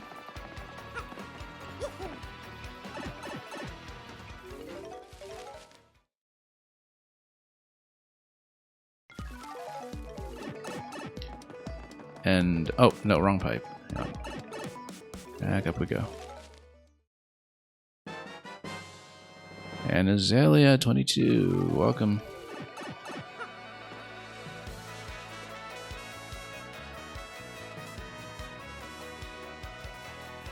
Hope Maker 2 was treating you well over there today. And thank you as always for bringing over your audience.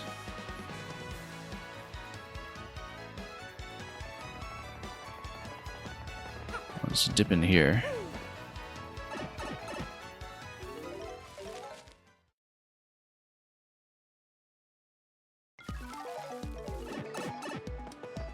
Okay. And yeah, Ancient Ones, welcome. Let's get over here and continue.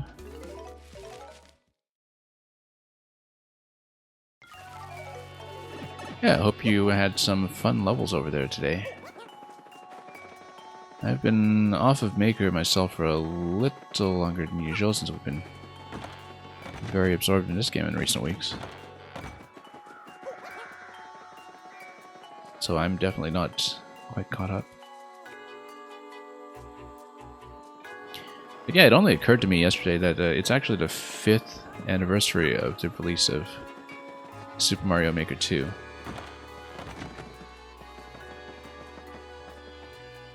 And this is probably just, pandemic time distortion talking, but I can't believe it's been that long. It is a game I played so extensively over the years, but it does not feel like 5 years. It feels like I packed it into, I don't know, 3 or something. But yeah, it really has been that mature community in terms of how thoroughly it has developed with time. I hope you delivered a Silver Clip newsletter writing slip to the Great Tree Elder. Yeah, we'll do that. This hip is really growling at me. Sure. Fast travel pipe is going to do quite a lot for us here.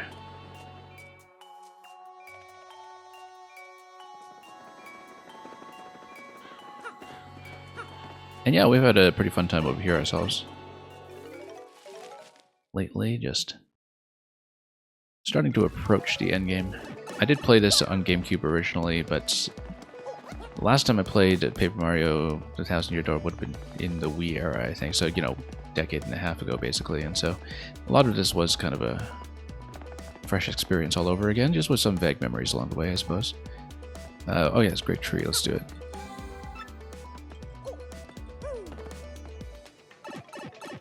You must take care of your pupper. Yeah. Thank you for dropping by regardless. Always much appreciated.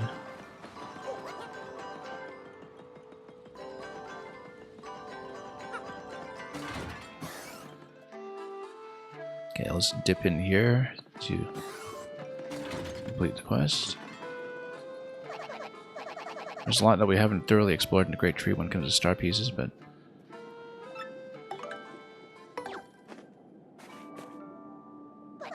delivery. Twilight Town's mayor sent you. My last youth fountain bath there was nice, I recall. I don't know if that worked necessarily, but anyway. Well, this slip now needs to go to the Petalburg mayor, but my hernia is acting up. Say now, can you take this to the mayor of Petalburg for me? I'm counting on you. So yeah, this is another little world tour side quest, as if General White wasn't enough to deal with the first time. But again, we've got the faster travel pipes, we've got smooth sailing ahead. That's the thing, because you can only take on one trouble at a time. And it's not like you can really overlap this with other quests that you want to get done along the way. So that's a bit of a limitation.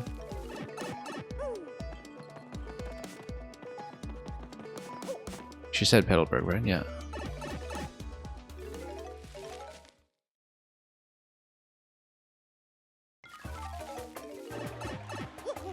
Pink house for the mayor.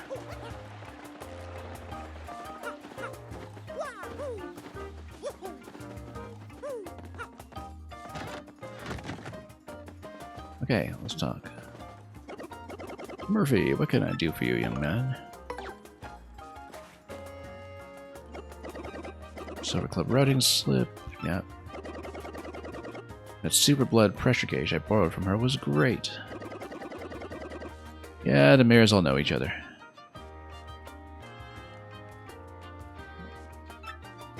Anyway, it goes back to Twilight Town, but I seem to have caught a bit of a cold. You take it to the Twilight Town mayor? Thanks, Murphy. Ah, cack.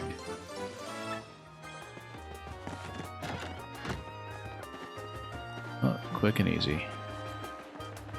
In this version, anyway.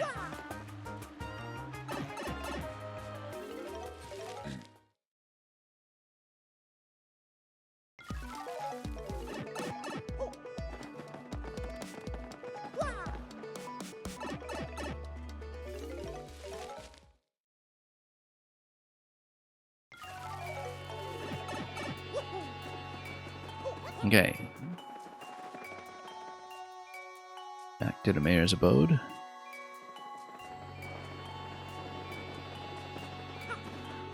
And we'll see what this is. You delivered that newsletter routing slip or what? Yeah. Mayor Petalburg has a cold. Well, tarnations and diddly dangits. I suppose that's why you're being kind enough to bring this by on his behalf. Thank you for that. Well, before I forget, here's your reward, Mario. Please take it. Okay. We Silver Clubbers have been going strong for 20 years with our slogan. Age? What? We discuss longevity secrets and the like, you know. If you'll join us in 20 years... Spoiler alert, we did actually rejoin the cast of Thousand Year Door 20 years later. I wonder if it always said 20 years in the localization. That was too much of a coincidence. Anyway.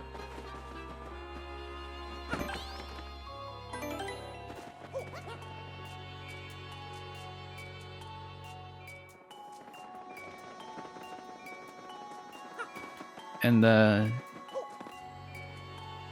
oh, Ancient One's just bidding goodnight to Azalea, yeah. Likewise.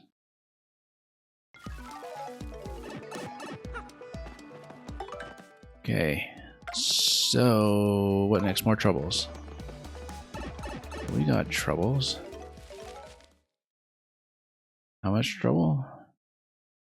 Let's find out. 3 more on the board currently. Again, it's basically the last batch, I think. I mean, given the current place that we are at in the main story.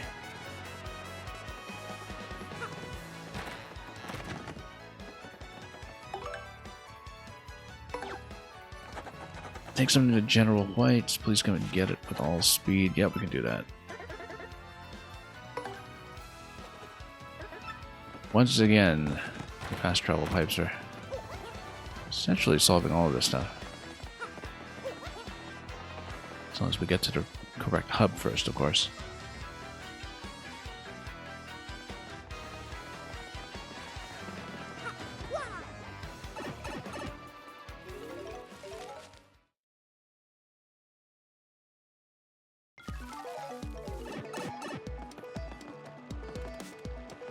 Okay, it's going to be 6 to 7.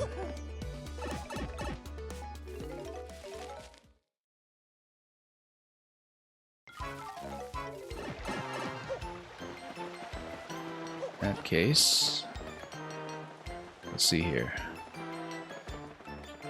Gold Bob.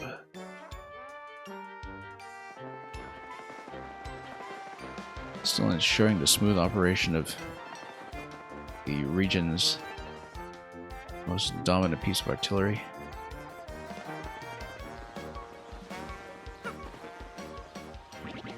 So, Gonzalez, how did you enjoy your cannon ride? I'd like to go to the moon and look for some investment opportunities. But enough of that, I need you to take this to General White immediately. Not suspicious at all. I think General White is back at Far Outpost now. It's a bit far, but you can handle it. Can we do anything with the package? I doubt it, but... Nope, can't do anything. Not interactable.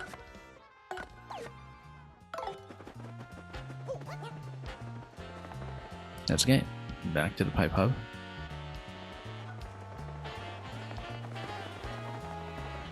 Love the town music in this area now too, in fact.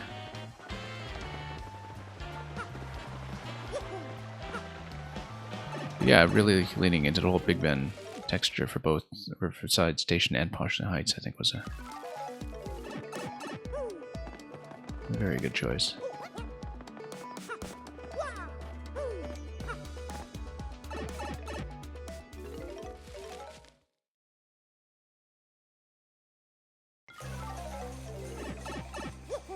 Okay, General White probably still taking a bit of a snooze over here, unless he's in the command center. He's not here, okay. General White, he left this morning with Pow. Yes, he said he was going to see Cola Bartender in Rogueport or something. Makes us a little concerned that we're going on another wild bomb chase here, but comes with the territory, I suppose.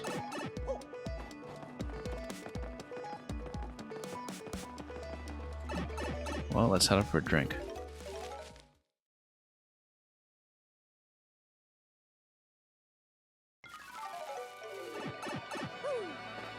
And see just how far he has gotten ahead of us this time. Pretty far. I spoke to him just a second ago. Just a second. I'll try to buy the unit of measurement here. We're old buddies, he and I. I've known him since he was a little snapper that would explode over any little thing. Then again, I was the kind of guy that would bonk people for smiling funny. Still, he turned out to be a fine Bob-omb, though he never cured that wanderlust. I'm pretty sure he said he was off to Glitzable next. I go back pretty far with a guy that runs the juice shop there, too. So give him my best.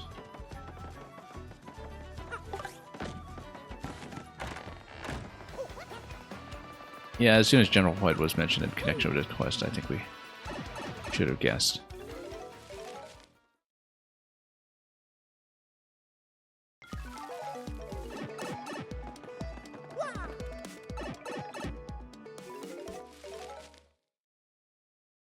Well, might as well trot the globe. Getting with the juice shop.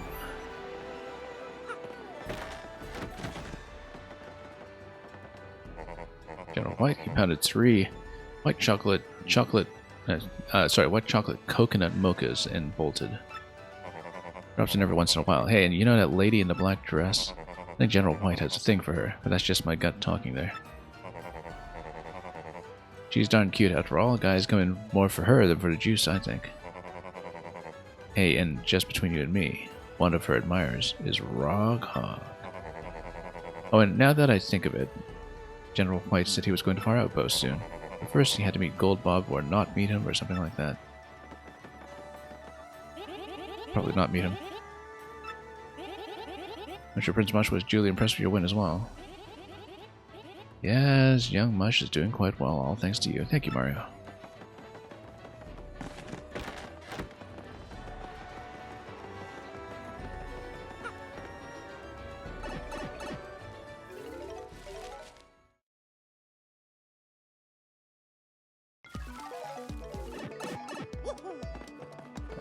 Okay. Well, he did mention Far Outpost. We might as well check that first since it's right beside the pipe. Unless he did go back to see Goldbob or something, but no, we'll check here. Wow, what a mysterious lady. So full of secrets without subtlety at all.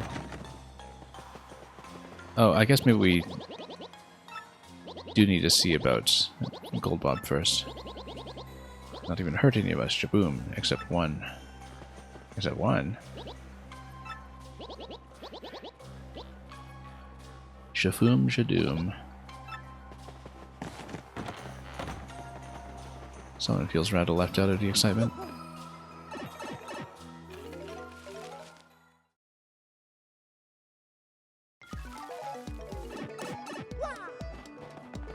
Okay.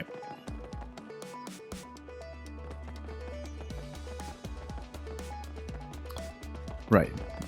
Goldbob.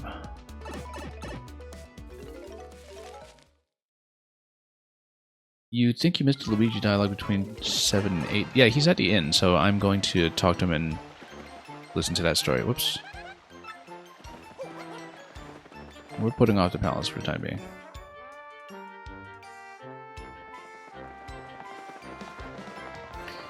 You did tell me you already cleaned up 100% after the fact, though, right?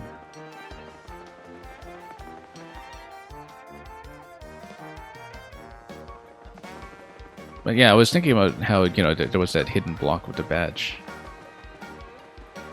in the sort of central subterranean town area, and how that would not be something that would be picked up by any kind of completionism tracking.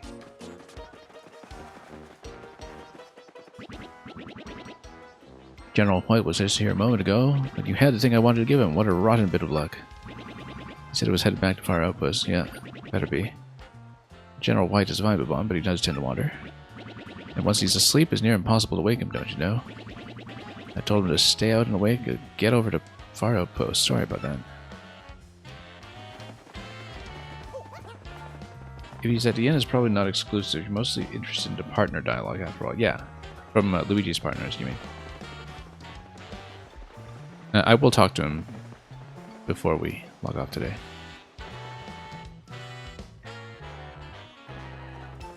But we'll fill in some of the trouble board first, since I think I can realistically finish it.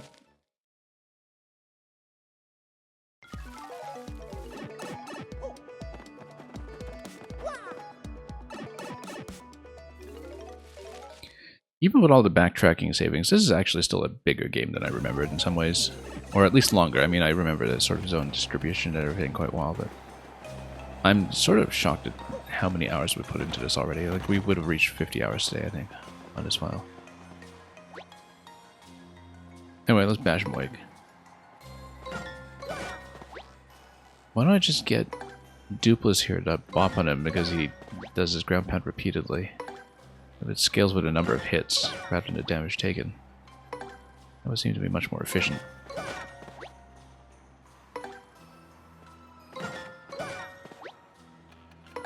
Could be more asleep, yeah, as usual.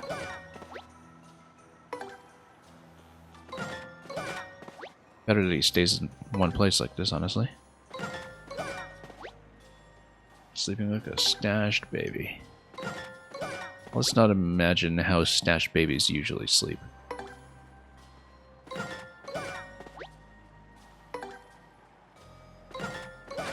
We'll get there.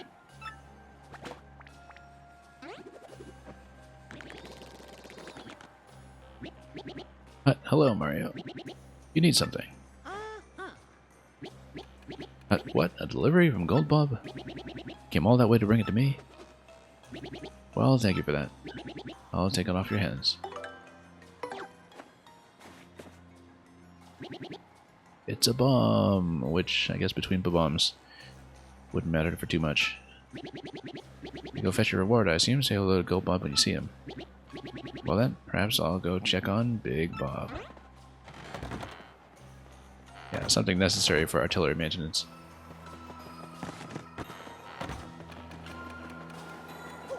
I wonder if we can actually go to the control hut now that we're back here. We'll just check it. I doubt it, but...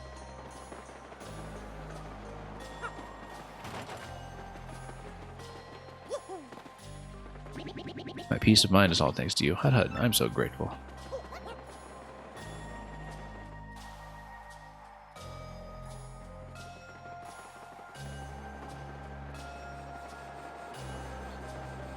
Anyway, yeah, back to Gold Bob for the trouble reward. And to close it up properly. It's a lot of running around.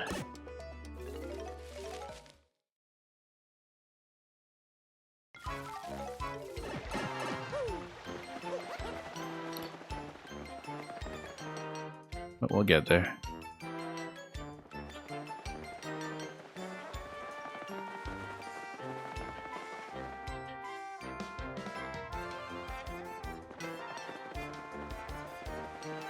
How about buying your kid that train set? Why General White? I see, and he received it. Good, thanks Gonzalez. Here's your reward. 64 coins. Is that how much he thinks I'm worth? Well, in keeping with the conversation I had with him previously, I suppose. He's not going to give me all his money, like we so generously offered.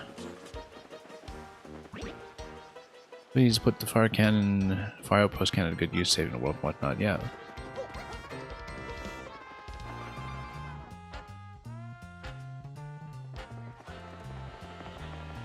Okay, 2 more troubles to go. Hopefully not quite as much globetrotting, but I'm bracing for it. It can get a little samey porting from place to place.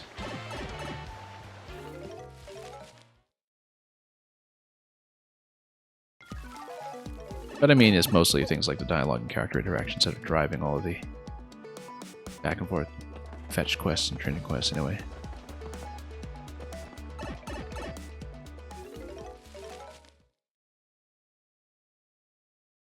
Because it's certainly not the coins that are the substantial reward here.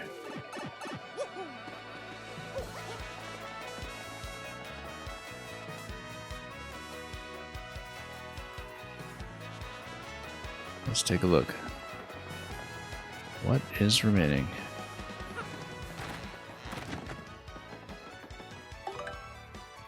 I want to meet Luigi and I can't speak.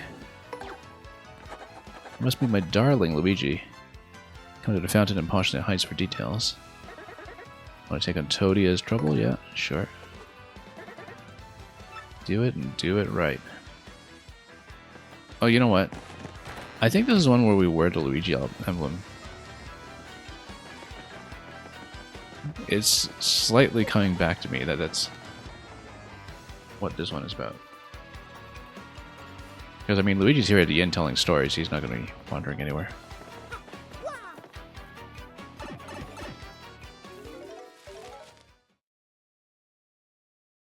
The famous Luigi.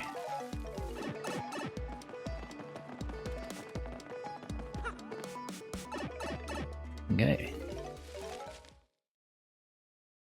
Back in Boschley Heights.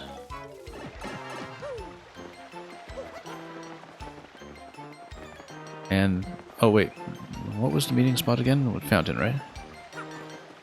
Yeah, because she's green and the overlap in color must have been particularly appealing. Thought maybe it'd be Luigi. Oh well, so could you bring him here maybe? I'm a huge, huge fan of his. I just have to meet him and I want to give him a cake. I have to give him a cake.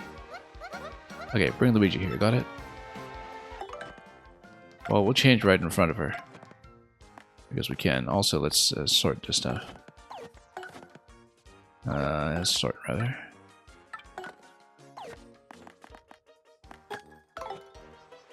Swoon. Pay no attention to the M on my hat. Eek, I can tell. I can totally tell. I've never met him before. I can absolutely tell. You're the real Luigi. Ah, I knew it. This is so cool. Oh my gosh. What should I say? Ah, I'm totally freaking him out. I'm freaking out Luigi. She's very happy about this. Oh no, what should I do? Oh, right. The cake. The one I baked was a total loss, but Zesty did a great job on this one. Here you go, Mr. Luigi. Please take this. Choco cake. Lunches 5 and 15. Pretty good, actually. And, oh, what a coincidence. Why are you dressed like me? Hey, who do you think you are, you filthy imposter? Police. I mean, it's obviously Dupless. I'm no imposter, I'm Luigi. You can tell by the eyes it's totally Dupless. Say something, Mario. If somebody related to Mario, you'd think he would have realized by now this is not a solution. How dare you speak to Luigi, you liar, you lie-eg. You'll never believe Luigi, no matter how many green hats you wear. Now stop interrupting our special time. But I'm pretty sure I'm me. This is a nightmare, a bad dream. I won't believe it. Wake up, Luigi.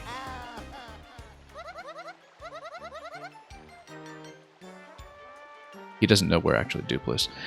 No, what have I done? You've seen such a horrible side of me. The worst side. Don't worry about it. Oh, thanks, Luigi. You're so sweet. Thanks for coming today. I will always treasure these moments. Always. So please, come see me again, okay?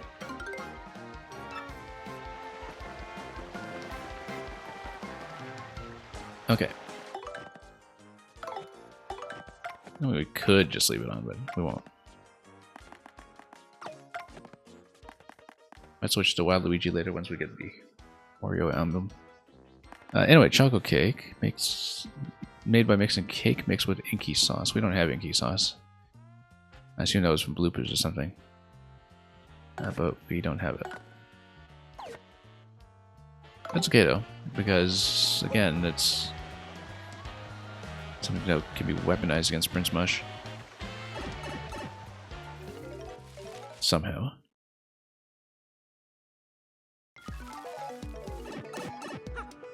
Okay, one more to go. Last order of business. Trouble-wise, anyhow.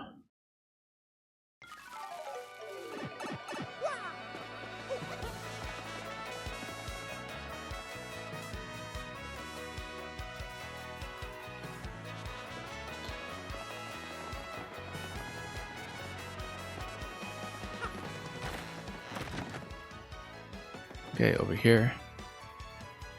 You know, it occurs to me, when we fought the X-Yux, or the Cross-Yux, We actually never let it spawn any of the minis, did we? So maybe that's in the rubbish bin. It only just occurred to me we didn't actually let him shield himself. The red one that's in Grotus's command center.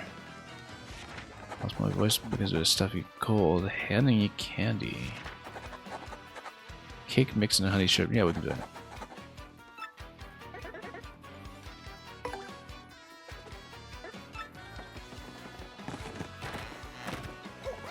Well, good little de facto cake tutorial.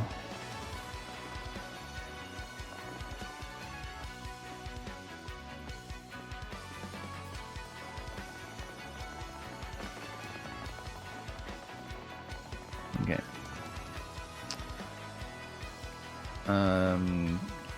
Yeah, cake mix from Pianta Parlor.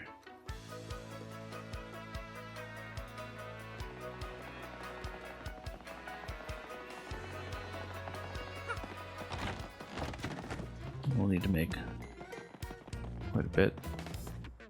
Also, cake mix with what? What was that again? Information passes through like a sieve here. Cake mix and honey syrup. Yeah, that's easy.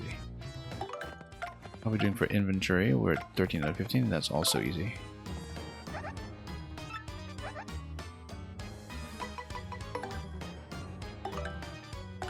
Cake mix.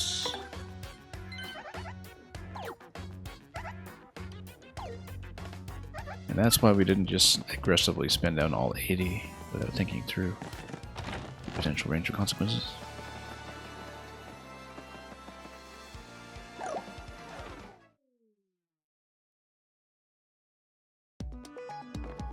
Oh. Hang on, that's not where I thought it was dropping.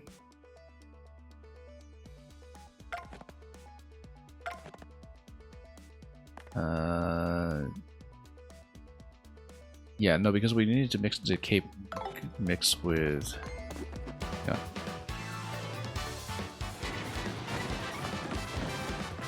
The honey syrup, which we need to get at a shop. Actually, this is going to be ultra.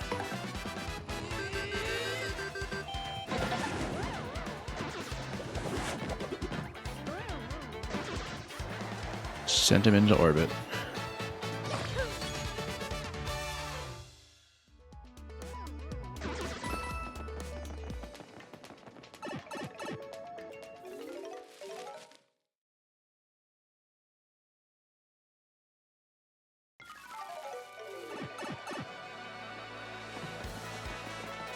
Okay, honey syrup. Let's grab some at the shop and cook it up.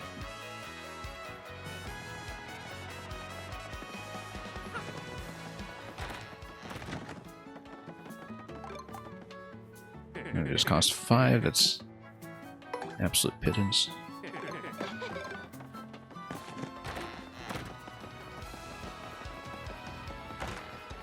So let's see what we can do here. You again, huh? You're looking for WoW or whatever.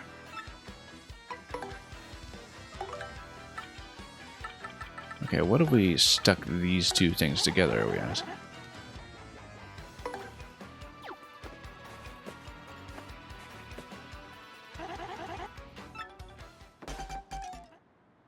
Okay.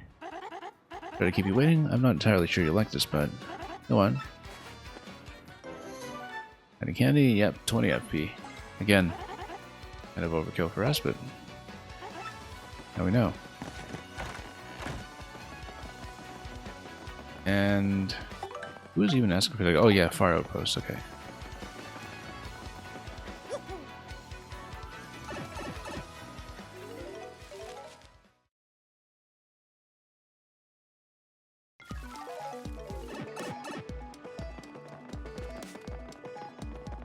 Well, that'll be simple enough. And then Trouble Board is going to be successfully exhausted.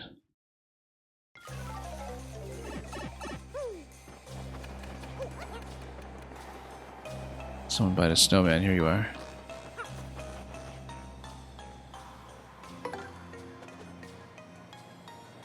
He's not keen on talking. Yeah, I think so too.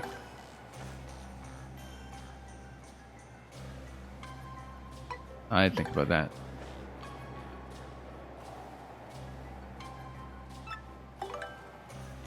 Anyway, you want honey candy? Here you go.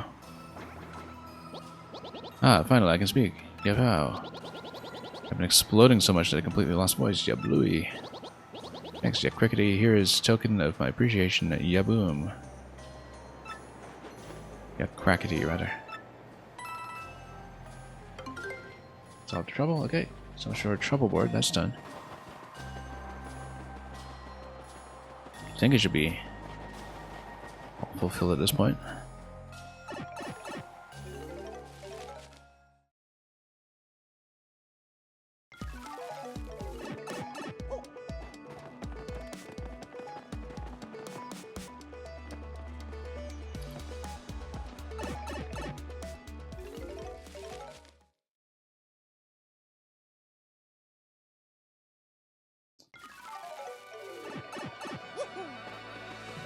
Okay, we might actually do some of the pit preparation next time, I think. But we could run the mini games a few times and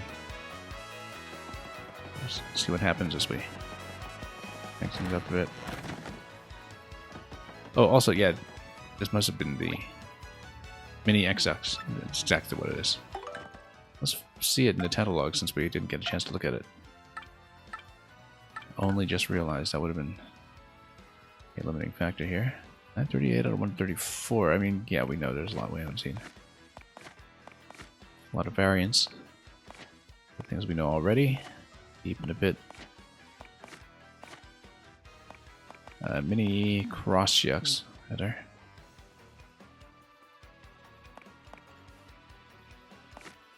Oops.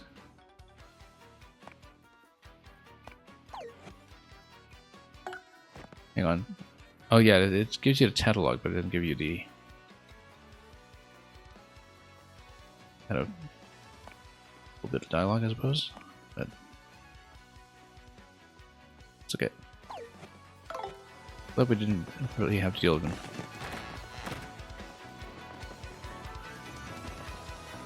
Catalog is the only thing you had to Google. Catalog 10. What do you mean for veterans if that tip is okay? Catalog 10. Oh, I see. I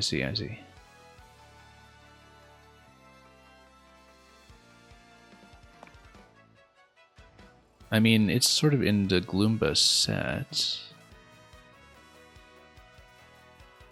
Maybe. But that's okay, we'll worry about that when we actually do the cleanup for 100%. Like I said, you know, to the extent that there's some busy work involved, we might not necessarily stream all of it. We'll do anything that's available from the gameplay perspective, and yeah, nothing available, that's what we're left with.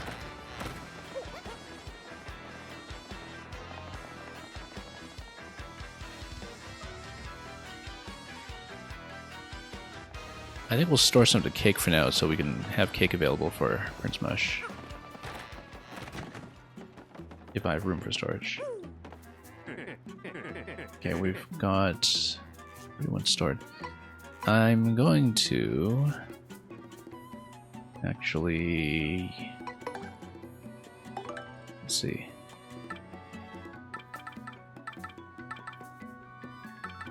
Yeah, it's actually just a choco cake that we want to store. Because the other thing was the honey candy that we just gave away. That was not really a cake.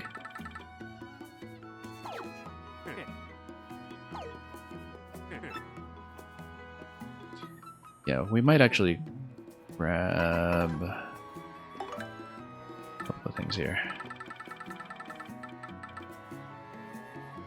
Hottest dog.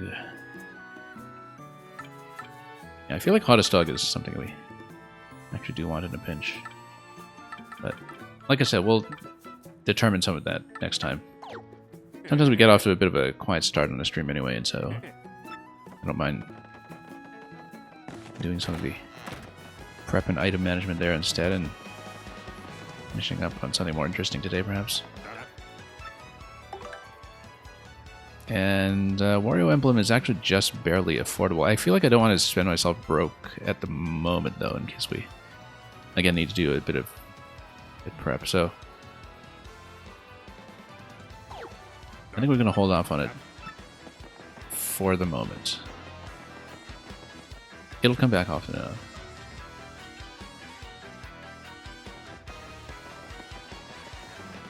So I think what I'm going to do is I'm going to fill the board on a tube game, just to farm up some points here. And that'll probably be the last major thing we do today. Because again, the idea is that we want to stock up for a second, well, a lot of second badges if we can, and then we can open up the possibility of stacking them nice and high. Power Smash, for instance, is only 1 BP, and yeah, because we can increase the FP cost with stacking some of these powers, I think, if it does stack, then we can grab a couple of stackables. Hammer Throw, I think, is kind of essential as well, and they're still going to cost 1 flower point. Yeah, if it increases the FP cost in exchange for, you know, increasing power, that's a fine trade-off because of the way that we have reduced the FP cost by 2 right now. And so, yeah, it might take a little while to really grind up this much, though, so we won't do it all right away. Might not even do it all on stream, to be honest, but let's just go with the tube game.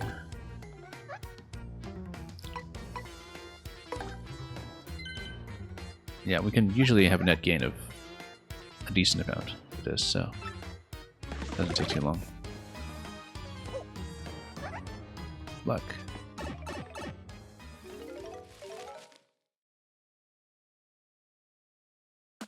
I mean, we haven't really had a perfect run through this yet, but we'll do it.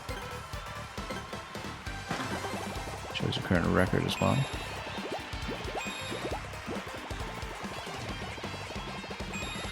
Then this always bedazzles me a little bit, this little segment here. Oh. Forgot about that coming in first. Oh, whoops. Didn't previously have that problem, that was a bit shaky.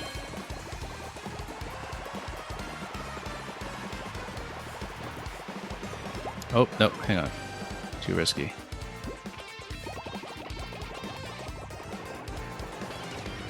And, oh yeah, we totally missed the boat on this one. Okay, this was a terrible run, actually. Much worse than the ones that we'd done prior to it. Quite a bit worse, in fact. That's okay. The important thing is that we'll pretty much always get a sizable net gain on this.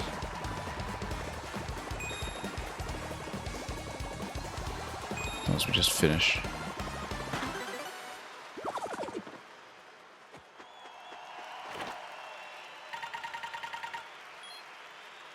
Yeah, obviously not great, but yeah, we'll play it twice more just to fill the board. I'm trying to do it a little more precisely.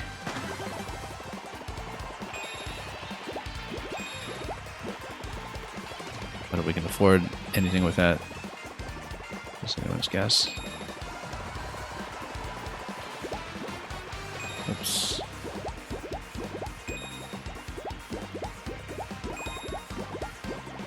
And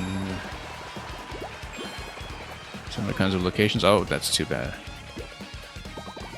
We're doing so well there too.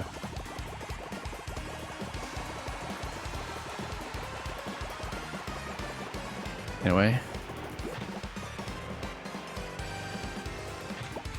Is it really worth it to grab that? I guess I'll just skip that gap too. Not as bad as the last round, but it's still kind of rough.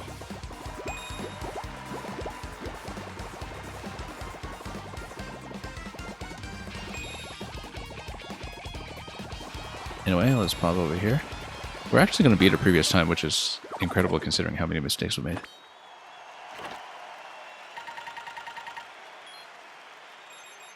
We haven't had a perfect run with no falls yet, I think. Yeah, one time. That's as good as we've been able to do it. It does hit you for quite the penalty.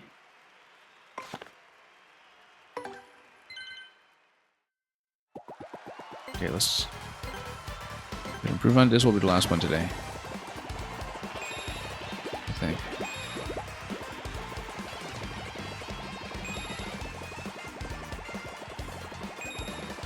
And yeah, a lot of other things I think that could be. And before we start anything too ambitious. Oh no, same thing. Haven't had a perfect run yet.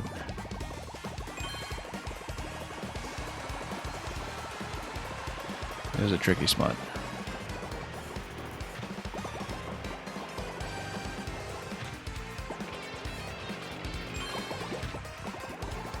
Okay, could have been worse.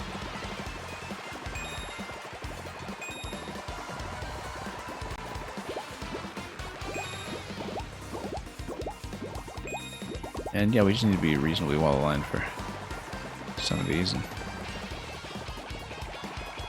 may actually beat the time. It's too bad about that one fall still. Otherwise we could beat a minute. We easily lost enough on that for next improvement to feel substantial. So this does get you over the line for 120. We'll want a bit more headroom before we spend on anything.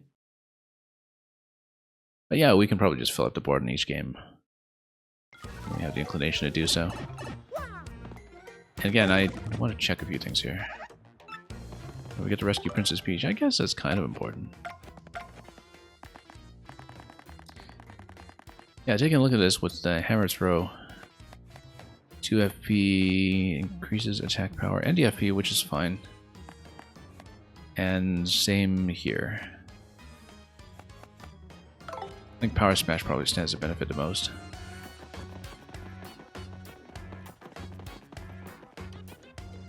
But as we were saying, it does cause quite a bit here. I always think that we should... I mean, we're not on any kind of jumps right now because we're on Hammerman, but that's not going to remain the case throughout the pit, and so... Our jump is not the worst idea either.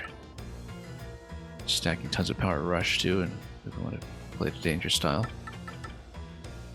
Oh yeah, the Quick Hammer. Let me just check something here. Quick Hammer's been so useful. It's been our secret weapon this whole entire time. And oh yeah, well, I guess wouldn't show anybody former here. Let's see, Quick Hammer. Yep. So default is 3 FP. So right now we've knocked it down to 1. So we might not want to increase it more, because we want to basically stretch costs as much as we can. It's inefficient if we have something that normally costs 2 FP right now, because we only get 1 point of reduction off of it.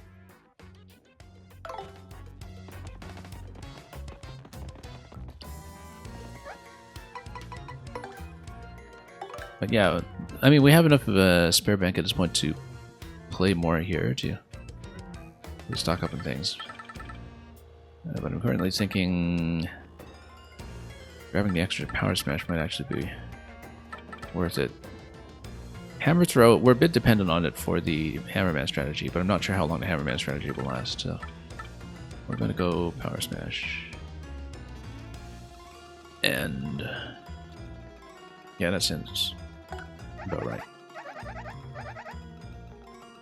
Actually, no, hang on, let me check the FP cost again first. Just want to do a quick sanity check here.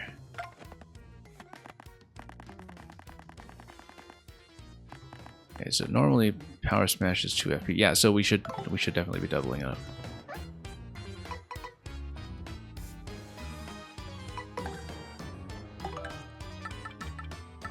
In which case, let's just go the extra Power Smash now.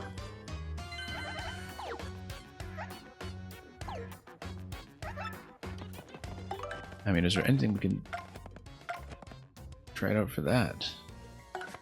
If it comes to that.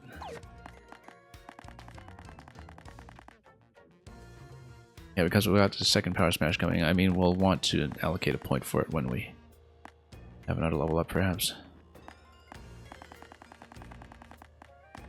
And yeah, we could double up on Super Appeal too, but it's not a matter of urgency at the moment. I think we've got more than enough to deal with over here.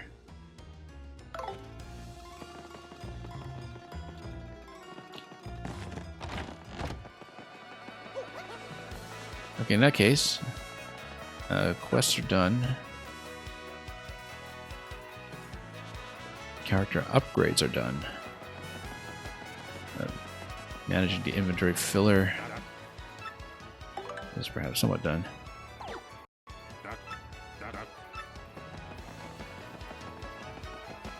And Luigi. Talking to Luigi is not done. We're going to finish on that.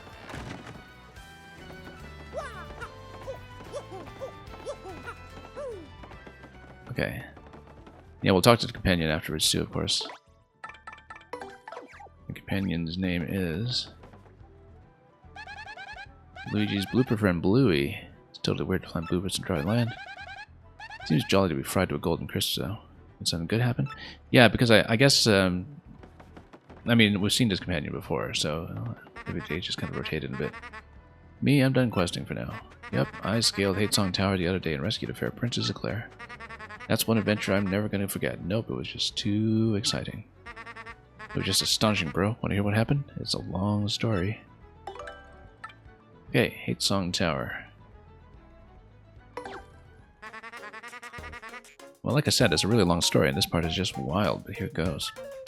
Hatesong Tower stands atop a jagged and climbable cliff beyond the northernmost sea. The winds whistle down the cliff, howling like banshees, singing songs of hate. People say it's pretty much the scariest place in the world, and I had to go there. Blocking out the bone-chilling howls, I somehow managed to reach the tower's door. I was terrified, but thoughts of Princess Eclair warmed my heart and gave me power. All of my companions felt the same way. They were with me to the bitter end. The door to the tower swung slowly open to reveal an inconceivable darkness. I tried to call out Princess Eclair's name, but I couldn't even breathe because, as I strained my eyes in the darkness, I saw the most terrifying beast of all. The Chestnut King himself appeared before me. He was monstrous and drooling. Puddles of toxic goo dripped from his mouth, melting the very ground at our feet. I couldn't stop shaking, but I gritted my teeth and faced the evil beast dead on. I love how well that synchronizes with the music here, by the way. Maybe that's just my reading pace. Or, well, it's partly programmatic, depending on the part of the dialogue, perhaps. I dodged the king's fangs, jumped onto his chest, and gave him a hammer whack. My swing split the air and crashed dead center onto the Chestnut King's skull. Oh, powered me up, bro. I was going toe-to-toe with the king, and I was loving it. This is it, I thought. I can win this. I'll risk it all in my next blow. I gripped my hammer tight and waited for my moment. The tension strung me. Schwack! The ocean winds raged against the tower windows. With that sound as my call to battle, I advanced with no mercy in my heart. And then...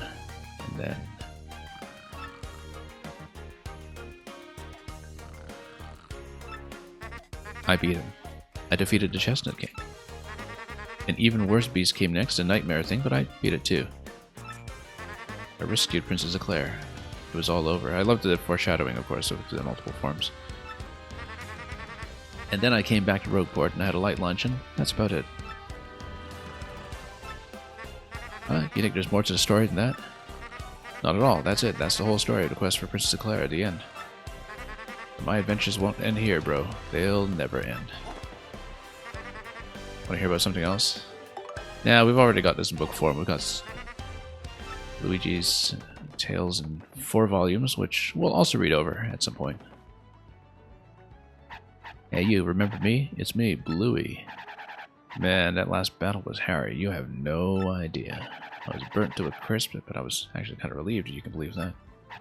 But if you want the whole story, you should just ask Luigi here. Wahahaha. He seemed to have a good time.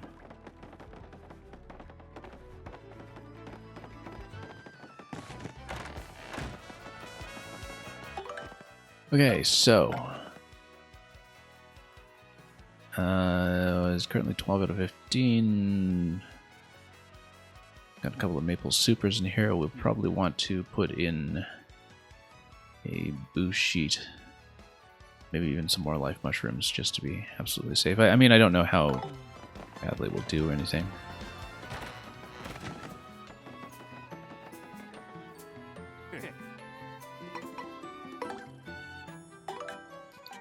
And I don't know if we want to start with a full inventory either, in case we, you know, pick up some good stuff along the way. Particularly damaging abilities. So if we have 3 slots, so we definitely go for boost sheets. Yeah, because deep down, when we get into potential problems with huge incoming damage, we kind of need that protection, particularly if it's over multiple turns, much more than we need the life mushrooms themselves.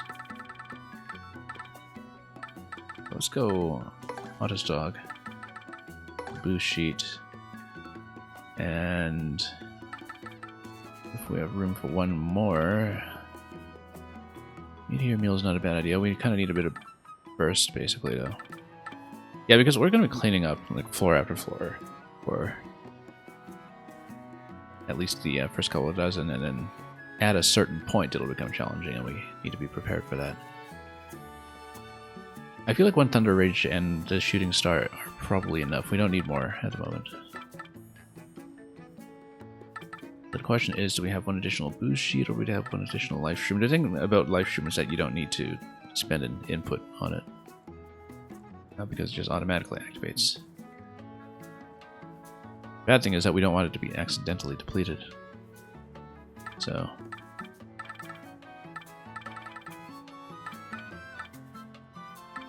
yeah, let's say that. Let's take another boost sheet.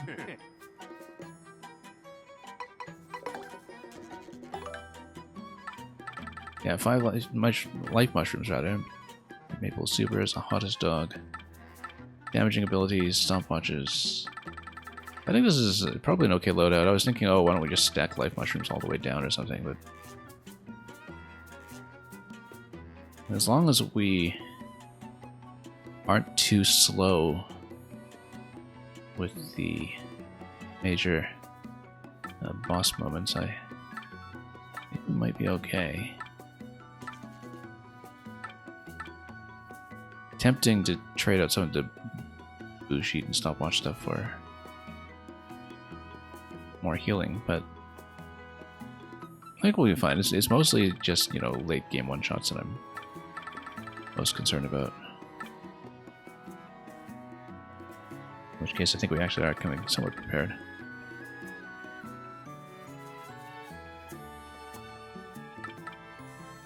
And oh, that's all enemies, yeah. I mean, this is more, you know, if we don't want to spend the points, but it is a little bit redundant with spending the points. Which makes me think we should just keep one.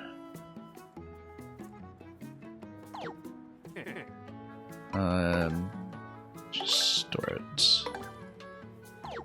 We can go for an additional boost sheet, or we can go for additional life mushroom.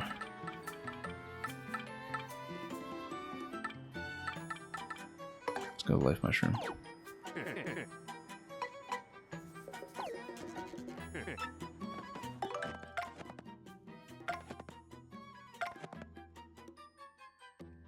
And yeah, like I said, everybody's powered up. We're in reasonable shape, I hope. Yeah, 2 boost sheet here, 2 damage abilities and a stopwatch, and the rest is just security. I think I'm okay with it.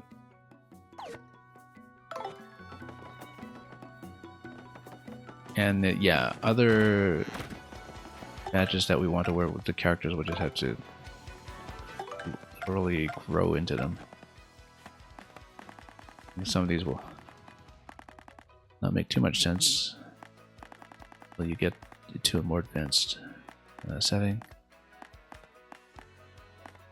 Yeah, not a lot of wiggle room at this point. Obviously, like I was saying, the thing to watch for is whether we'll drop Hammerman once we have caught up enough in terms of other sources of power.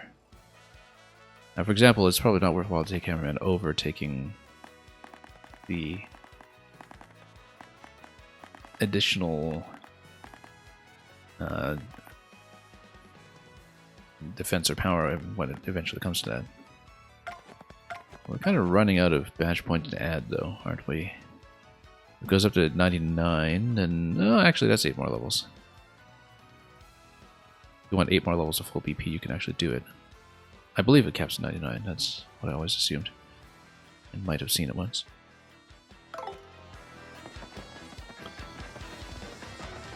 In that case,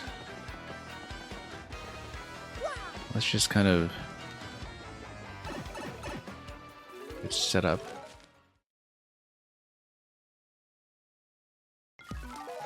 So we can... Well, let's dive right in when we get back here.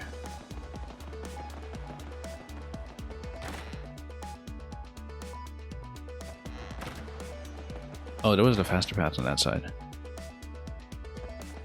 Let's do that instead.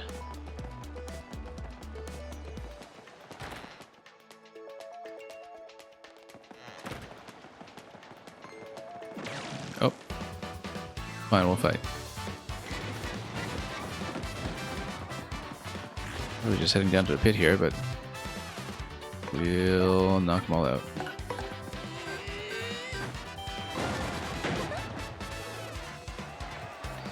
And we'll... I mean, we're 3 flower points down, I guess, but that'll be easily recoverable from the early pit fights. So.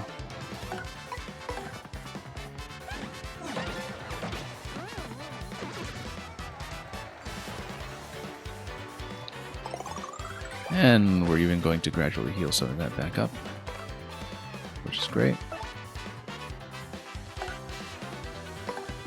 Sure, let's sizing up the finishing blow.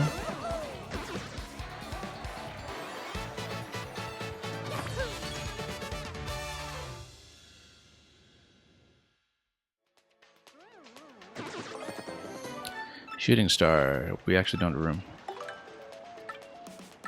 Shooting Star, I think, is going to be strictly better than Thunder Rage unless something is lightning resistant. I mean, occasionally the shock and the paralysis might be helpful.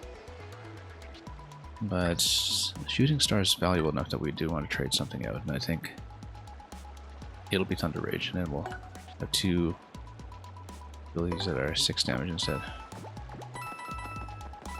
We got Thunder Rage. Very valuable for a particular side of the game when it comes to level curve and so on.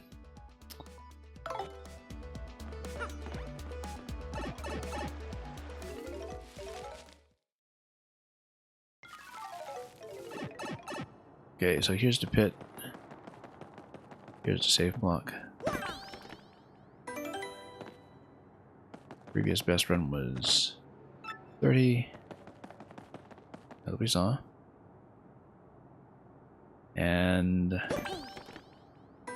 yeah, I think we're going to call it for today then. Likely back tomorrow. I know I've kind of been shoving Maker out of the way for the past few weeks in the usual slots we have for it, but I've been kind of eager to push through this.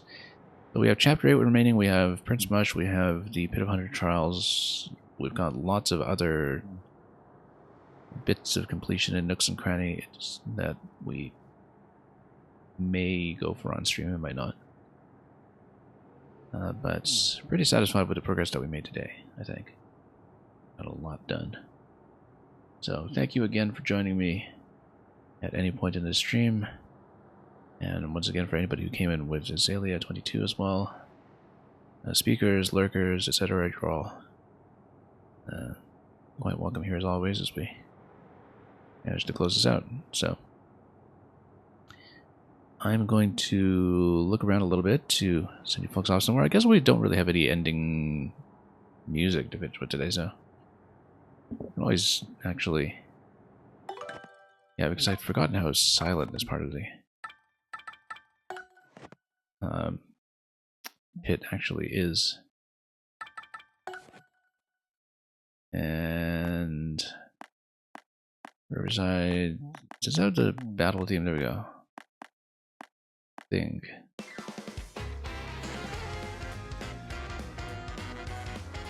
Anyway, this is one of our favorite tracks here, so we'll play this. And we're going to sign off with that. So, thanks for watching. Pit of 100 Trials, top to bottom next time, I hope. And without too many repetitions from last minute failures. See you then. And until we meet again, have a wonderful time at whichever next destination we'll be sending you off to next. And as always, fare thee well.